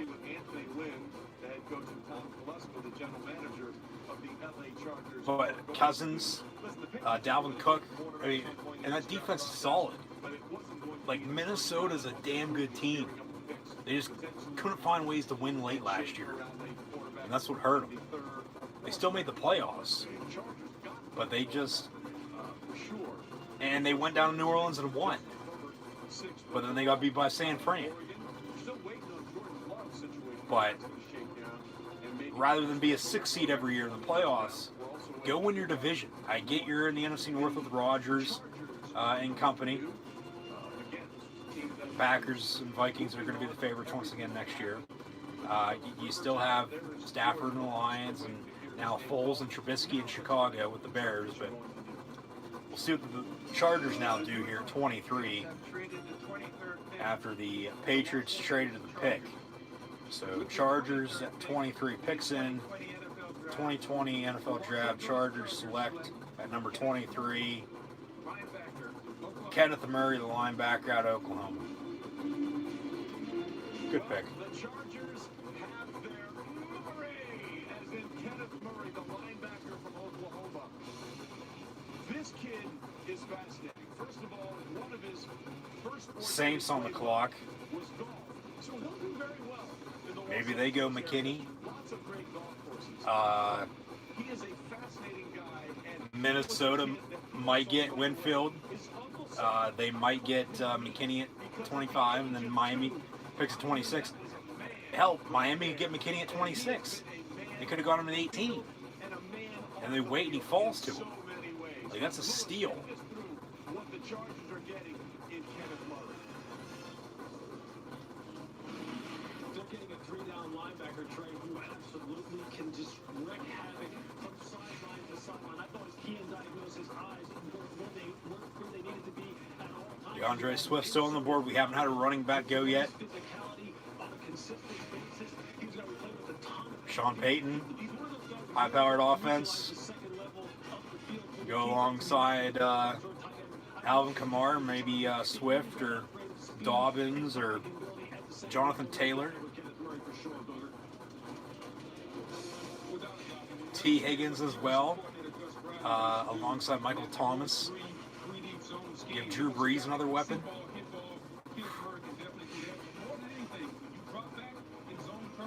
Clyde Edwards-Helaire would be the running back for the Saints, though. He'd be your scat back, your receiving back out of the backfield. Kamara can do both, run the ball for you and catch it, but I wouldn't be surprised if Clyde Edwards-Helaire is the pick here at 24 for the Saints. And the Vikings are going to pick again, and then the Dolphins again as well. And you still have Antoine Winfield, Xavier McKinney on the board. Maybe the Saints take Jordan Love. Come in and learn behind Drew Brees. He's your franchise quarterback of the future. They still have Taysom Hill, though, too, who's the Swiss Army knife type of player that he is. As we'll go to another commercial break. 4 minutes for the Saints here at 24 here in the first round. And it looks like we'll go probably till at least quarter till, maybe even midnight here for the first round of the NFL draft. As we're at 24, we got to get to 32, and then at that point, first round will be done and over with. 2 and 3 tomorrow, 4 through 7 on Saturday. Be sure to like, follow, and subscribe on social media. Links in the description below. Thumbs up button, share, chat questions and comments. Always greatly appreciated.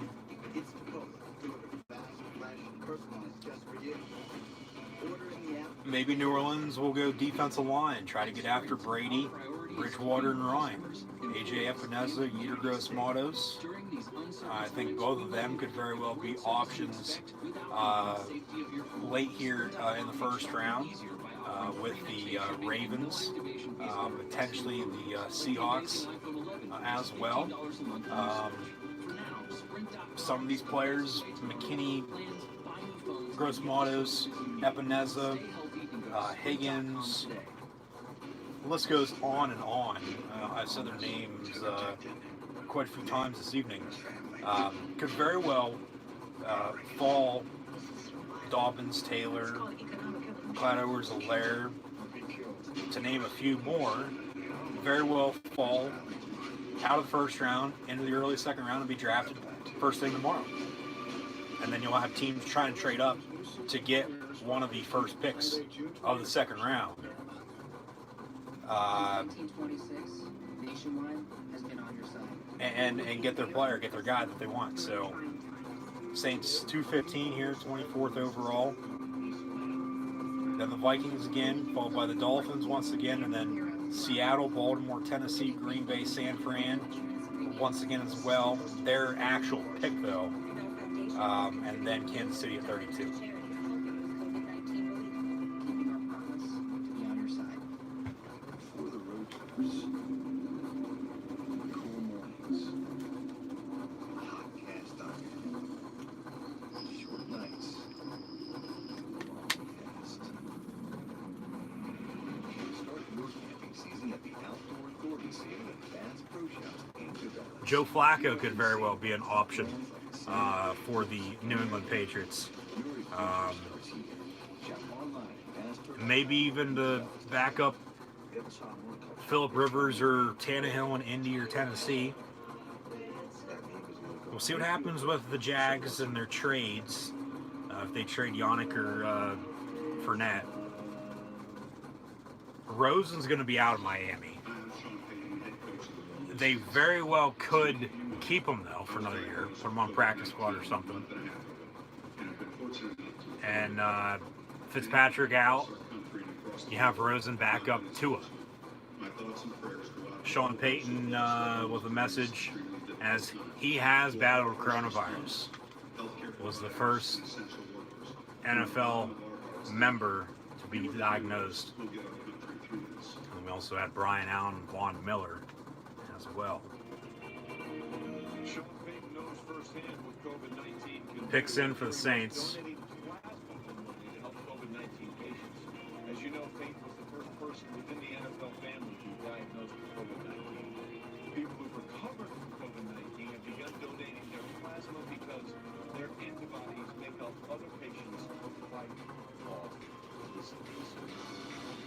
And there's a sign outside our campus here in Bristol saying thank you to the frontliners. So we take a look at the New Orleans Saints as there is the fully recovered Sean Payton set to figure out what they're going to do. 24th selection in the first round. It'd be interesting to see who the Saints take here at 24. No doubt about it. The last three postseasons, they've lost games on which the winning points of that game were scored on the final play of the game. You got to get defense on at that point. Last 3 years in the playoffs, they've lost in the final play of the game. Each time. So where will the Saints go? And they brought in Emmanuel Sanders. So Louis Riddick, what do you think? I say defense. They need making ability at the second level of their defense at linebacker. So we see Kenneth Murray go off the board. Patrick Queen is there now. Their linebacker. Yeah, it could be Patrick Queen out of LSU. The league in terms of pass breakup, forced fumbles. They really struggled in this area. So could they use a playmaking linebacker who could roam sideline to sideline on that defense to go along with a very good defensive front and an improving secondary? Absolutely. This is a team that's ready to challenge. They can really just take the best player available, and Patrick Queen may be sitting there staring right at him. All right, the pick is in. Picks in. Vikings on the clock. 24th pick in the first round of the 2020 draft. Who Dat Nation. 24th overall, the Saints pick. The New Orleans Saints select Cesar Ruiz, center, Michigan. So there you see the very emotional Cesar Ruiz from Michigan going to the Saints. All hail Caesar as he's going to the Bayou. With a very, very heavy heart. Who you don't see in the picture there, Cesar Ruiz, is his father. Cesar Edwin Ruiz. 31 career starts in Michigan. He's dedicated his career From the Garden State. who in December of 21 pulled over on the side of a road, Route 55 in South Jersey, to help another car. The driver was trying to change a flat tire. He was then struck and killed by a driver who reportedly fled the scene of the accident. His father was 26 at the time. Ruiz was only 8 years old. He said he knows his father would one day be proud of the man he is today. And that's why the reaction is there. Cesar Ruiz going to the Saints. Good pick. Give New Orleans some run and pass block help for Breeze and Kamara. It all starts up front. First center taken off the board with Ruiz out of Michigan. The Wolverine now Saint.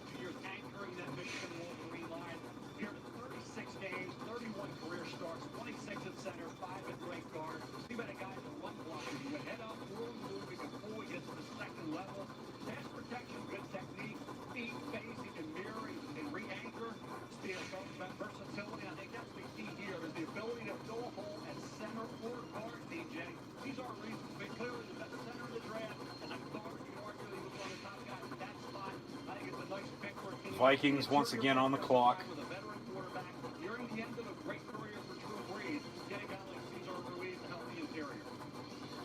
Yeah, Bill, I thought he was a top interior offensive lineman in this draft, regardless of talking about center or guard.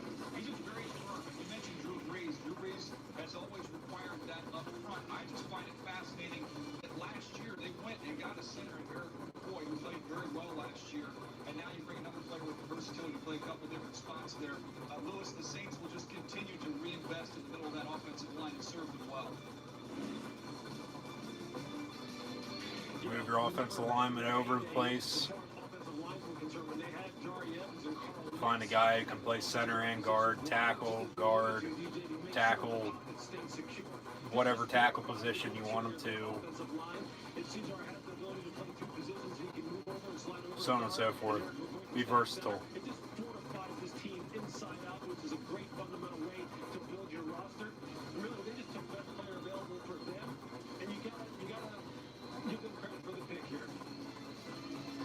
Just so you know, I love what Ruiz had to say about his confidence. If you look at the film and look how I dominate people, I am very confident that I am a first-round pick. And ladies and gentlemen, Cesar is the pick. Ruiz was a first-round pick. Another trade in the first round. Here again, we had 6 trades. Okay, the Vikings on the clock at 25. That we've had in this year. But now, San Francisco has traded back in.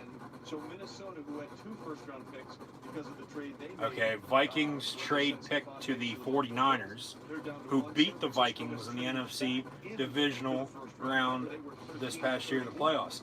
So San Francisco is going to... They still have 31. They still have 31. They just moved up in the San Francisco. Okay. Tampa Bay swap. Let's go to Adam Shepard. So San Fran had 13 from Indy. They traded back to 14 with Tampa. Here's the trade, basically. Moments ago, the San Francisco 49ers traded picks 31, 117. 31's Minnesota's now. To Minnesota for the 25th. So San Fran jumps from 31 to 25. Deep wide receiver class. Vikings going back to 31. They lost Emmanuel Sanders And I would think this is going to be T. Higgins now for the and Kendrick Bourne. Jalen Hurd is coming back off injury last San Francisco 49ers. No more Emmanuel Sanders. As mentioned, they've hit on receivers in the past few years with Lynch and Shanahan. This has to be T. Higgins. And Kyle Shanahan's going to use him alongside Deebo Samuel and George the Iron Kittle and the monster that they have in the backfield with Coleman and Mostert. Kyle Jay as well, fullback. They're literally the only team that has a fullback on their roster. Has to be T. Higgins. Yeah, that makes a lot of sense to me. My highest rated receiver that's left is Brandon Ayuk from Arizona State, who I think is outstanding. Another one that is outstanding after the catch. He's been working out with TJ Houshmandzadeh, and TJ told me he reminded him a lot of Chad Johnson, who he played with there in Cincinnati. So that's high praise for Brandon Ayuk. I think he'd be a great fit in that offense. All right, Daniel, thanks. Daniel Jeremiah is saying Brandon Ayuk out of Arizona State. This has to be T. Higgins. It has to be a receiver. Maybe Michael Pittman Jr., Denzel Mims. Chase Claypool's a name to keep an eye out for this weekend. Maybe even KJ Hamler. Or KJ Hill from Ohio State. 49ers at 25. Brandon Ayuk from Arizona State. And Daniel Jeremiah hit the nail right on the head. That an Arizona State Sun Devil wide receiver has gone in the first round. N'Keal Harry last year in the first round at ASU.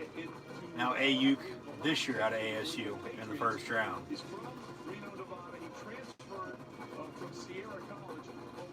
And Herm Edwards, former NFL head coach with the Jets and Chiefs, now producing NFL talent at Arizona State. And Jeremiah had said that he was working out with TJ Hujamama, and he had said that reminded him a lot of Chad Ochocinco Johnson, which is a very, very high praise, to say the least. So Ayuk going to the 49ers, replacing Emmanuel Sanders now, who's in New Orleans on his fourth team after being drafted by Pittsburgh at SMU, traded to Denver, traded to the 49ers this past trade deadline. Now in New Orleans, Ayuk drafted in the first round here at 25, by the Niners now to replace him. They still have Deebo Samuel, Jimmy G at quarterback, Coleman and Mostert in the backfield, Kittle at tight end. 49ers defense set. They're in the Super Bowl this past year, for God's sake. San Fran's going to be the favorite to win the NFC West again, alongside Seattle. I would think both those teams are going to be in the playoffs next year. The Rams are sort of on a downward spiral right now. No more Todd Gurley. They cut ties with him, which was good for both sides, just to move on. Goff at quarterback. We'll see what the Rams do. But then the Cardinals are going to be making noise as well with Kyler Murray, who they drafted number 1 overall last year. They just brought in a damn good player earlier here in the first round, back at 8 on the defensive side of the ball with Isaiah Simmons. And then they still have Larry Fitzgerald, and they traded for DeAndre Hopkins. They have Kenyon Drake in the backfield, who they traded for with the Dolphins last year. So the NFC South and the NFC South, I said earlier, and I'll stand by this, arguably, as the Dolphins are once again for the third time on the clock starting at 26. We'll see if they pick here or trade back, as some teams recently have been doing, get some more second and third round picks for tomorrow and 4 through 7 on Saturday, as mentioned earlier. But arguably, I think right now the NFC South very well could be the best division in the NFL next year. But then the NFC West as well could very well be the most explosive division. I'll say that in the NFL next year. Minus the Rams by a few, just because they lost Gurley. But when they had Gurley, he couldn't run the damn ball, when he was there anyway. But the Rams just had a down season last year if you're going to the Super Bowl, which you normally see, because it's hard to get there, get the Super Bowl, win. You get there, you lose, okay, so be it. It's hard to get back there, especially just 1 year after, because everybody's going to be moving on, going elsewhere, and we've seen that now in the past few years. But I think those 7 teams, with the Saints, the Bucks, the Falcons, I think could very well be a dark horse in the NFC next year. As of now, that obviously could change from now until the start of the season, of course. The Panthers as well, along with the 49ers, the Seahawks, and Cardinals are going to be, and that's half the NFC, for God's sakes. Because minus the Rams, as mentioned, that's 2 divisions. And the Cowboys and Eagles both take receivers in the first round. Washington took Chase Young. The Giants took Andrew Thomas to block Daniel Jones and Saquon Barkley. And the Packers have yet to do anything here tonight. Bears don't have first round pick either. Lions took Jeff Okudah at 3. And the Vikings had a pick. They took Justin Jefferson and then had a second, but they just traded it to San Fran, who took Brandon Ayuk out of Arizona State. Minnesota going to pick 31 again here. So like, hell, that's half the NFC for God's sake. Keep an eye out for the 7 teams, though, because they might very well be in the top 7 or top 10 for points scored on offense next year in the NFL. Like, you want to be an offensive player, an offensive coach in the league right now, now's the perfect time, because offense is going to score you points. Offense is going to win you games. Defense is going to win the championship still. But it's going to be fun to watch football, no doubt about it, as it is any time of the year. But even funner, more explosive than it's ever been, with all the playmakers all over the place on all sides of the ball, in all aspects. So, no, I'm rambling on there and everything, but just, I mean, football is just the best damn sport on earth. And hopefully, by the time football season rolls around, we'll be back to normal, and we'll be able to watch these games and attend these games, and be able to talk football as we do, and move on in life. So hopefully everyone's staying safe and will continue to stay safe. As mentioned, the draft-a-thon going on to benefit this COVID-19. 2021 draft next year in Cleveland. That should be interesting. And then 2022 will be out in Vegas once again, as they missed out on this year's because of the coronavirus. First ever virtual draft now. McKinney to the Dolphins at 26 is going to be a steal. If they pick him at 26 right now, they have 50 seconds to pick. Steal. They could have got him at 18. They passed on him. No one's taken him since. Now we have another trade alert, and the Miami Dolphins are trading this pick at 26. None other team I just talked about that so far has not picked. Green Bay Packers. Maybe they get a weapon for Aaron Rodgers. I think they might help out their defense, though. And yeah, they could take Jordan Love here, back up Aaron Rodgers. Jalen Hurts at that point. Pittsburgh, Dallas, Seattle, maybe New England as well. I think those are 4 options for him. But the Green Bay Packers are now on the clock. This would have been the slot that Miami had for the Larry Thompson trade with Houston. So really, this was Houston, then Miami, now it's Green Bay's pick. And the pick's in. But they got shoved around in that game by San Francisco. As you look at this team, Mel, what do you think Green Bay is needing right now in the draft?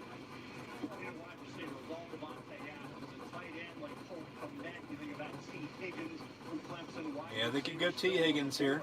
But had that kind of ability, a great tight end prospect like Cole Kmet as well. You mentioned Jordan Love, that was more of a luxury pick. But Aaron Rodgers looking for a weapon. It's all Devontae Adams. That's the only. Yeah, I'd go T. Higgins. And now you have, like I say, guys with size, that catch radius of a power forward like T. Higgins could be, and a tight end with the capability of Cole Kmet from Notre Dame. What about Chase Claypool from Notre Dame as well, Kuiper? Chase Claypool is going to be a steal for wherever the hell he goes.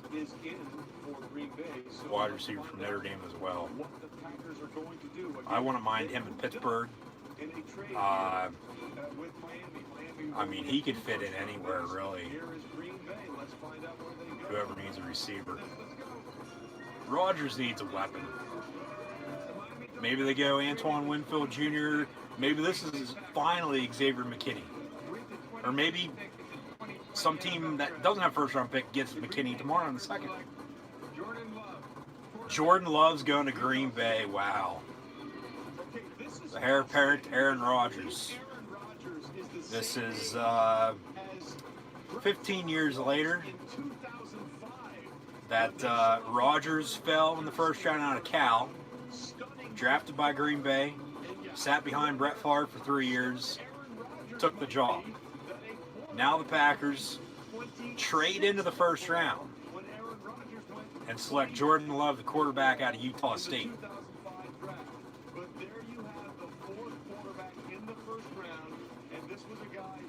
There's going to be a shit ton of talk now for the next few years, especially the next year. How long until Rodgers gets run out of town and ends up elsewhere or retires? Because I don't think, even though Favre was drafted out of Southern Miss to the Falcons, he's a Packer. He's a Packer for life, even though he played for the Jets and Vikings. No one thought Favre would play elsewhere other than Green Bay. No one thought Brady would be playing elsewhere than New England. Now he's in Tampa Bay. Rodgers is going to be next now, it looks like, with Jordan Love being drafted out of Utah State to the Pack. Go Pack, go. Where does Rodgers end up in a few years? That's the question. And the question of the day tomorrow on Gridiron Ring's Facebook and Twitter page as well. That'll be posted within the next few hours or so. Best first round pick of the first round here this evening in the 2020 NFL Draft. Seattle Seahawks are on the clock. I think Green Bay honestly traded up above Seattle to get Jordan Love so Seattle wouldn't take him to back up Russell Wilson. The thing is, you still have Jalen Hurts, okay, who's going to get picked tomorrow, maybe even from now until the end of the first round, who knows. But Matt LaFleur is going to get his type of quarterback. He's going to get his guy. He came in, Rodgers has been the quarterback for how long? He drafts Jordan Love. Tick, tick, tick. Clock's ticking on Aaron Rodgers in Green Bay now. Because the same thing happened to Brett Favre. And the same thing's happening to Aaron Rodgers. Maybe San Fran, maybe the Rams, maybe the Chargers if Herbert doesn't work out. Rodgers goes back out west, goes home. I mean, the list goes on and on. It could be any of the 32 teams in the league. Maybe Jordan Love doesn't work out, though, and Rodgers sticks around for another 50 years and plays quarterback for the Green Bay Packers at the frozen tundra at Lambeau Field, for God's sake. So, interesting pick, to say the least, with probably the most intriguing pick, honestly, with Jordan Love, the quarterback out of Utah State, being selected by the Green Bay Packers. You would have thought they would have got Rodgers a weapon or somebody to help out on defense.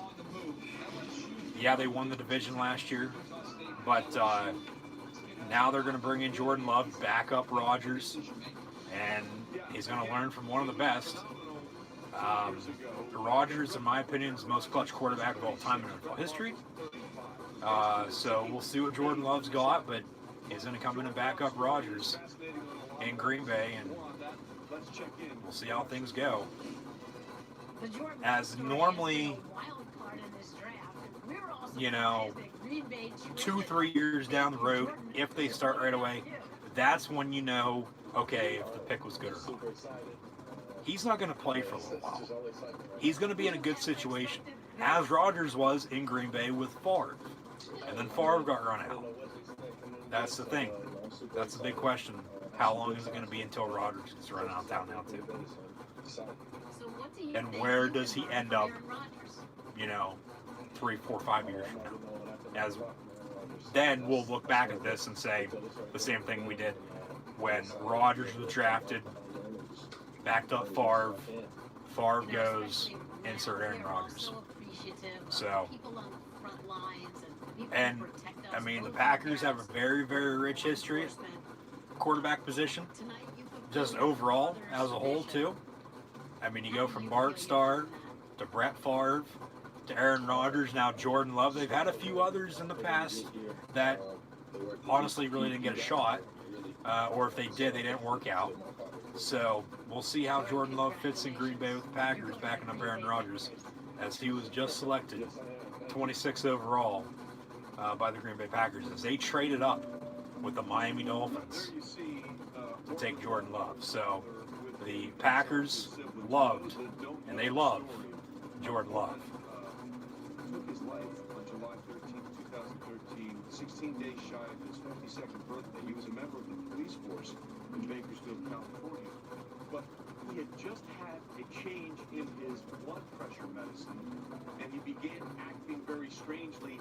Best quarterback, best quarterbacks available, Jalen Hurts. He's going to end up in New England, Pittsburgh, Dallas or Seattle, I do believe. You still have Jake Fromm, who's probably going to be a backup to Matt Ryan in Atlanta. Jacob Eason. And then you get into the mid, 4th, 5th, 6th, 7th round picks. Nate Stanley from Iowa. Brian Lewerke from Michigan State. Huntley from Utah. Shea Patterson from Ole Miss and Michigan. So, Jordan Love, a first-round pick here in 2020 by the Green Bay Packers. Yep. So, Rodgers is 24, Jordan Love 26. Rodgers has been in Jordan Love's seat before.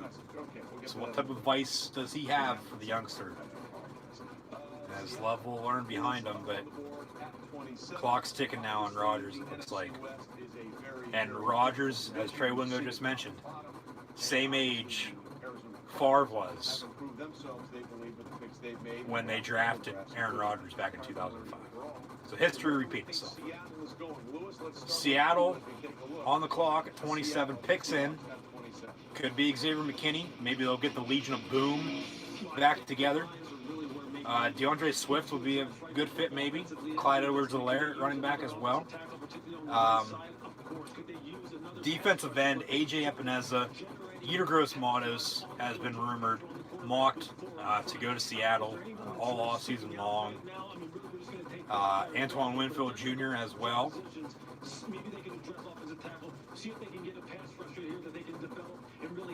Seattle offensive line, yeah, wouldn't be a bad problem. They always need offensive line help. Picks in at 27 with Seattle, and then 28 Baltimore, 29 Tennessee, followed by the Packers at 30, but I would think the Dolphins have that 30th pick now. And then 31 was San Fran. That's Minnesota's now because of the recent trades. And then 32 still Kansas City. Before we get to the pick, we have a special message from some people working very hard on the front lines at CenturyLink Field in Seattle. Hello, Jim Potato here at CenturyLink Field. Lately, our home here at Mike Benning has been pretty busy. Right now, this kitchen is pumping out 3,500 meals for our community every day. We are gearing up to do more by the day. Now, just like our Seahawks, we're about putting in the work and taking action. We are working hard to protect our community, the ones that are most vulnerable. Now, let's welcome a new face to our home. Go Hawks. Go Hawks. Who's going to be the new member of the 12th man?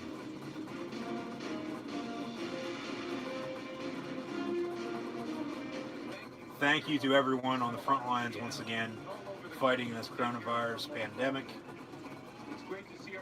Hopefully everyone is safe. We'll continue to stay safe and stay home, so we can get back to normal sometime soon. 27th overall, Seattle Seahawks select Jordan Brooks, linebacker out of Texas Tech. This is interesting because I had one coach tell me this week, I wish people would stop putting Jordan Brooks in their mock draft. We love this kid. We don't want everybody to know him. But you look at the numbers there, 367 tackles. He led the Red Raiders in tackles. 2016. Jordan Brooks going to learn from one of the best in Bobby Wagner up in the Emerald City of Seattle.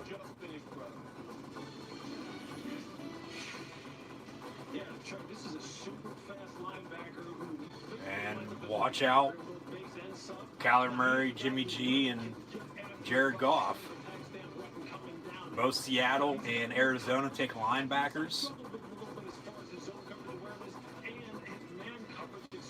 San Fran's gone offense. And the Rams don't have a first-round pick, so they haven't selected yet.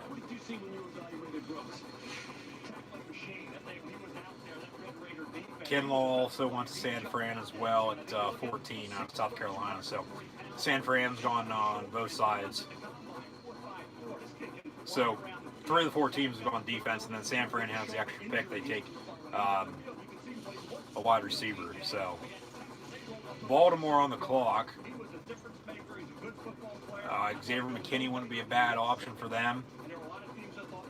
Honestly, I wouldn't be shocked to see, as mentioned earlier, if the Texans, Bills, Rams, Bears, Colts, Steelers trade back into the late first round here, so they have a first round pick here in 2020. We're at 28. There's Pete Carroll at his house. Setup there in Kirkland, Washington. Pete seems very happy. Sure, John Schneider is happy as well. Yeah, there he is.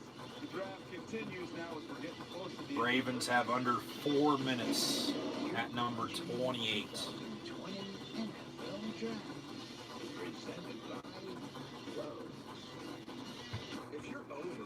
And coming down to nitty gritty now. Get Pizza Hut's best delivery deal.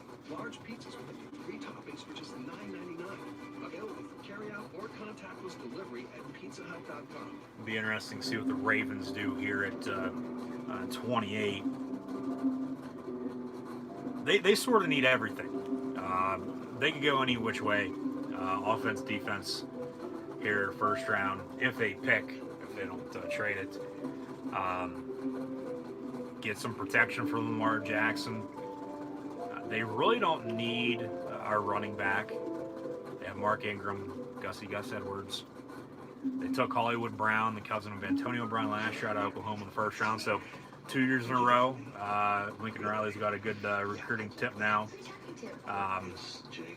Oklahoma Sooner wide receivers drafted in the first round with Brown, the Baltimore Ravens last year, and CeeDee Lamb of the Dallas Cowboys this year. I mean, maybe they get him another weapon. Maybe they get him another receiver, T. Higgins. I think Baltimore's going to get defense here, though. Jimmy Smith's getting up there in age.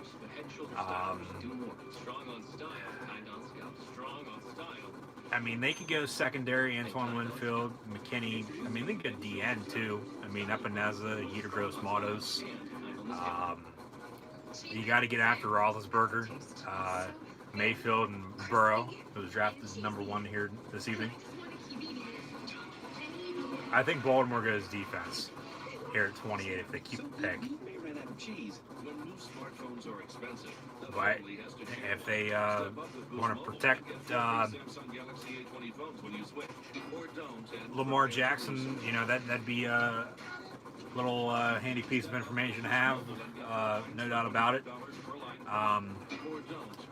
Because Yonda had retired, so they'll have to replace him as well. I mean, picks in now. We'll see. I think defense for Baltimore. And then the draft will continue tomorrow night, rounds 2 and 3, and then 4 through 7 on Saturday. And be sure to like, follow, and subscribe on social media. Links in the description below. And depending on what happens here in the last 6 picks, we'll determine on who's best available for tomorrow.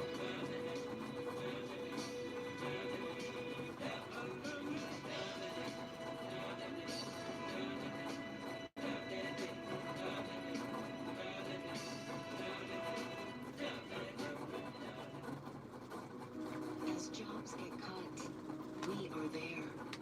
As plates go empty, we are there.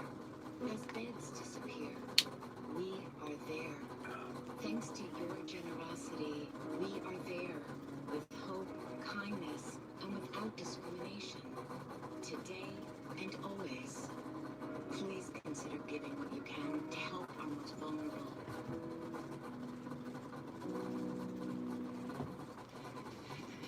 Absolutely delighted to be part of the NFL Draft Conference, doing whatever we can to raise money for COVID-19 relief. Okay? There's Antoine Winfield, of course, waiting to see if he'll hear his name called as his father, Antoine Winfield, was, I believe, the 23rd pick overall in the 1992 draft. There's Grant Delpit out of LSU. Jim Thorpe Award winner, the best defensive back this past season, and also Patrick Queen, the linebacker out of LSU. So we're waiting to see when their names will indeed be called. So the 32 young men drafted tonight will obviously go on to do great things on the field, but they'll also make tremendous impacts in their communities. Nobody exemplified that more than Walter Payton. Tonight we're proud to have a special mention from Calais Campbell. This past season, I was truly Calais Campbell, to be named the Walter Payton NFL Man of the Year. Very special to me. who is now in Baltimore with the Ravens, former Jaguar, won the Walter Payton Man of the Year award this past year. Ravens on the clock, picks in.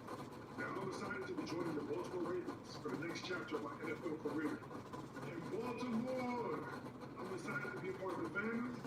Let's welcome our newest member to the Baltimore Ravens. We're ready to go. Let's get it. Picks in. Who do one half of the Dirty Birds got here at 28. Atlanta already made their pick. Who's Baltimore got? All of us. And congratulations on being a Raven. With the 28th pick. 28th pick overall, Baltimore Ravens select Baltimore Ravens select Patrick Queen. Patrick Queen, the linebacker at LSU. Well, I guess it's not a surprise that we're seeing a draft dominated by Alabama and LSU players, is it? Patrick Queen made game-changing plays when they mattered most. We'll have to get a total on the amount of SEC players drafted in the first round this evening. Over-under was 15.5, but don't know how only a half of a player could get drafted. That's a prop bet for you. He was a guy on a mission this year for LSU. Well, without a doubt, and I think his best football is still in front of him. He's a young player, but he plays sideline to sideline. Patrick Queen, This guy at only 6 foot, 229 pounds. from the national champion LSU Tigers, going to Baltimore at 28.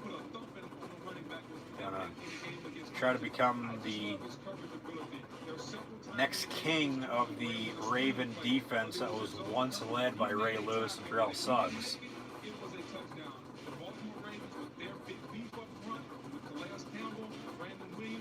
And we've seen in the past Pittsburgh at the linebacker position. Linebacker, linebacker, linebacker, offensive line, offensive line, offensive line, year after year in the draft. And Patrick Queen now, Baltimore, taking one out of the playbook, going to the Ravens. Best available player, arguably.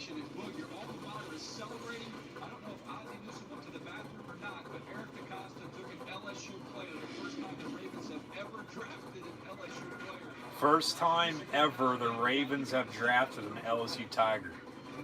History being made here this evening during the 2020 NFL Draft. Titans on the clock, followed by the Dolphins once again, who have the 30th overall pick. That was from the Green Bay Packers in the trade for Jordan Love. And then Minnesota 31 from San Fran. And then the Kansas City Chiefs, the Super Bowl champion. Kansas City Chiefs at 32. And then round 2 tomorrow night at 7 p.m. Eastern Time.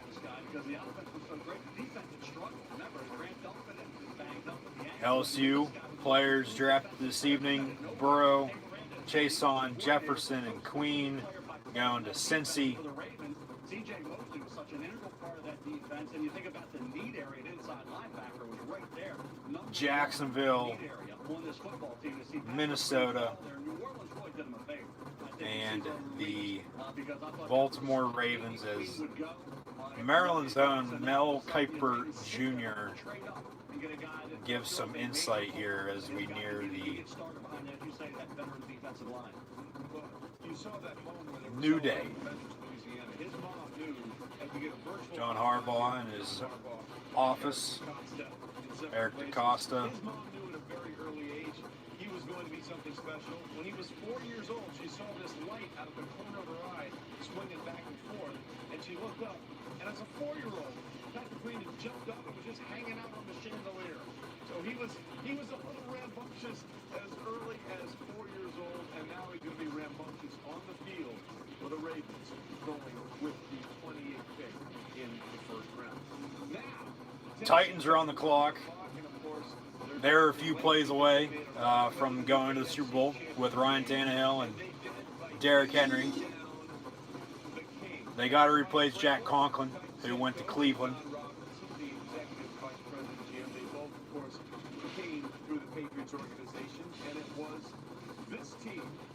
I would think either offensive line or defensive line here for the Titans.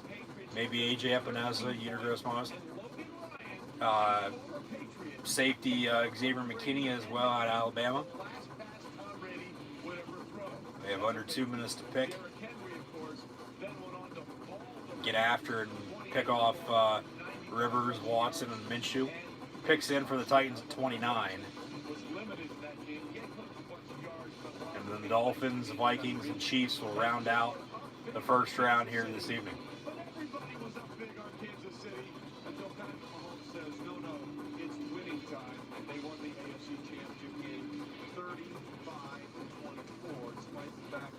They were up by double digits twice in that game. And Mike Vrabel probably not very happy watching those highlights. Sorry, Mike, we just had to recap the season the best way we saw it. As we look at Kurt Warner here, Ryan Tannehill is there. What do we think we need to see around them going forward with this game? Offensive line. Well, I think they want to continue to build and be the team that they were last year. Ryan Tannehill was at his best when they ran the football, they ran play action, and they attacked down the field.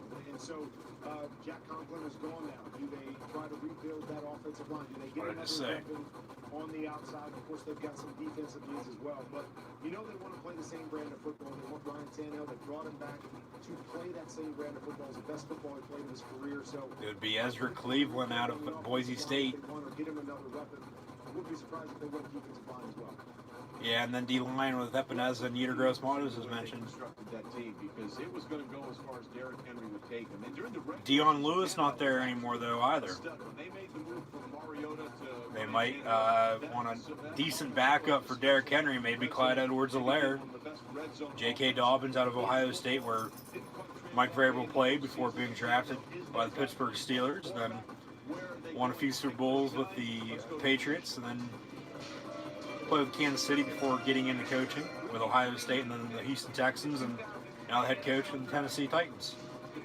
Titans at 29 select Isaiah Wilson, the tackle out of Georgia. All right. So they replace Jack Conklin, who went to the Cleveland Browns on a free agents deal, as mentioned earlier, and then Isaiah Wilson becomes the second Georgia Bulldog offensive lineman to be drafted in the first round of the NFL draft, as Andrew Thomas went number 4 overall to the Giants. Dolphins on the clock once again at 30.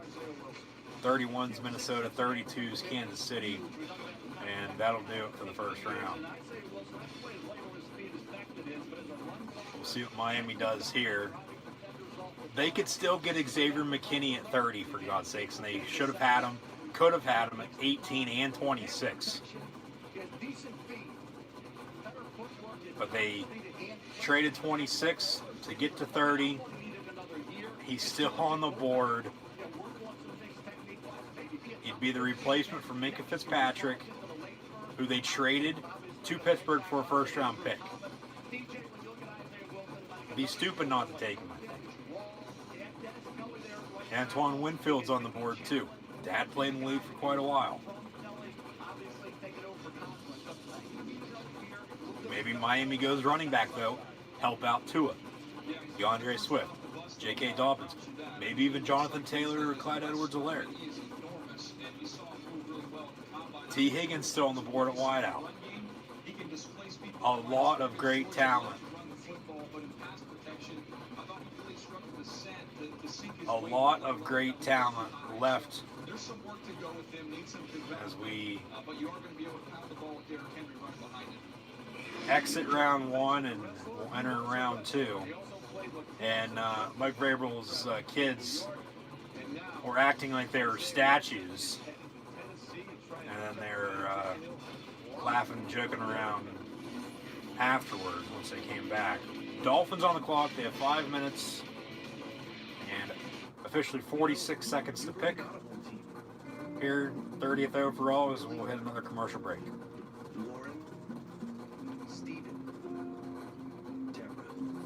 Grant Delpit from LSU, another safety, could be an option.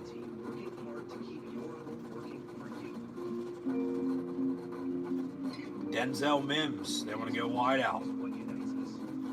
Chase Claypool, as mentioned, the wide receiving unit is just loaded. Got a few go tonight. Still T. Higgins, Michael Pittman Jr., Denzel Mims, Claypool, Hamler, KJ Hill. I mean, Donovan Peoples-Jones, Austin Mack as well, Ohio State. Lynn Bowden Jr., who played a little bit of quarterback at Kentucky. Benjamin Victor, who you get him the ball in space, he's gone. Same thing with KJ Hill. Jawan Johnson, the former Nittany Lion who turned Duck, who caught some balls from Justin Herbert, who got drafted 6th overall earlier here tonight, first round by the Chargers. A lot of great talent still available for some teams to select here this evening. First to volunteer, or the first to say it's all going to be okay. And when the day comes, when we're no longer looking at our worlds from the inside out, we'll be what we did in here that will make us stronger out there. Call Grassmasters, fescue fanatics and students of St. Augustine, in the springtime's brawlers and cultivators of the cul-de-sac. Run with us on a John Deere mower, because this is more than just grass, it's home. Search John Deere mowers for more.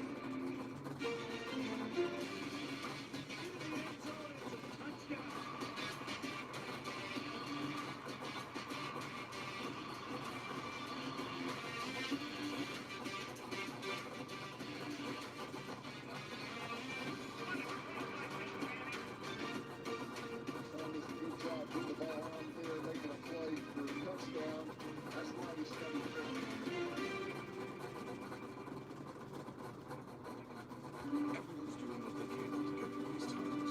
And so are we. Mercedes-Benz is making vehicle maintenance and buying needs as safe and seamless as possible. Many dealers offer options such as pickup delivery and home service, online shopping, and home delivery, as well as special finance arrangements. Because we understand buying and servicing your vehicle shouldn't be a challenge in these already challenging times. Get 0% APR financing up to 36 months on most models and 90-day first payment deferral on any model. Picks in for the Dolphins, so the Dolphins will in fact have 3 first-round picks this evening. The official home improvement sponsor of the NFL. And in part by Burger King. As they've gone offense both times. So we do here at 30 after trading back from 26. Well, we continue in the draft. Tua Tagovailoa's night came to an early conclusion as Miami decided it was good. They took him It's Tua time in South Beach. that they had. Have a quarterback, you want to make sure to protect him, and they went with the all-time selection. Austin Jackson out of USC. The 18th overall pick. A little bit of a reach at that point, but that started the trend of some players being pushed up into the mid to late first round. And the Dolphins pick is in right now, as mentioned here at 30. Xavier McKinney, Antoine Winfield Jr., DeAndre Swift, J.K. Dobbins, Michael Pittman Jr.,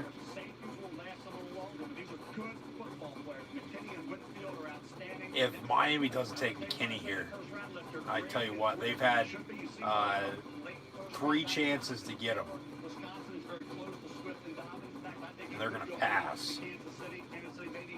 Hope he picks off Tua 10,000 times in his career if they don't take him here. You're at 4.52, which was better than Juju Smith-Schuster's 4.54. Juju Smith-Schuster's second round. Devontae Adams, second round. Jarvis Landry, second round. Michael Thomas, second round. So if Michael Pittman goes Second round tomorrow night. Thank you, Mel Kiper Jr. Second round, third round tomorrow night.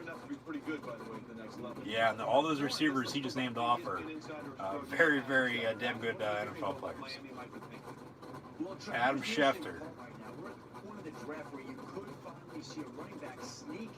Yeah, we could see a running back here at the end of the first. No guarantees it happens. We got Miami up at 30, Kansas City up at 32, and you have the top. Kansas City would take Clyde Edwards-Helaire, I would think. He'd be an Andy Reid running back. One of these teams pulls the trigger on one of those running backs right now, but there is some running back talent on the board without a single running back. Minnesota's not taking him back. They got Dalvin Cook. Jonathan Taylor wouldn't be bad in Miami. Have him tote the rock. Won an Orange Bowl down South Beach with the Badgers over Florida State, I believe it was, if I'm not mistaken. J.K. Dobbins as well. Brian Flores and Chris Greer are working the board one more time. Let's go to Daniel Jeremiah here at the NFL Network. Daniel, we've seen a quarterback and we've seen an offensive tackle. Protect that quarterback. Where do you think Miami needs to go here? If they go running back, it depends on who it is, it'd be a good pick. I thought maybe trying to find another pass rusher, whether that's inside or on the perimeter. Yetur Gross-Matos from Penn State. Yeah, Yetur. AJ Epinesa out of Iowa. Give you some interior pass rush. So if they want to go on the defensive, get after Josh Allen, whoever's going to be a New England quarterback, and Sam Darnold. See a running back come off the board because DeAndre Swift he sticks out like a sore thumb as my best available player. Yeah, listen, especially with the way the running back position is sort of evolved outside of Derrick Henry. DeAndre Swift wouldn't be a bad option for the Finns here. Most teams are looking for running backs. I think Jonathan Taylor would be a damn good pick here for the Finns, though. DeAndre Swift does very well, running and catching the ball out of the backfield. So for the third time, we believe the pick is in here. But they could go anywhere. They could go Dobbins, Edwards-Helaire. I mean, I tell you what. Honestly, the Dolphins have been doing a good job tonight.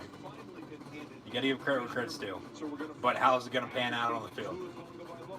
Fifth overall, then taking Austin Jackson, 18th overall, where the Miami Dolphins go here with their third first-round pick. Let's go back to Commissioner Goodell. With the 30th pick in the Dolphins select number 30 in the 2020 NFL Draft. Noah Igbinoghene, defensive back, Auburn. Noah Okay, somewhat of a surprise here. Igbinoghene, corner from Auburn. So they go defense. Okay, they go 2 offense, 1 defense. And we'll just say Noah Igbinoghene. I'm not even going to try it again. Igbinoghene. Close enough. Ran track at Mississippi State and competed in the triple jump for Nigeria in the 96 Olympics. And then there's his mother. Wow, his dad competed in the Olympics for Nigeria, and his mother also competed in the Olympics for Nigeria. And his sister is a freshman at Auburn. If his parents were in the Olympics,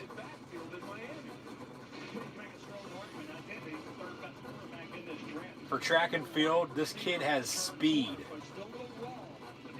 Picks in for the Vikings at 31. 32 will be Kansas City, and then the Bengals will have the first overall pick tomorrow in the second round. 33rd overall. So Miami goes SEC, Pac-12, SEC. Tua's going to be a little happy. They're on the same team now. And it's not the Iron Bowl anymore with Alabama and Auburn. Return game, too. He's going to bring a spark to that offense and defense. Yeah, that shows up about the toughness, the physicality, wanting to get involved in the run game. He's going to play inside, in my opinion, with the Miami Dolphins. They'll put him at the nickel. You have Xavier Howard on one side, you have Byron Jones on the other. He can work in the slot. Yeah, Miami has Byron Jones, Howard as well. Draft this kid, Antoine Winfield, maybe going to Minnesota here at 31.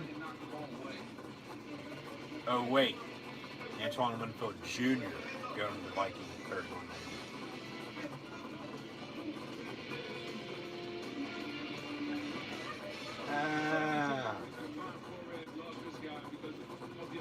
That's funny. And then Xavier McKinney from Alabama still on the board. Kansas City going to be a little hard, I think, for them to pass him up. So Miami goes a different direction with the secondary. They take, they get the replacement for Minka. A couple of quick things. He's from Auburn, so he's the 14th player from the SEC. 14 SEC players with 2 to go. And now we've added another one. His high school coach. And the over-under was 15.5. How do they get that right all the time? Somebody knows somebody. And he said, brother, listen, I just tell Noah when the bus is leaving. The rest of it is up to him. I don't get in his way. So we'll see what happens there. Meanwhile, the Minnesota Vikings are now... Picks in for the Vikings. Goal once again. They took Justin Jefferson earlier. Wide receiver out of LSU, who they got here at 31. The Minnesota Vikings select Jeff Gladney, defensive back, TCU. Jeff Gladney, corner out of TCU. So McKinney and Antoine Winfield Jr. still on the board. And the under's going to hit because the Chiefs have the final pick of the first round here at 32. And if they take an SEC player, regardless if they do or not, under's going to hit. So congratulations if you had it. They could go running back here. They could go DeAndre Swift. They could go J.K. Dobbins. They could go Clyde Edwards-Helaire, Jonathan Taylor, Cam Akers. T. Higgins still on the board. At wide receiver out of Clemson, Michael Pittman Jr., Chase Claypool, KJ Hamler as well at Penn State at wideout. Kansas City, they go any which way direction here. Maybe AJ Epineza, Utergross Matos, Grant Delpit. But,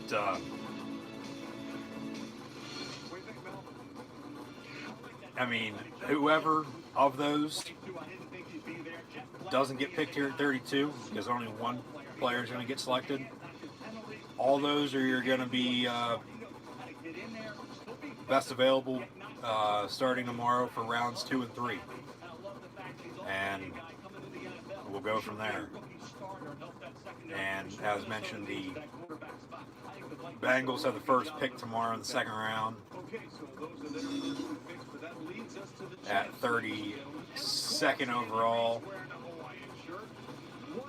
Andy Reid's still living up the Super Bowl with his Tommy Bahama.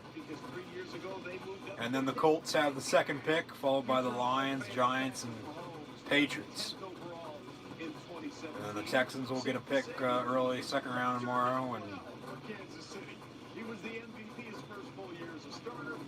Bears as well, Steelers, Bears, Rams, Bills, teams that didn't pick tonight, pick early tomorrow. So the Super Bowl champion Kansas City Chiefs on the clock to round out round 1 here this evening of the 2020 NFL Draft. That was, in fact, and will continue to be a virtual draft due to the coronavirus pandemic. We'll see what Kansas City does here, but once again, thank you for tuning in and watching my live reactions, play-by-play of the first round of the 2020 NFL Draft. Be sure to like, follow, and subscribe. Gridiron Ring, Cool Hand Luke 96 on social media. Links in the description below. Thumbs up button once more. Share on social media, and be sure to tune in for WWE Money in the Bank live reactions play on Sunday, May the 10th. And the draft will continue tomorrow night and on Saturday. Subscribe, and the Chiefs got a few minutes to pick here, and we'll close out round 1. And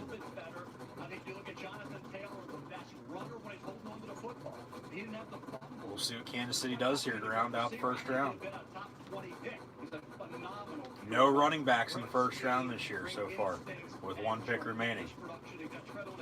I just hope he keeps improving as a receiver. He's got to eliminate the fumble. 18 in his career, 15 lost. But Jonathan Taylor, J.K. Dobbins, DeAndre Swift, 3 really good backs, and you're going to take one. This is the spot to do it if you're the Kansas City Chiefs. And I'd make a prediction for tomorrow. Second round, I think 5 to 6 running backs go off the board in round 2. 5 to 6 running backs off the board tomorrow. Wow. It might be a little early, but when you talk about just in the second round alone. And you saw what he did in Joe Brady's offense. I know we're talking about DeAndre Swift, but Clyde Edwards-Helaire. Yeah, Clyde Edwards-Helaire too from LSU. Well, definitely, and I think what we're talking about right now, Trey, is we're talking about 3 down running backs to go in this offense with Patrick Mahomes and the Legion of Zoom on the outside. But also, if you're Kansas City, think about this. Chris Jones wants a new contract. Defensive tackle, pushing the pocket inside. There's some quality defensive tackles. Yeah, they could go D-line here too. Gallimore, Elliott on the inside, guys that can push the pocket, and maybe there's some leverage there. If you don't want to pay Chris Jones $22 million, whatever he's asking, maybe you take one of these young guys here. Andy Reid and Brett Veach talking on the phone to one another. Maybe Brett Veach and Andy Reid are taking that way also. But you're right, this is a luxury pick. Running back, defensive line, I don't think they can go wrong. Players, DeAndre Swift is my 16th overall player. Ross Blacklock at 19, so that could be the decision. Do you take the running back or do you take the defensive tackle? That's a big picks in for the Chiefs. Pick is in at 32 for the Kansas City Chiefs. As we'll close out the first round here momentarily. Once again, thank you for tuning in and watching my live reactions of the first round of the 2020 NFL Draft. Hopefully your favorite team selected some good players in your eyes. Hopefully they selected your favorite players as well. And hopefully they'll continue to do that over the weekend on tomorrow night. And actually now tonight, technically, for rounds 2 and 3 of this virtual draft. And then also on Saturday, rounds 4 through 7. And then everybody that doesn't get drafted as usual will become undrafted free agents and free to sign anywhere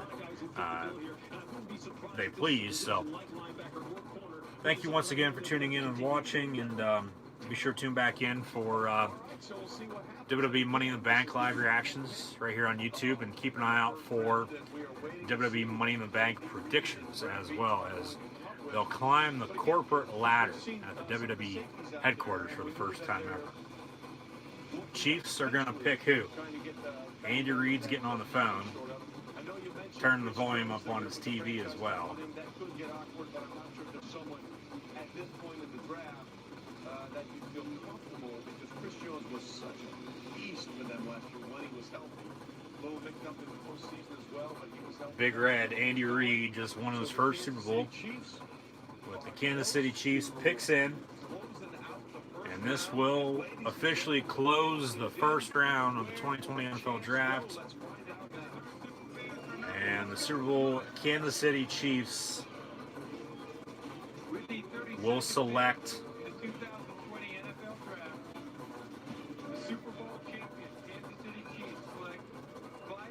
Clyde Edwards-Helaire from LSU with the 32nd overall pick here in the first round. And what I said a little bit ago, of those 4 running backs, he would be the best fit for an Andy Reid type of offense with the Kansas City Chiefs, as Mahomes is now going to have another playmaker to throw to. Great pick by the Chiefs to close out the first round. And 1 running back in the first round this year. Final pick of the first round, Clyde Edwards-Helaire out of Louisiana State. So we start with an LSU player going number 1 here this evening, and we close out the first round with an LSU player as well that both won national championships this past January. One's going to Cincinnati, the other's going to the Super Bowl champion Kansas City Chiefs.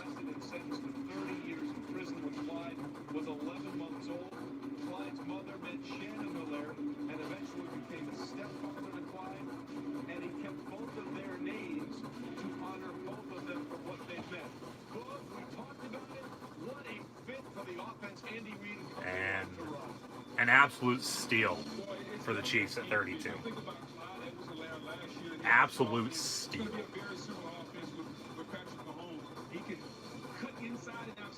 First round results, as we'll go from 1 to 32 once again.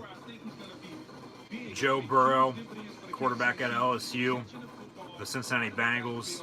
Chase Young, defensive end of Ohio State, Washington Redskins. Jeff Okudah, cornerback of Ohio State, to the Detroit Lions at 3. Andrew Thomas, tackle out of Georgia, the Giants. Tua Tagovailoa, it's Tua time in South Beach. Tua Tagovailoa, quarterback out of Alabama, to the Miami Dolphins. Justin Herbert then went number 6 overall to the Los Angeles Chargers. He is the quarterback out of Eugene, Oregon, as the Duck got a little bit of a charge to Southern California. Derek Brown out of Auburn, defensive tackle to the Carolina Panthers. Isaiah Simmons, outside linebacker out of Clemson of the Cardinals. He's won a few games out in the desert. C.J. Henderson, corner out of Florida, the Jags. Jedrick Willis Jr., tackle out of Alabama to the Browns. Mekhi Becton, tackle out of Louisville to the Jets at 11. 12 was the first of 2 picks for the Raiders. They selected wide receiver Henry Ruggs III out of Alabama. First trade was Tampa trading up from 14 to 13 to select tackle Tristan Wirfs out of Iowa. San Francisco then, with that trade, took Tampa's spot at 14 and selected Javon Kinlaw at 14, tackle out of South Carolina. Jerry Jeudy then was picked 15th overall out of Alabama by the Denver Broncos, as Drew Lock will now have another weapon to throw to deep downfield in the Mile High City. A.J. Terrell at 16, corner out of Clemson, goes to the Falcons. CeeDee Lamb, wide receiver out of Oklahoma, goes to the Dallas Cowboys. Roger Goodell, once again, thanking everyone. Draft-a-thon, make a difference now. Hopefully everyone is safe and will continue to stay safe during this coronavirus pandemic. Austin Jackson at 18 to the Dolphins, tackle out of USC. Damon Arnett, corner out of Ohio State, to the Raiders at 19. 20, 21, and 22.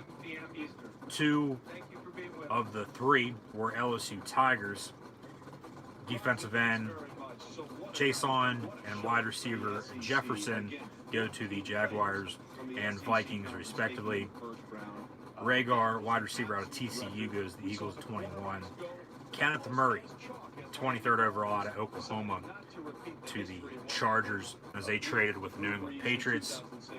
First time ever as well, since before the pre-NFL draft era, that the Pittsburgh Steelers did not have a first-round selection. Cesar Ruiz out of Michigan goes to the Saints at 24. 25, Brandon Ayuk, wide receiver out of Arizona State, goes to the 49ers. Scott Van Pelt, Sports Center, going to be next. I'm sure he's not tired yet. Biggest surprise in my eyes was, in fact, Jordan Love, the quarterback out of Utah State, going to the Green Bay Packers at 26. 27 was Jordan Brooks. We'll be back with you tomorrow night. A virtual hug from the commissioner, but coming up next, Sports Center with Scott Van Pelt. As mentioned, Sports Center, Scott Van Pelt coming up next. Jordan Brooks out of Texas Tech to the Seahawks. Patrick Queen out of LSU to the Ravens. Isaiah Wilson from Georgia to the Titans. Noah I out of Auburn, not even going to try to pronounce the last name, goes to the Dolphins at 30, and then Jeff Gladney and Clyde Edwards-Helaire round out the first round, and that'll do it for the NFL Draft first round here this evening. As mentioned, tomorrow night, rounds 2 and 3, Saturday 4 through 7. Be sure to like, follow, and subscribe on social media. Links in the description below. Hope to see everybody for WWE Money in the Bank live reactions. Keep an eye out for Money in the Bank predictions as well. And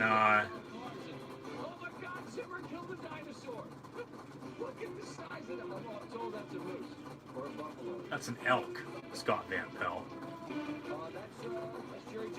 So now Sports Center on, but that'll do it. So thanks once again for tuning in and watching, and hopefully we'll get football come fall. But hopefully everyone is staying safe and will continue to stay safe. And the first overall pick here this evening was, in fact, Joe Burrow out of LSU to the Cincinnati Bengals, and the Tiger King.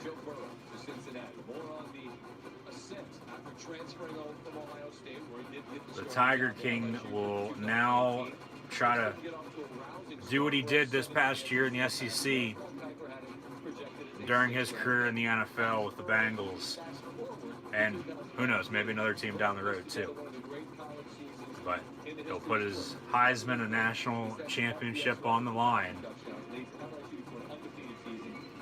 as the #1 overall pick in this year's NFL draft, as we've known for quite some time.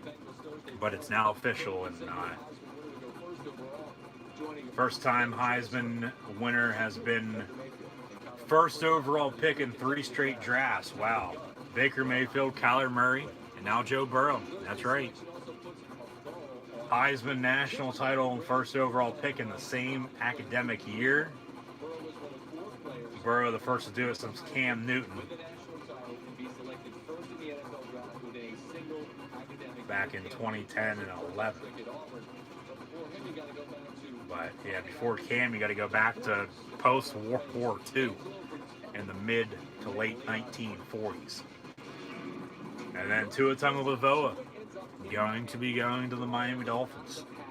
He went 5th overall to Tua. They tanked for Tua. He fell to him at 5. They didn't even have to trade up for him.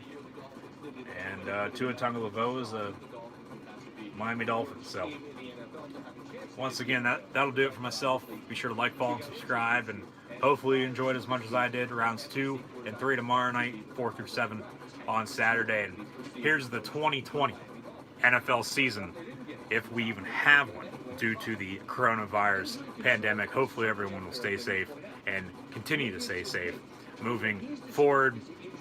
Thanks for watching. Like, follow, and subscribe. Hope to see everybody May the 10th. WWE Money in the Bank live reactions, play live right here on YouTube.